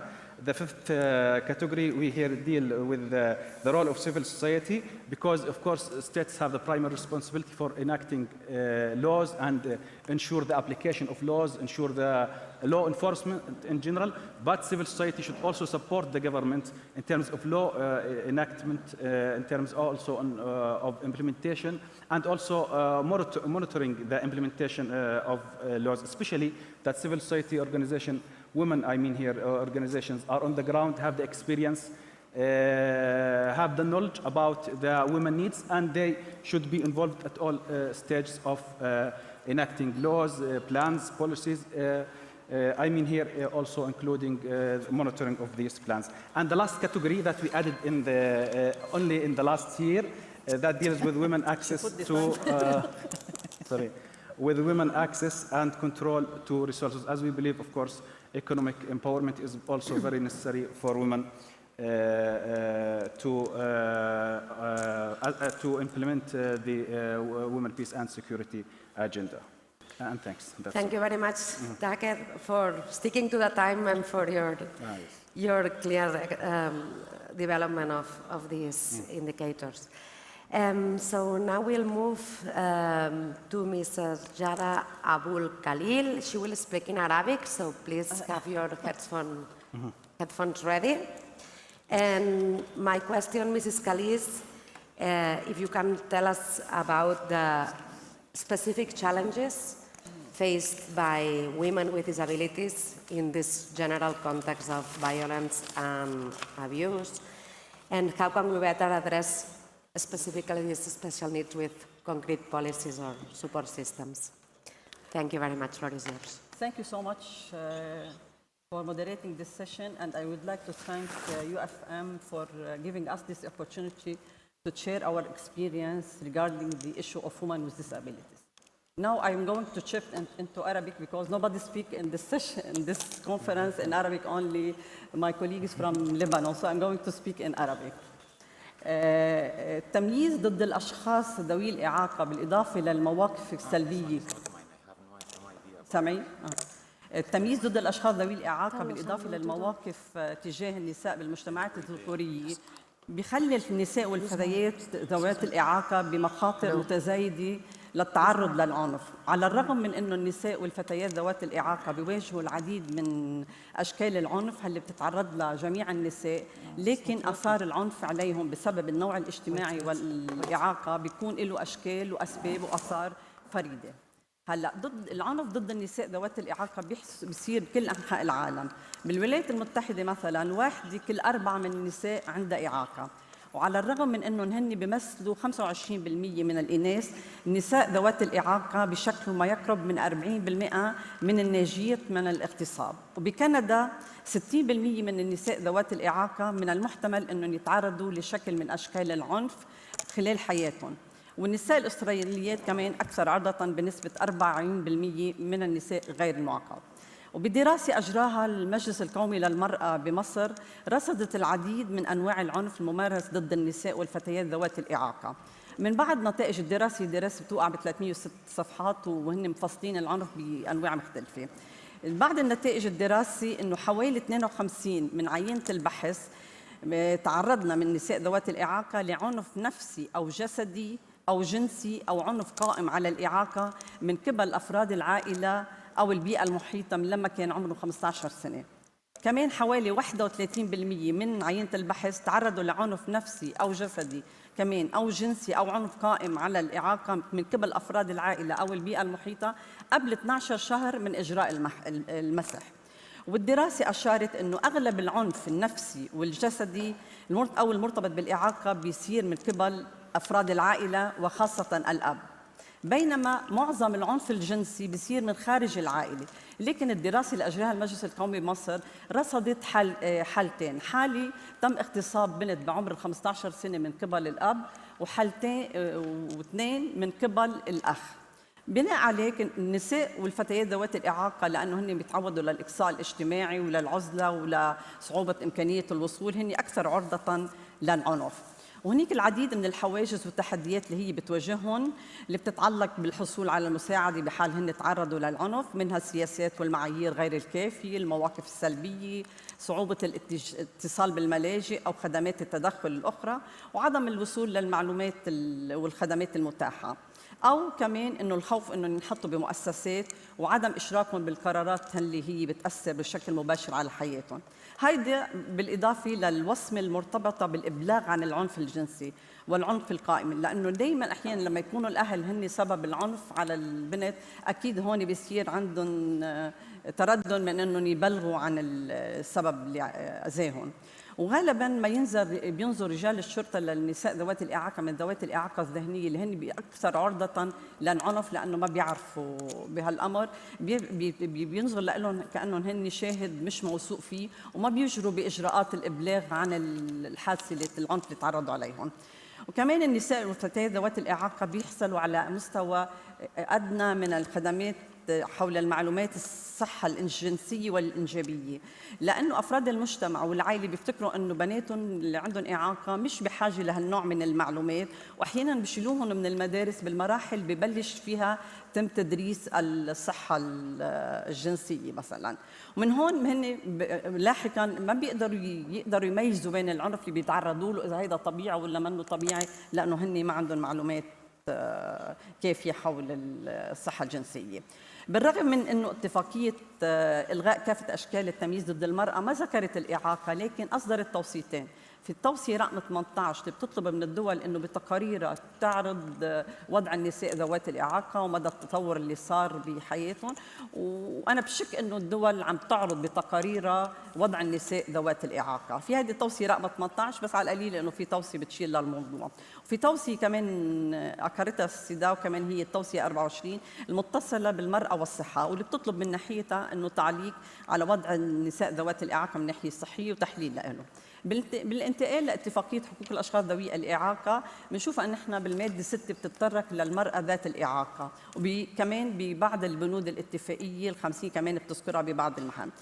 ختاما من الواضح أن النساء والفتيات ذوات الإعاقة هن بيختبروا أشكال معينة من العنف بمنازلهم وبالبيئات المؤسسية، وهو عنف مثل ما ذكرت يا بيمارسوا الأهل أو اللي بيعتنوا فيهم أو القرباء. من شان هون لازم ضرورة إجراء اعتماد إجراءات صحيحة مناسبة لتلافي أنواع الاستغلال والعنف، ومن الضروري اعتبار التعقيم القسري والإجهاض الإلزامي شكل من أشكال العنف بحق النساء. وبتعتبر تجربة التمييز المزدوج هيدا اتجاه عام بمنطقتنا العربية، علما أنه سمت أيضا بعض الصعوبات والتحديات اللي بتواجه كل دولة على حدة. بفلسطين على سبيل المثال ما بتواجه النساء والفتيات ذوات الإعاقة فقط مجموعة منوعة من الأفكار والانحيازات المسبقة القائمة على الجنس والإعاقة، وإنما عليهم كمان بدهم يتعاملوا مع الاحتلال وتبعاته، وهذا اللي بيؤدي كمان لتعرضهم للعنف المزمن والحرمان الاقتصادي ومحدودية فرص الحصول على الخدمات الاجتماعية. وبالرغم أنه من شدة هالمصاعب وقسوتها بتضل النساء والفتيات ذوات الإعاقة مش مدرجين حتى ضمن الحديث عن الإعاقة بالشق العام. بالقوانين ما بيذكروا النساء ذوات الإعاقة ولا بالبرامج اللي بتتحدث عن تمكين المرأة. وهون ضروري ننوه أنه اللجنة المعنية برصد اتفاقية حقوق الأشخاص ذوي الإعاقة أصدرت تعليق عام بال2016 بيزود الدول بإرشادات حول الإجراءات اللي ممكن أنها تتخذها بخصوص حماية الفتيات والنساء ذوات الإعاقة. التعليق رقم 3 هو بيحكي على 3 مجالات رئيسية، ومنها إحداها العنف الجسدي أو الجنسي أو النفسي اللي بيكون مؤسس أو شخصيا. بالنهاية بضوء عرضنا لهالوقائع المفروض أنه نتخذ التدابير التالي. أولاً أنه وضع حد لعمليات الإجهاض القسري وتعقيم الفتيات والنساء ذوات الإعاقة الذهنية على صعيد المثال. مثلاً مؤخراً بلبنان من خلال شهر بنت عمرها 14 سنة داون سيندروم هي تعرضت للاغتصاب من جارهم، ونزلت جمعيات الإعاقة بلبنان بيان ونزلوا هلا حطوه بالحبس، بس نحن مش أكيدين إنه هيدا حيتم محاكمته. من هون في ضرورة اعتماد قوانين صارمة ملزمة بحق المتسبب بالعنف، وضرورة إذكاء وعي الأهل وإرشادهم فيما يتعلق ببناتهم من ذوات الإعاقة، وتنفيذ استراتيجيات وطنية للتصدي للعنف ضد النساء ذوات الإعاقة. كمان ختاما انه مفروض على المؤسسات الوطنيه لحقوق الانسان انه تركز على النوع الاجتماعي من خلال التاكد من انه النساء والفتيات ذوات الاعاقه عندهم القدره انهم يقدموا شكوى للمؤسسه الوطنيه لحقوق الانسان بالبلد، يبحثوا عن خبرات وافكار النساء والفتيات ذوات الاعاقه لما بيبحثوا بقضايا حقوق الانسان لانه هن جزء من حقوق الانسان، انه يشركوا النساء ذوات الاعاقه او منظماتهم اللي بتمثلهم باللجان الاستشاريه اللي بتنشئها المؤسسه الوطنيه بالبلد، مراجعه بيانات الشكوى لتحديد انماط التمييز او انتهاكات حقوق الانسان اللي بتاثر بشكل اشد على النساء والفتيات ذوات الاعاقه. شكرا. I think I commit with the 7 minutes. Thank you. Yes, you stuck perfectly to that time. Thank you very much, Mrs. Khalil, and thank you for shedding the light to such an astonishing and terrible reality. Thank you very much for your words. So let me turn now to you, Rana. So it's always hard for journalists to report on gender violence, to find a way to speak to the women, to find a way to make them feel safe enough to speak, to don't push too hard, but to highlight how important is their experience, to don't re-victimize them. So can you please tell us in all those training sessions you do for our colleagues, I would like to attend one, by the way. Can you tell us what can you recommend for journalists reporting on gender-based violence? Okay. You asked me the... Sorry. Yes. You asked me the second question. It's okay. I get... You want me to ask the first question? I'm sorry, it's my fault. I asked the second question because I was so attentive to what I was listening, so I rephrase, no problem. So, yes, Rana, please. In your book about the women's movement in Jordan and those years of a struggle, you highlight many social issues. Can you discuss the role of the media in shaping this public perception of policies regarding gender violence? Yes. Okay. And honor crimes also. Yeah. Thank you very much, and thanks for the organizers for inviting me to be part of this important event. I'm honored to be here, and thank you for managing this session. I promise less than 7 minutes. Thank you.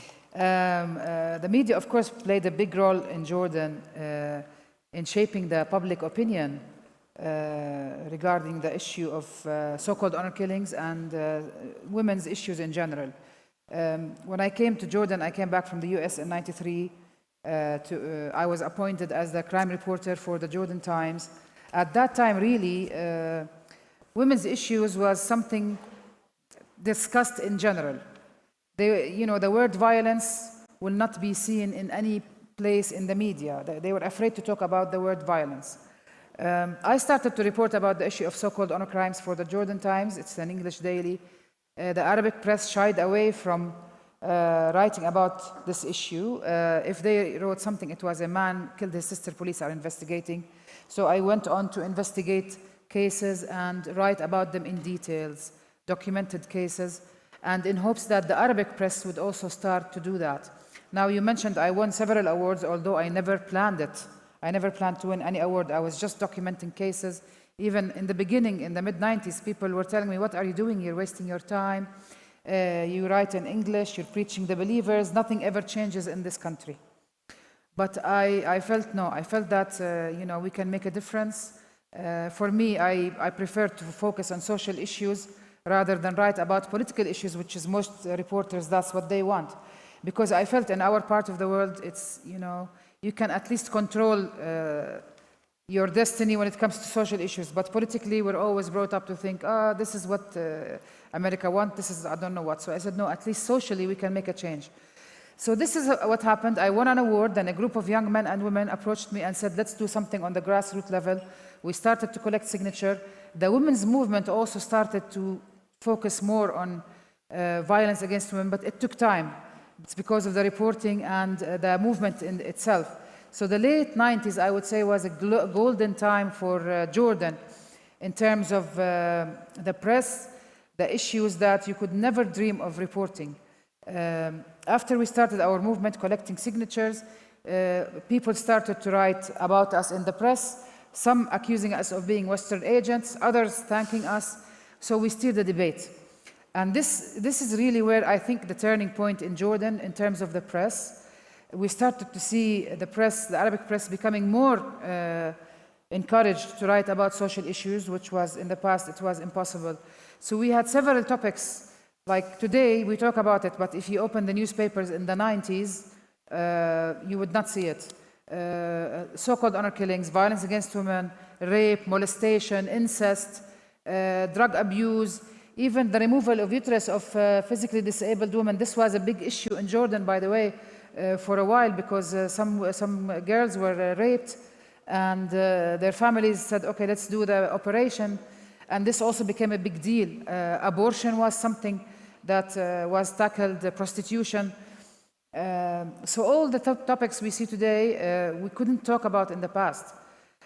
Hasn't it been for the press, and of course covering activities, covering the women's movement's work. So I think it was all a combination of things. Even, you know, the movement pushed even the top of the state, the king, the queen, everybody started to talk about violence against women. Princess Basma, everybody started to address it because there was a movement and there was a push. And this really helped things. People became more aware. And I can tell you, I've been reporting and lecturing about so-called honor crimes for 30 years. I can give you now a whole lecture without a pen or a paper because I've repeated it over and over. And I could see the change of attitudes among the public, among the press. And now, because now we can see, I'm talking before the social media, we started to see people reacting, writing, reading immediately. And I started to see the shift. People became more rejecting to violence against women. People were more looking for solutions. They were pushing the government to change the laws. A lot of things changed. Not only that the topics went into the open.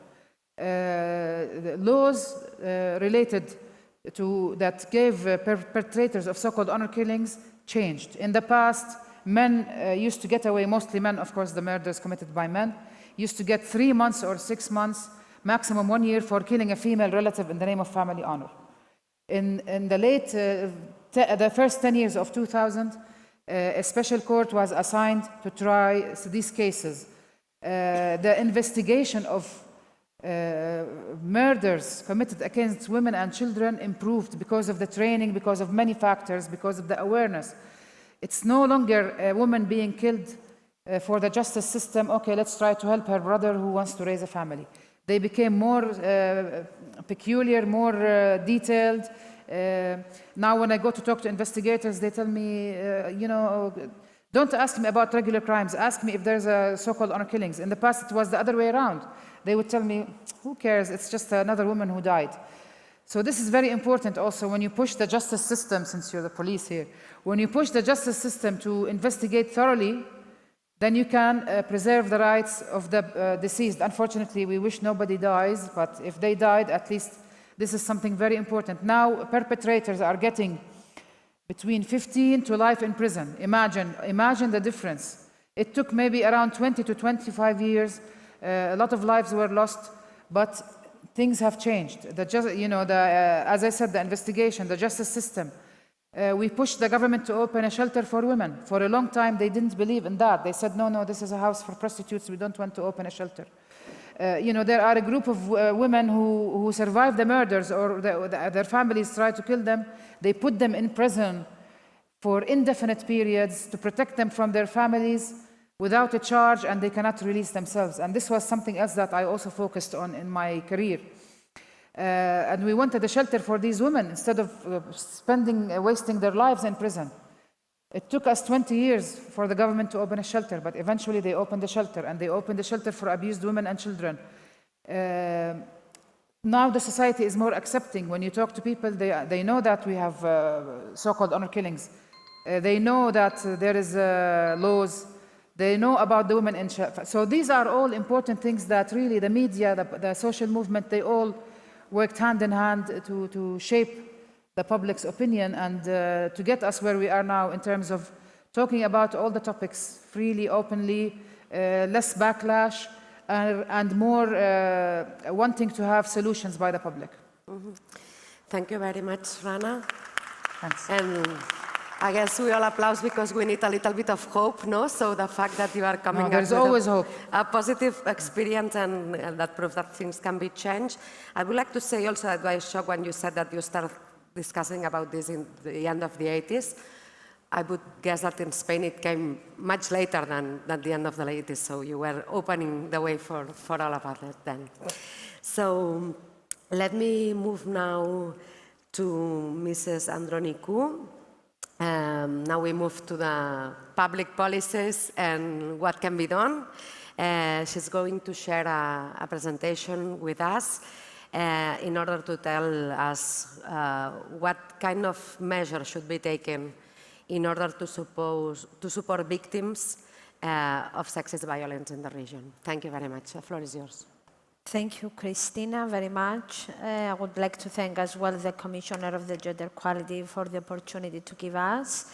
First of all, I want to clear that this is my country, and all of the information I will present, it's about the area under the control of the Republic of Cyprus.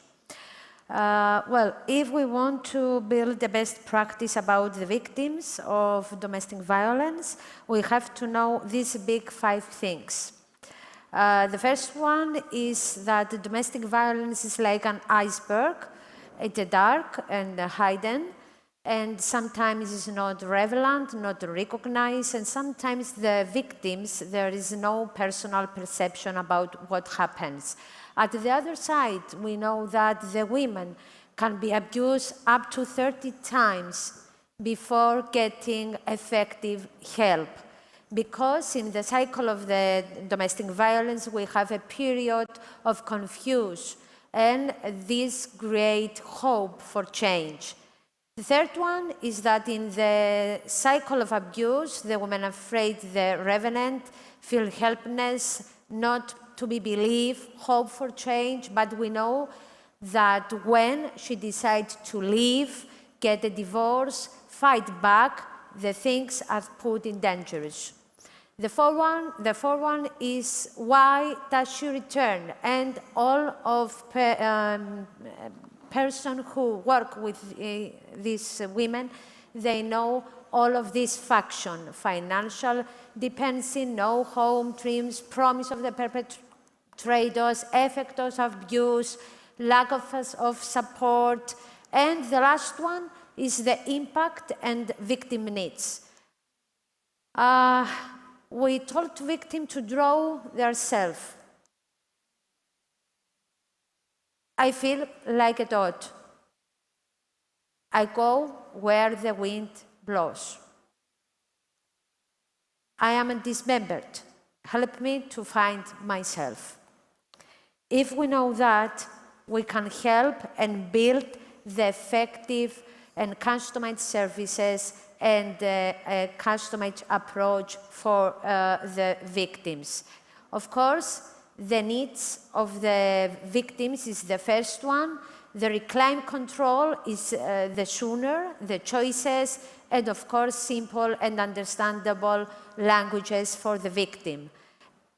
And at the other side, we have the customized services who focus in the victims, in the trauma, the priorities that they need the victim, the confidence, the dissidence, and the respect.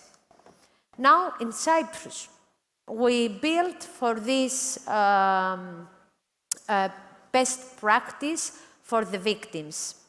First of all, we have one of the most important law, the Istanbul Convention. It criminalizes all the forms of the violence against women in the family, in the children, and femicide. We have a manual about the children, about the domestic violence, against the gender-based violence. We had advisory board, and we have memorandum with ministries and the first-line services. Now, about the association, now we offering support services for all Cyprus. These some of our services. We have the national helpline, the SMS helpline, the live chat, because many of the victims, maybe they can't speak, they can to send us an chat or an SMS, and these services can given for the deaf people. We have 2 European helpline, 3 shelters for women and their children, a perpetrator program for self-control, women's house, and of course prevention programs for all states. This is some pictures of the shelters in Nicosia. In these shelters, we provide a child care and education program. This gives the possibility of integration of mothers in the labor market, helping mothers in their parenting, and of course, supporting and education children. At the other side, the Women's House, it's one multi-disability, multi-agency, one-stop shop. It's a governmental program that it's friendly for women, girls, victims of violence. And there they have specially trained professionals work under the same roof, from social welfare services, police, health care, social workers, and support women to go away for domestic violence.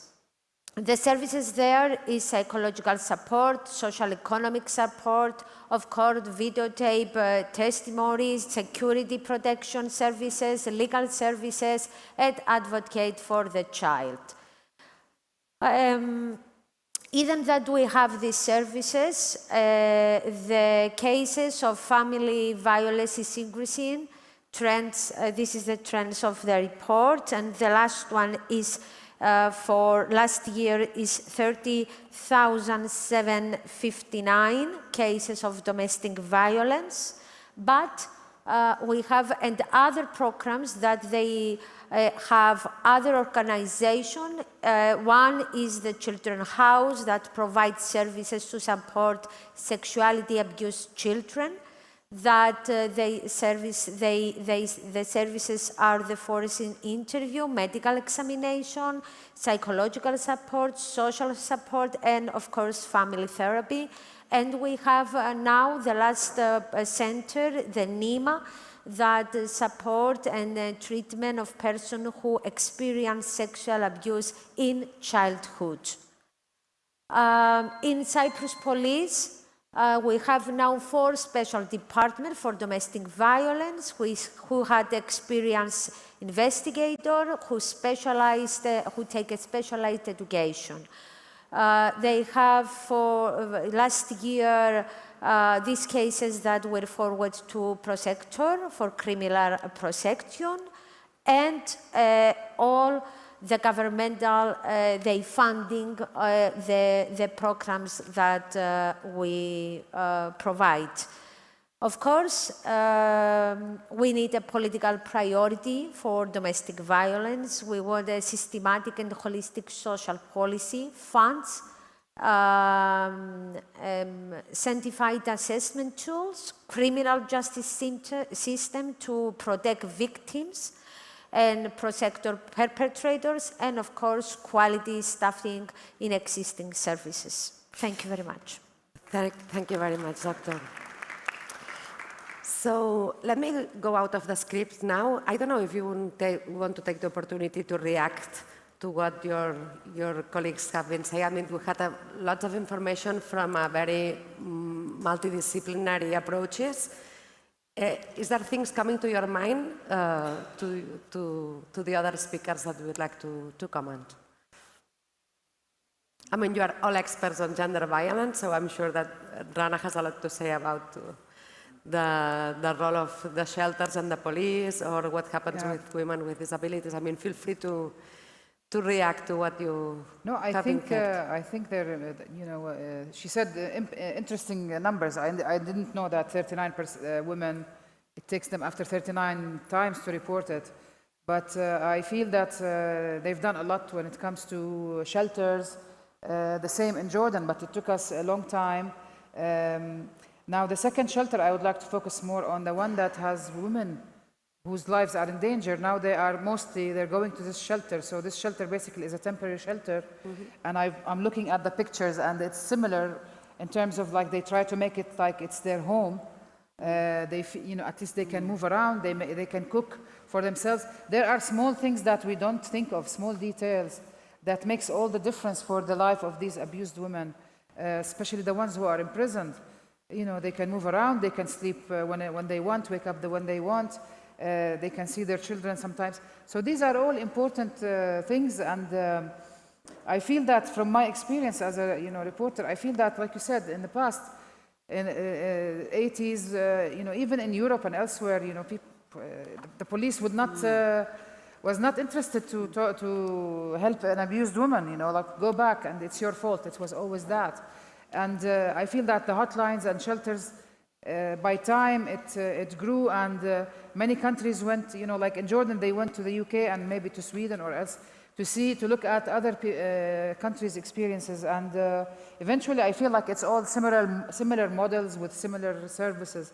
And I think it's vital for women, because many women, the ones who are abused, some of them, like you said, some of them feel that, okay, he apologized or whatever.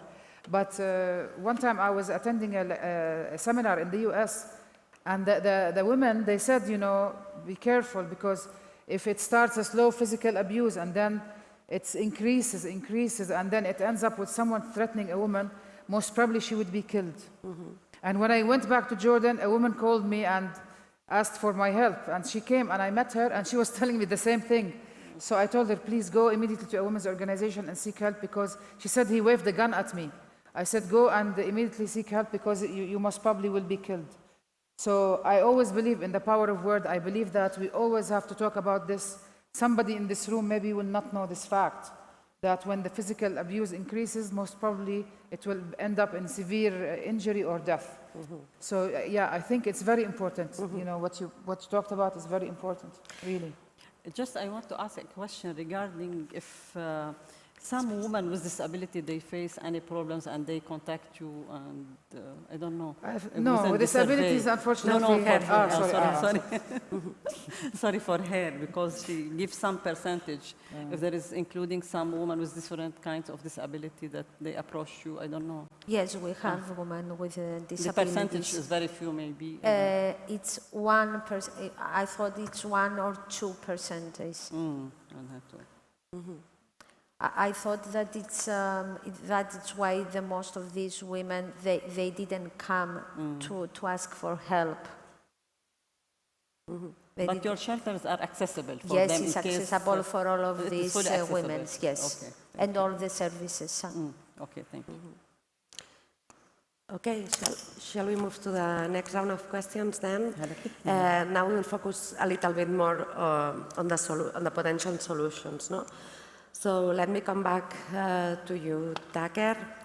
Can you share your ideas on the role of partnership and coordination between public institutions, CSOs in the Euromed region, and how to effectively address this issue? Yes. I'll start from the second part. صوتك مش طالع. مفيش صوت، ما في صوت.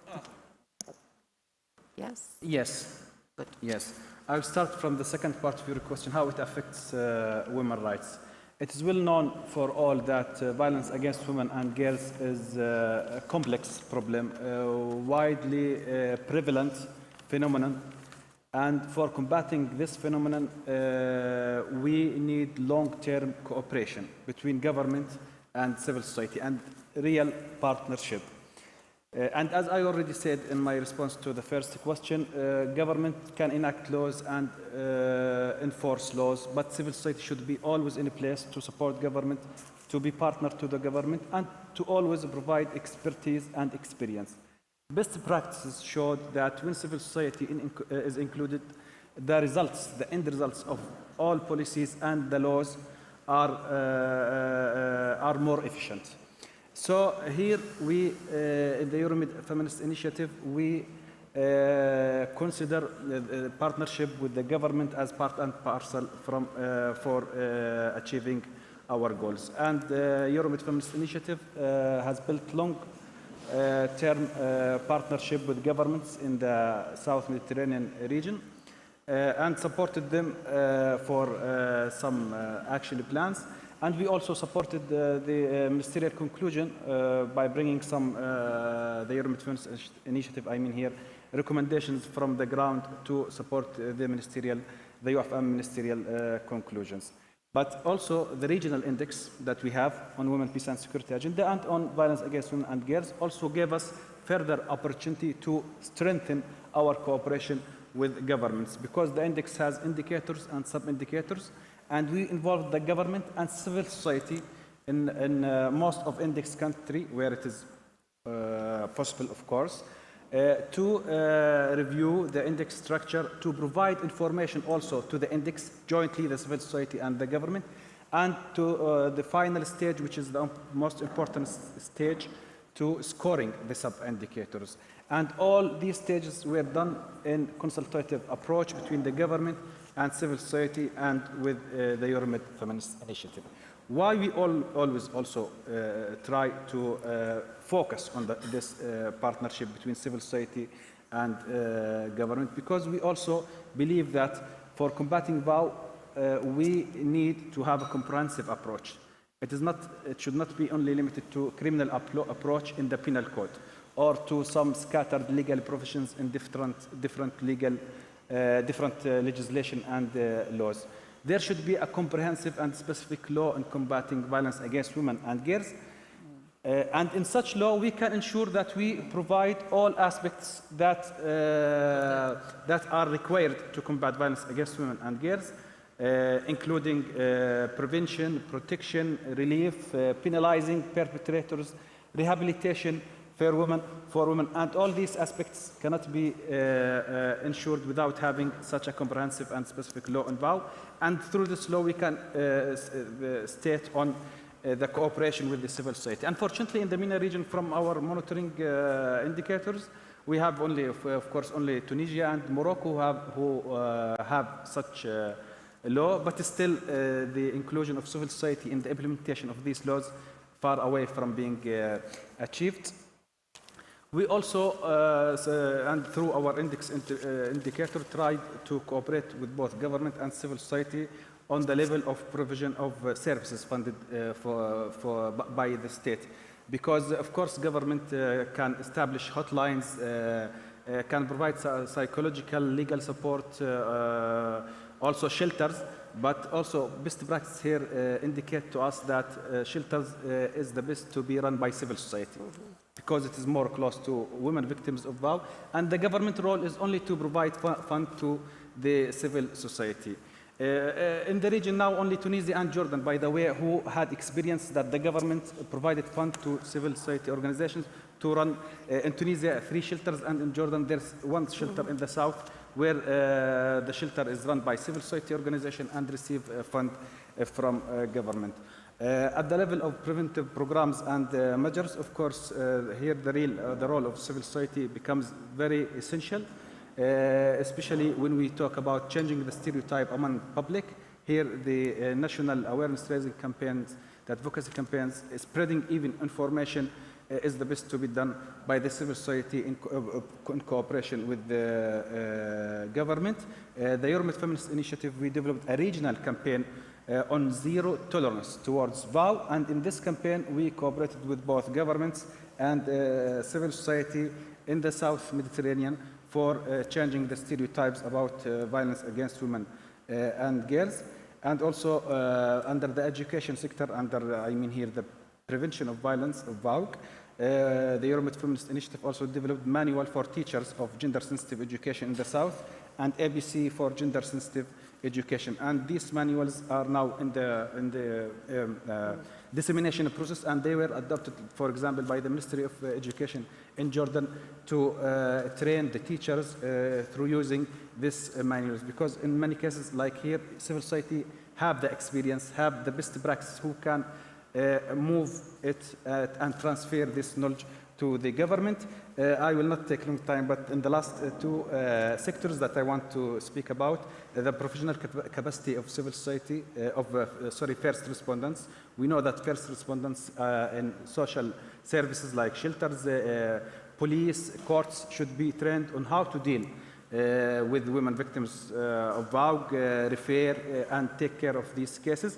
And the best is that civil society to support government in conducting these trainings and transfer the knowledge to these service providers on how to deal with women victims of VAUG.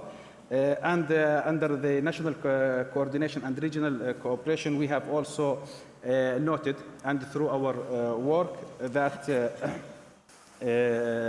the referral system in all countries, which is not established, by the way, in all South Mediterranean countries, but in some South Mediterranean countries, the referral system that refer the victim from one sector to another, from like police when the victim report violence to another sector, is the best to be run in cooperation between government and civil society.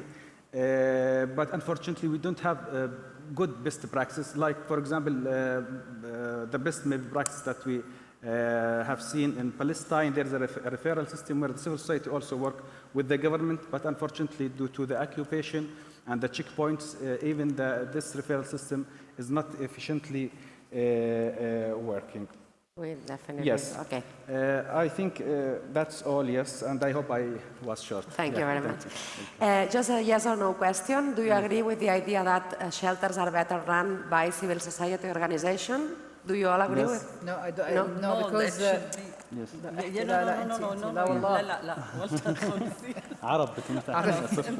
No, I think in the beginning, Jordan's experience was with a civil society, and they still exist. The Jordanian Women's Union, they have a small shelter. But I think you have to have a government one. You cannot only depend on just the civil society, because the civil society, they cannot protect, they don't have protection. For example,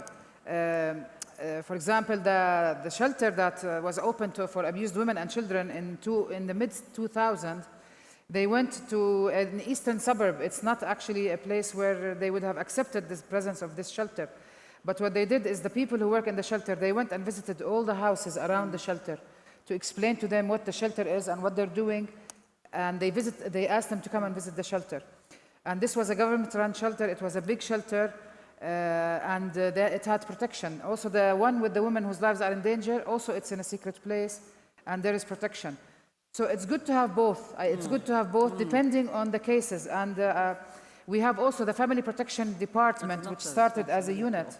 Now it's in every governorate in Jordan, and it's run by the police. And they trained over the years. They wear civil clothes. They know how to deal with cases of violence against women and children, and this is very important. And now there is more, networking. Like, depending on the case, they know where to send it. This didn't happen in the past. So I think all shelters are important depending on the case and the severity of the Just elaborating on what I said and in response to your to the point that you raised. Of course, if women need the protection for a certain case, she should be referred to a shelter run by government and even guarded by police. But for ordinary cases, when the first respond, if women go to shelters run by civil society who have branches in different areas and different regions, especially remote areas, the results are better, and there are some best practices I can maybe provide to you, especially in this case that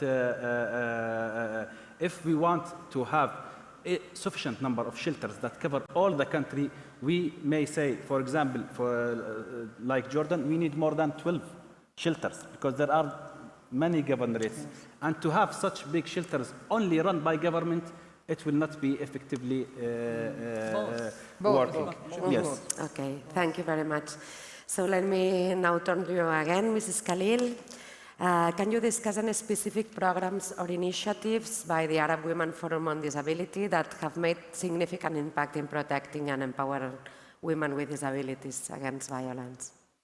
Okay. الملتقى العربي للنساء ذوات الإعاقة بالواقع هو انبثق عن المنظمة العربية للأشخاص ذوي الإعاقة بعد 7 سنين من تأسيسها بالعام 98.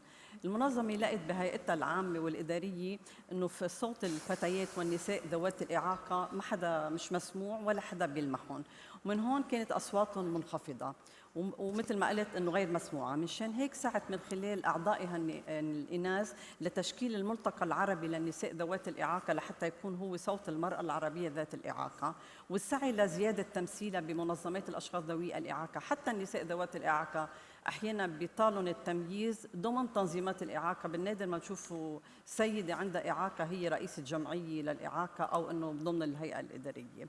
من هون تشكل الملتقى بالعام 2005 وعمل مؤتمر الاقليمي الاول بعد اشهر قليله من قيامه، كان هيدا بالعام 2006. كان الهدف الاساسي من المؤتمر الاول للملتقى العربي للنساء ذوات الاعاقه هو اكتشاف مدى التفاوت او التقارب في اعمال حقوق النساء ذوات الاعاقه عبر البلدان العربيه المختلفه من اقصى المشرق الى اقصى المغرب العربي. بعدين تبين انه مستوى الاشحاف يكاد يكون موحدا بين مختلف الاقطار اللي هي عضو بجامعه الدول العربيه. بلش الملتقى يشتغل انه ينشئ فروع قطريه بالدول العربيه من اجل توحيد جهود النساء ذوات الاعاقه وتفعيل حقوقهم بمجالات مختلفه مثل التعليم والعمل والخدمات الصحيه. الأهم من هيدا كله أنه الملتقيات القطرية أو المنتديات الوطنية بتحاول أن تطور برامجها حسب درجة التقدم البطيء للغاية بأعمال حقوق النساء ذوات الإعاقة، نتيجة مثل ما ذكرنا تعرض لتمييز ثلاثي الأبعاد. أولاً لأنه هن نساء، والنساء بالعالم العربي هن عرضة للتمييز والانتقاص من إمكانيات تفعيل حقوقهم، وبيتعرضوا ثانياً للتمييز بسبب إعاقة كل منهم. ولعل الإعاقة مع الأسف هي أبرز عامل للتمييز ضد جميع الأشخاص ذوي الإعاقة. كيف بيكون الوضع إذا كانت هي امرأة؟ ومن جهة ثالثة أن النساء ذوات الإعاقة بيتعرضوا للتمييز بسبب معاناتهم بالواقع اللي بيتم إقصائهم وحرمانهم من كثير فرص. منشان هيك الملتقى بلاقي أنه شغله مركز على العمل الحقوقي، أمر ما ممكن أنه هو يستغني عنه، بيواصل النضال من السبيل تحقيقه. هو بيحرص على أنه الجمعيات الممثلة للنساء بكل بلد هي بتفعل الحقوق وبتشتغل على أعمال إنشاء دورات تدريبية مشان تزكي الوعي لدى الفتيات والنساء ذوات الإعاقة حول موضوعات مختلفة، وخاصة حول الصحة الإنجابية والخدمات المتعلقة بالحاجات الحياتية. لكن هيدا ما خلى الملتقى أنه يمنعوا عن تنظيم 3 ملتقيات إقليمية. كل ملتقى تناول قضية حقوقية وحياتية بالغة الأهمية، وترك مثل ما قلت للجمعيات بالدول الفروع القطرية أنه هي تحط برامجها حسب الحاجة.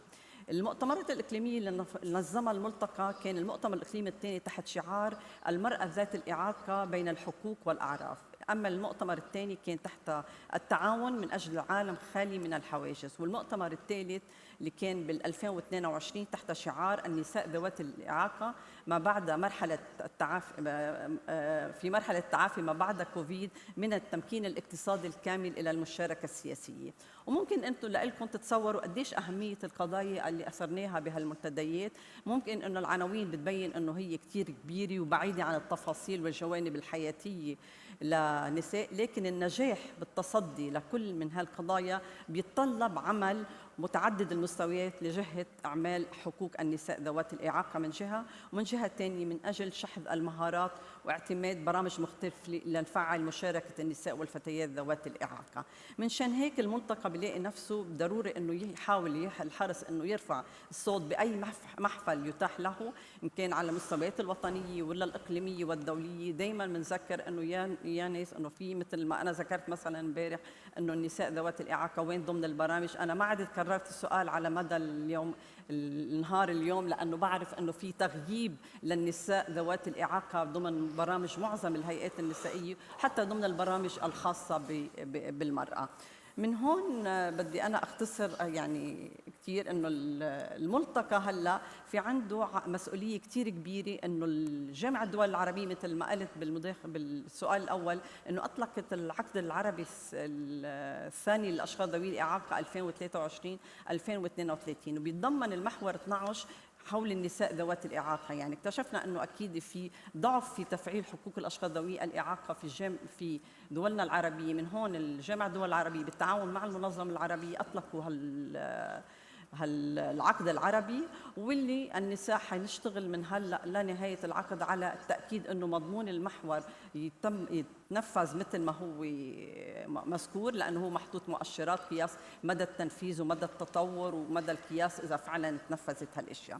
مثل ما قلت انه عمل الملتقى هو حقوقي. بالختام الملتقى قام بمجموعه خطوات ومبادرات للتعامل مع قضايا العنف اللي بتتعرض للفتيات والنساء ذوات الاعاقه. على الصعيد التدريبي هذا الموضوع مذكور بمختلف الدورات التدريبيه اللي بتقوم فيها المنظمه العربيه بالدول العربيه، بتركز على الخطوات العمليه والحقوقيه المفروض اتباعها بهالحالات، منها تثقيف الفتيات والنساء ذوات الاعاقه حول حقوقهم القانونيه بهالاطار، ضروره ابلاغ تنظيمات الاعاقه والتنظيمات الحقوقيه اذا بحال تعرضوا لاي تحرش، اليه الملاحقه القانونيه والقضائيه، وحتى التدريب على الحمايه الذاتيه. الى جانب ذلك بدي اقول انه الملتقى بلش ينشر تقارير حول واقع المراه العربيه ذات الاعاقه.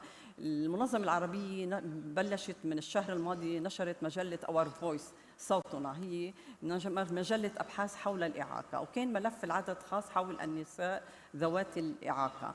والملتقى هلأ هو بصدد تحضير حملة تحت شعار Speak Out موجهة لندفع الفتيات والنساء ذوات الإعاقة للتحدث عن تجاربهم ويرفعوا الصوت عالي. بتمنى I hope that I didn't take more than my time. Thank you so much. Yes. Thank you very much for not showing that lots of things must be done, but they can be done also. I think it's more on very important. based on rights. Yeah. And to make them talk. Yeah. Thank you very much. So I will move to Rana again. So the question I raised it before. So how do you recommend for journalists that cover gender violence? Okay. First of all, we need to humanize the stories. And not just report as an incident. Talk about the victim or the survivor, her life, because, for example, in the beginning, as I said, the issue of so-called honor crimes, it was just a small item. People didn't know anything about the victim, as if it's just nobody who didn't even exist. So it's important to talk about them, their lives, their dreams, whatever we can get out of them. Be objective. Do not show emotions or bias when you are reporting or talking to a survivor. What's important is also to use the proper terminology for certain topics. For example, for a while in Jordan, they would say the killer, the rapist. So these are things that until now the media in Jordan, they make mistakes with. Honor crimes. I was going to tell you that we need to say so-called honor killings.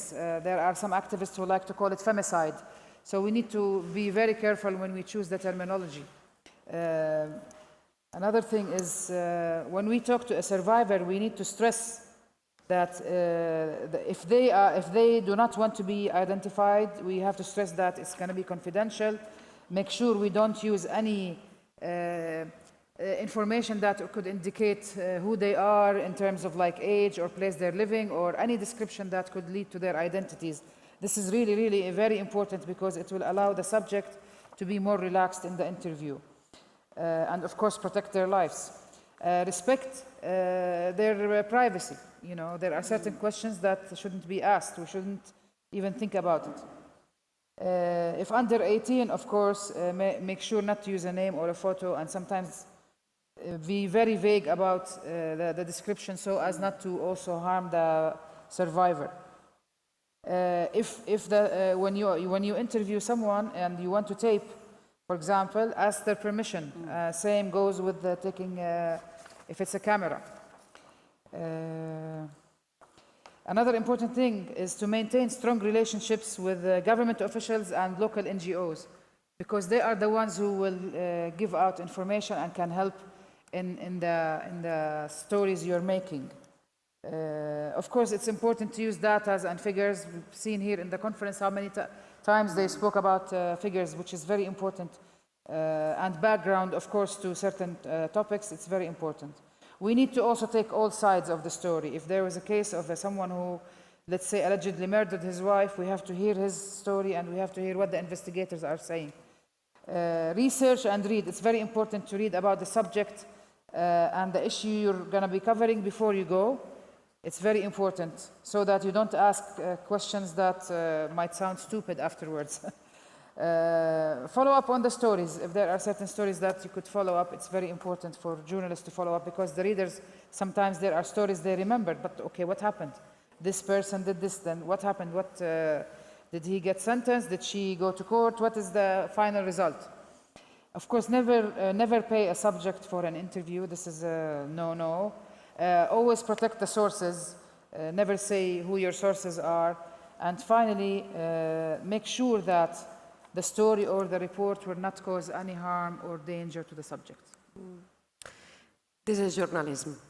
Thank you very much. And now we move to the last words on Mrs. Andronicou, focuses on how effective are perpetrators' programs, what should be done to improve them, and what lessons or good practices can we get from such a program. First of all, I want to tell that perpetrators come from all social and economical state. It's not expensive from nationality, religious, or cultural beliefs. There are many typologies of perpetrators. Maybe you could speak a bit louder, yeah, please. There are many typologies of perpetrators. I stand for two that we find in our program. One of these is the unlawed affection, sadness, regret, negative effects. However, almost always this abuse is repeated. The second typology that we find in our program is the denial, no admission, no accept of the abused act, and they didn't accept that they do this abuse behavior. However, all of these perpetrators, they have some common characteristics, that is lack of empathy, stereotypical perceptions, they minimize the effect of abuse on victims, and the question if or can a perpetrator change their abuse behavior, difficult, because they are established social perception based on patriarchy stereotypes. But what should concern us is the necessity of this program for the perpetrators. Many perpetrators do not come in contact with the criminal justice system.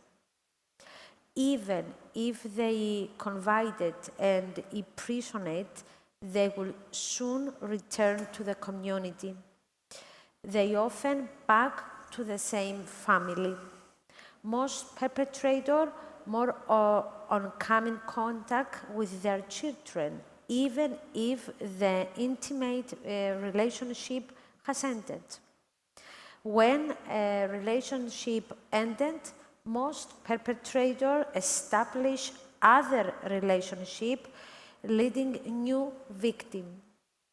One of the requests of some victims is for someone to cooperate with their partner, help them change, so as to protect them from their partner's violence. This program, all the program of the perpetrators, focus to protection and safety of victims, preventing the escalation and worsening of violence while recording the risk, avoid repressions, changing perceptions, taking their responsibility, and understanding the impact. Mm-hmm. Thank you very much. I will give the floor to the audience now while you raise your hands. I don't know if any of you want to react against to the previous interventions, what you've heard now about perpetrators, the role of media, the role of data. Feel free to comment anything on what has been said. It is better to hear from Yeah, I already give, and I'm giving the time for everybody to think we are out of time. their questions or idea. Down there, please. On the left, yeah.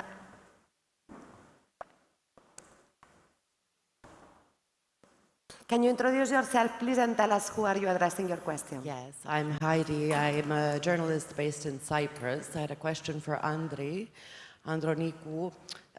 You had the chart about the cases. Last year, there was about 4,000 cases of family or violence within the family.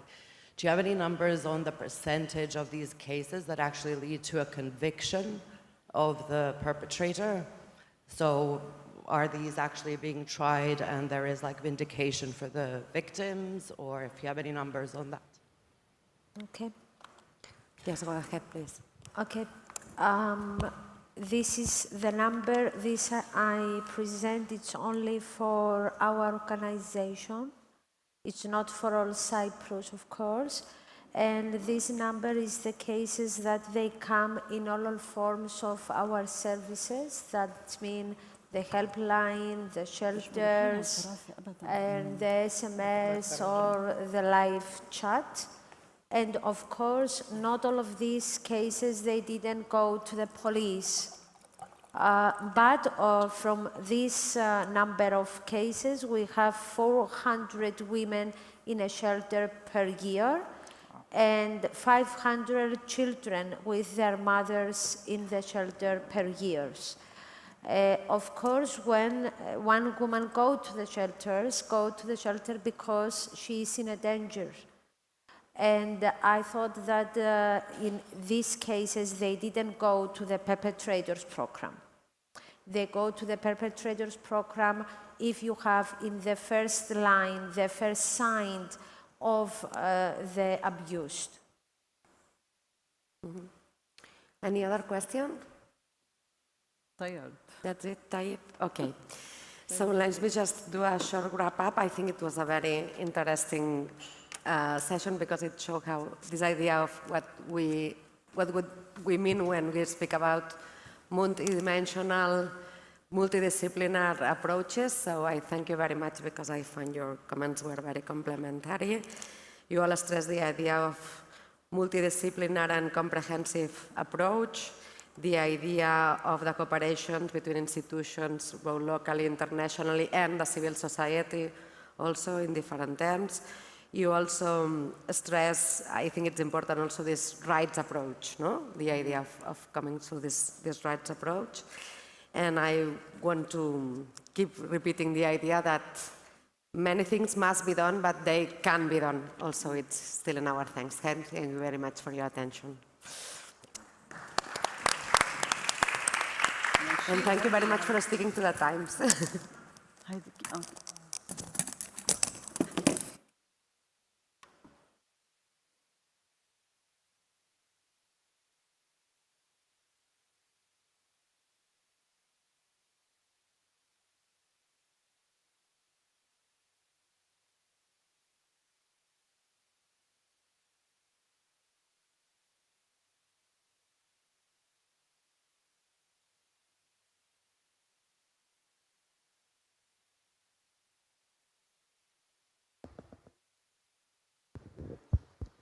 Okay, thank you very much to the last panelist. Thank you for your passion to be with us until then.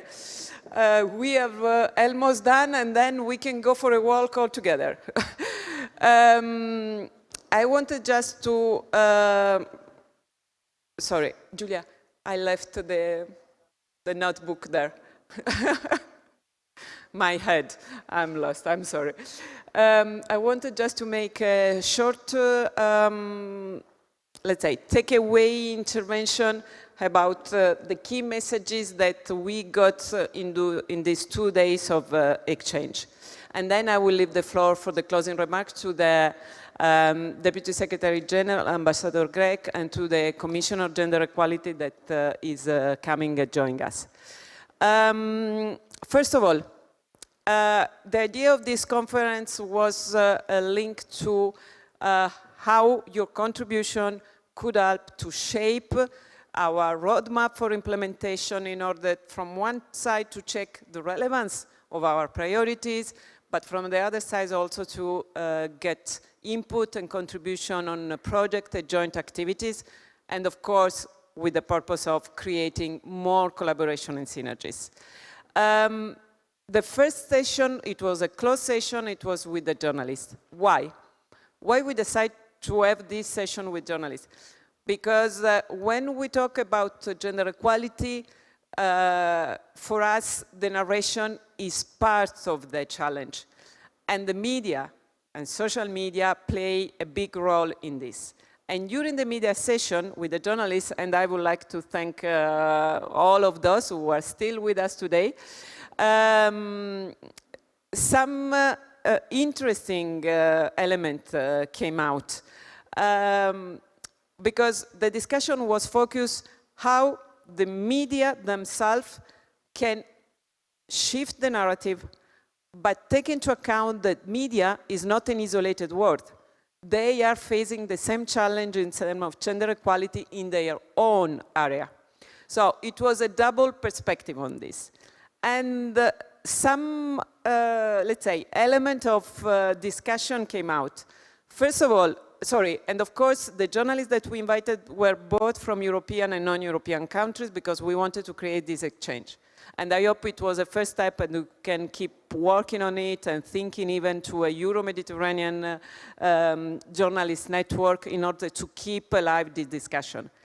One thing, when we, the journalists are looking for stories, are looking for data, are looking for experts, first of all, they don't find disaggregated data by gender.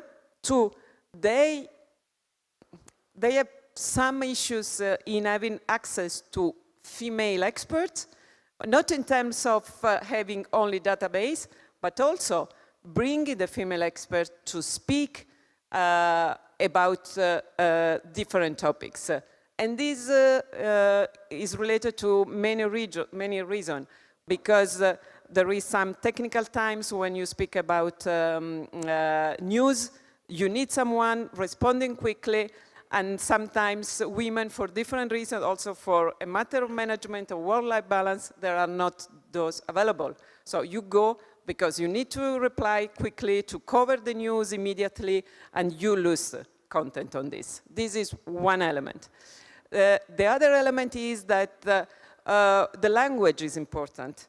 But this means that when you have to tell a story, you need to know the language to be used, the most appropriate one, to avoid to repeat stereotypes. But for this, the journalists themselves need training on this. We were mentioning the toolkit, how to interview women victims of violence. And there are toolkits available, but maybe specifically for journalists to know how to use this language. Another element that was mentioned during the discussion is sometimes there are, let's say, unconscious bias and stereotypes, but sometimes, even if we don't have them, it's really difficult to promote some ideas when we work in a system where the majority of editorial staff are men. You can have one exceptional women, and I use exceptional on purpose, as the head of your staff, but then all the board is male. So it's difficult to promote, to tell story about women, because first you have to convince your own colleagues that this is relevant. And the other thing is that you have also to take into account the context where you are working. So you are media, but you are also working in a world where social media are even faster than you. And the risk is that you try to run after it, you are simplifying too much the complexity, and you lose the focus of your own analysis. So after yesterday, I thought it's not an easy job to be a journalist and to be a woman journalist to face all these challenges, because we are talking about our perspective, but telling about us is maybe even most difficult. So this is just, we will prepare a full report, but this is just on the element that I want to share with you. Then we move to the more, let's say, thematic discussion about women economic empowerment, gender and climate change, and violence against women, with some different perspective in terms of specific violence against women in politics, social norms, the specific perspective of violence against women with disability, and so on. I'm not going to repeat all the discussion that we had, but I just want to share some key concepts. First of all, when we talk about women economic empowerment, and we are referring to inclusive labor market, we have to take into account that not all the labor markets are the same. There is no one solution fits all. You have to take into account the specific need, the specific regulation, so you need to work on the legal framework. You need to work on the way the women can have their rights fulfilled. And this, the concept of the gender justice presented this morning, it was fundamental. You have to think about the holistic approach you have to use when you talk about employability of women. It's not just a matter of having access to education. We talk about education and STEM. But you have also to take into account the condition for women to get access to the labor market, meaning also all the enabling conditions to do this. And this is applicable when we talk about female entrepreneurship. It's important the access to funds, it's important to have access to skill and to network, but you don't have the ecosystem around you supporting in this will not work. The needs to collaborate, to create partnership, but not just to exchange good practices or information, but to create something together. So I will hope that today and after today, there will be space for all of us to create joint initiative on the topic that we have been presented. Gender and climate change. I think the exchange of this morning managed by Gemma, I think it was a good example on when we talk about gender and climate change, all the perspectives that we brought are essential. We need to talk about just transition with a gender perspective. We need to talk about the role of policymakers. We need to create a governance on gender equality and gender and climate change. And I think what Sarine was mentioned was going in this direction. But we need also to have concrete example, the one that Noura was giving in terms of, in a specific, relevant climate risk related with the water scarcity, you have to take into account that when you go on the field, you are going to speak with women who are facing daily the challenge. And they have so many needs that you have to deal with. It's just not how to find the water. It's how to manage it. Sorry, it's an extreme case, but it's just to explain that really this holistic approach should be everywhere. And when we talk about violence against women and girls, we have so many contradictions. The improvement in terms of legal framework are there. Still, let's say, there is room for improvement when we talk about not criminalization of marital rape, or when we talk about altered sexual reproductive rights, or when we talk about the lack of support or adequate support from the judiciary and policy system from prevention to support to women, victims and survivors of violence. But at least I would say from what you have been mentioned, there is an increased awareness about the fact that violence is not only feminicide. Violence is online violence, online harassment. Violence is lack of gender justice for women victims of violence. When we talk about violence against women, we are talking about also risk of exposure in politics, but in all the leadership positions. From one side, we are asking people to stand up and speak up for their rights, but at the same time, they are the one most exposed to violence, physical and online. So how to solve this contradiction? And there was also other issue that we didn't have time to tackle. One of those was the role of artificial intelligence and the stereotype and the risk of perpetuating stereotype that we have in artificial intelligence. But I don't want to take any more time.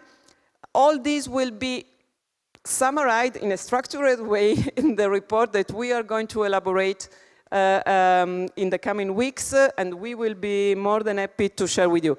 The report will not report each single word that have been said in 2 days, don't worry. It will not be 50 pages, but the idea is really to focus on outcomes of the discussion.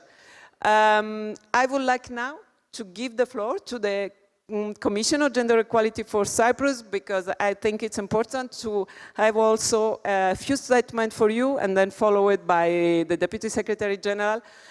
Because first of all, I wanted to really thank you, and I don't know if they are here, but a huge thank to Niovi and Marilyn, because without them, this event could not have been possible. I don't know if they are there, but really thank you.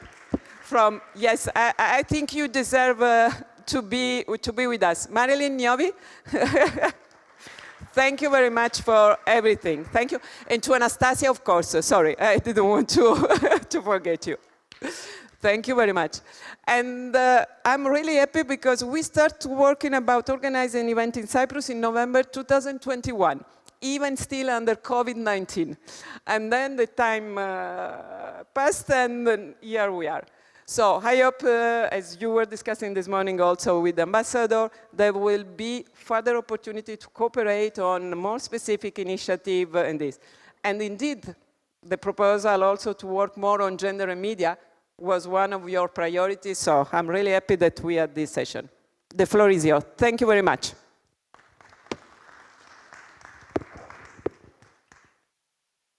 I think you can speak.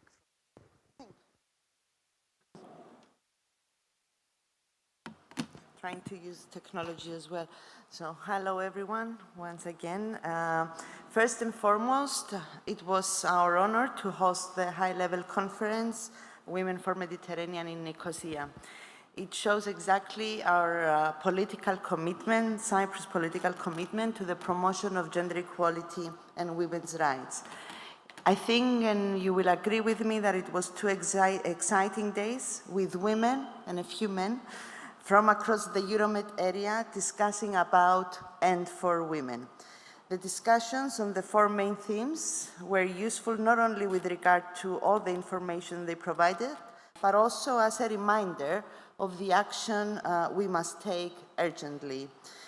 The conference indeed confirmed that gender inequality is a regional issue, a global issue, as women face similar barriers at different levels everywhere in the world. The conclusions, as described by Anna, will fit the roadmap. Am I correct, Ambassador?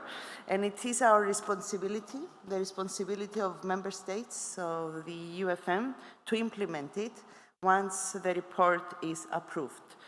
Lastly, I will be very short, obviously. I want to underline again, Ambassador, that Cyprus is a dedicated partner to the UFM and committed to further strengthening our engagement with the Union for the Mediterranean and advancing gender equality in our region. So thank you, everyone. Thank you for being here with us in Nicosia, and I look forward to working with you all again soon. Thank you.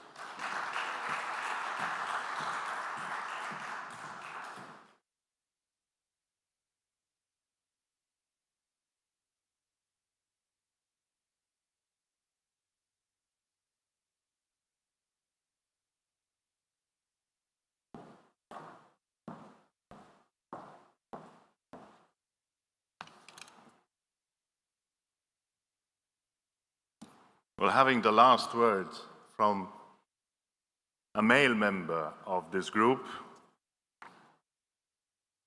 is not exactly fitting the spirit of this meeting, but I can assure you that the last word is yours.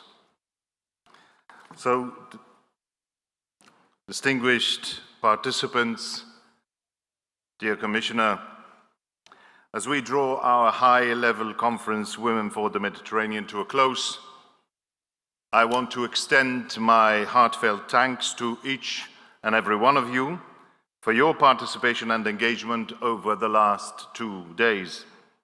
It has been a privilege to co-organize this important event alongside the Republic of Cyprus. I would like to express my sincere gratitude to our co-hosts, particularly the Commissioner for Gender Equality, Her Excellency Josie Christodoulou, and also to the Minister of Foreign Affairs of the Republic of Cyprus, His Excellency Konstantinos Kombos, and all the respective teams for their unwavering commitment and support. I also wish to thank the distinguished speakers and journalists who participated in the conference and who shared their valuable insights and experiences. Your contributions have enriched our discussions and brought forward actionable solutions to advance gender equality across the Euro-Mediterranean region. Over the course of this high-level conference, we have tackled a range of critical issues as outlined in the 5th UFM Ministerial Declaration on strengthening the role of women in society. We have delved into concrete recommendations that will shape the roadmap for implementation 2024-2025, focusing on pivotal areas such as women's economic empowerment, the intersection of gender and climate change, combating violence against women and girls, and addressing gender stereotypes in the media.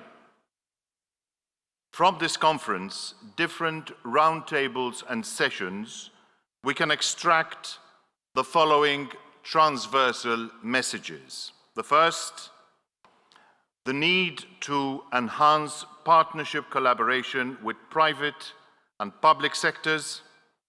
Second, the importance of creating synergies to scale up and replicate the good practices presented. And third, the necessity to explore new areas of intervention such as gender and climate risks, security and artificial intelligence, with a special focus on socio-economic impact. So, as we look towards the future, let us continue the work together with determination and with ambition. The challenges ahead are significant, but there are also opportunities. By maintaining the momentum generated at this conference and translating our discussions into tangible actions, we can achieve the vision set forth in the Ministerial Declaration and beyond. So I encourage you all to keep the dialogue and the collaboration alive, ensuring that the process achieved today and yesterday becomes the foundation for a brighter, more equitable future for us all. Let us remain committed to advancing gender equality, not just in words, but most importantly, in our collective deeds. Thank you once again for your dedication and contributions. I wish you all safe travels back home, and I look forward to our continued partnership and endeavors in the future. Thank you so much.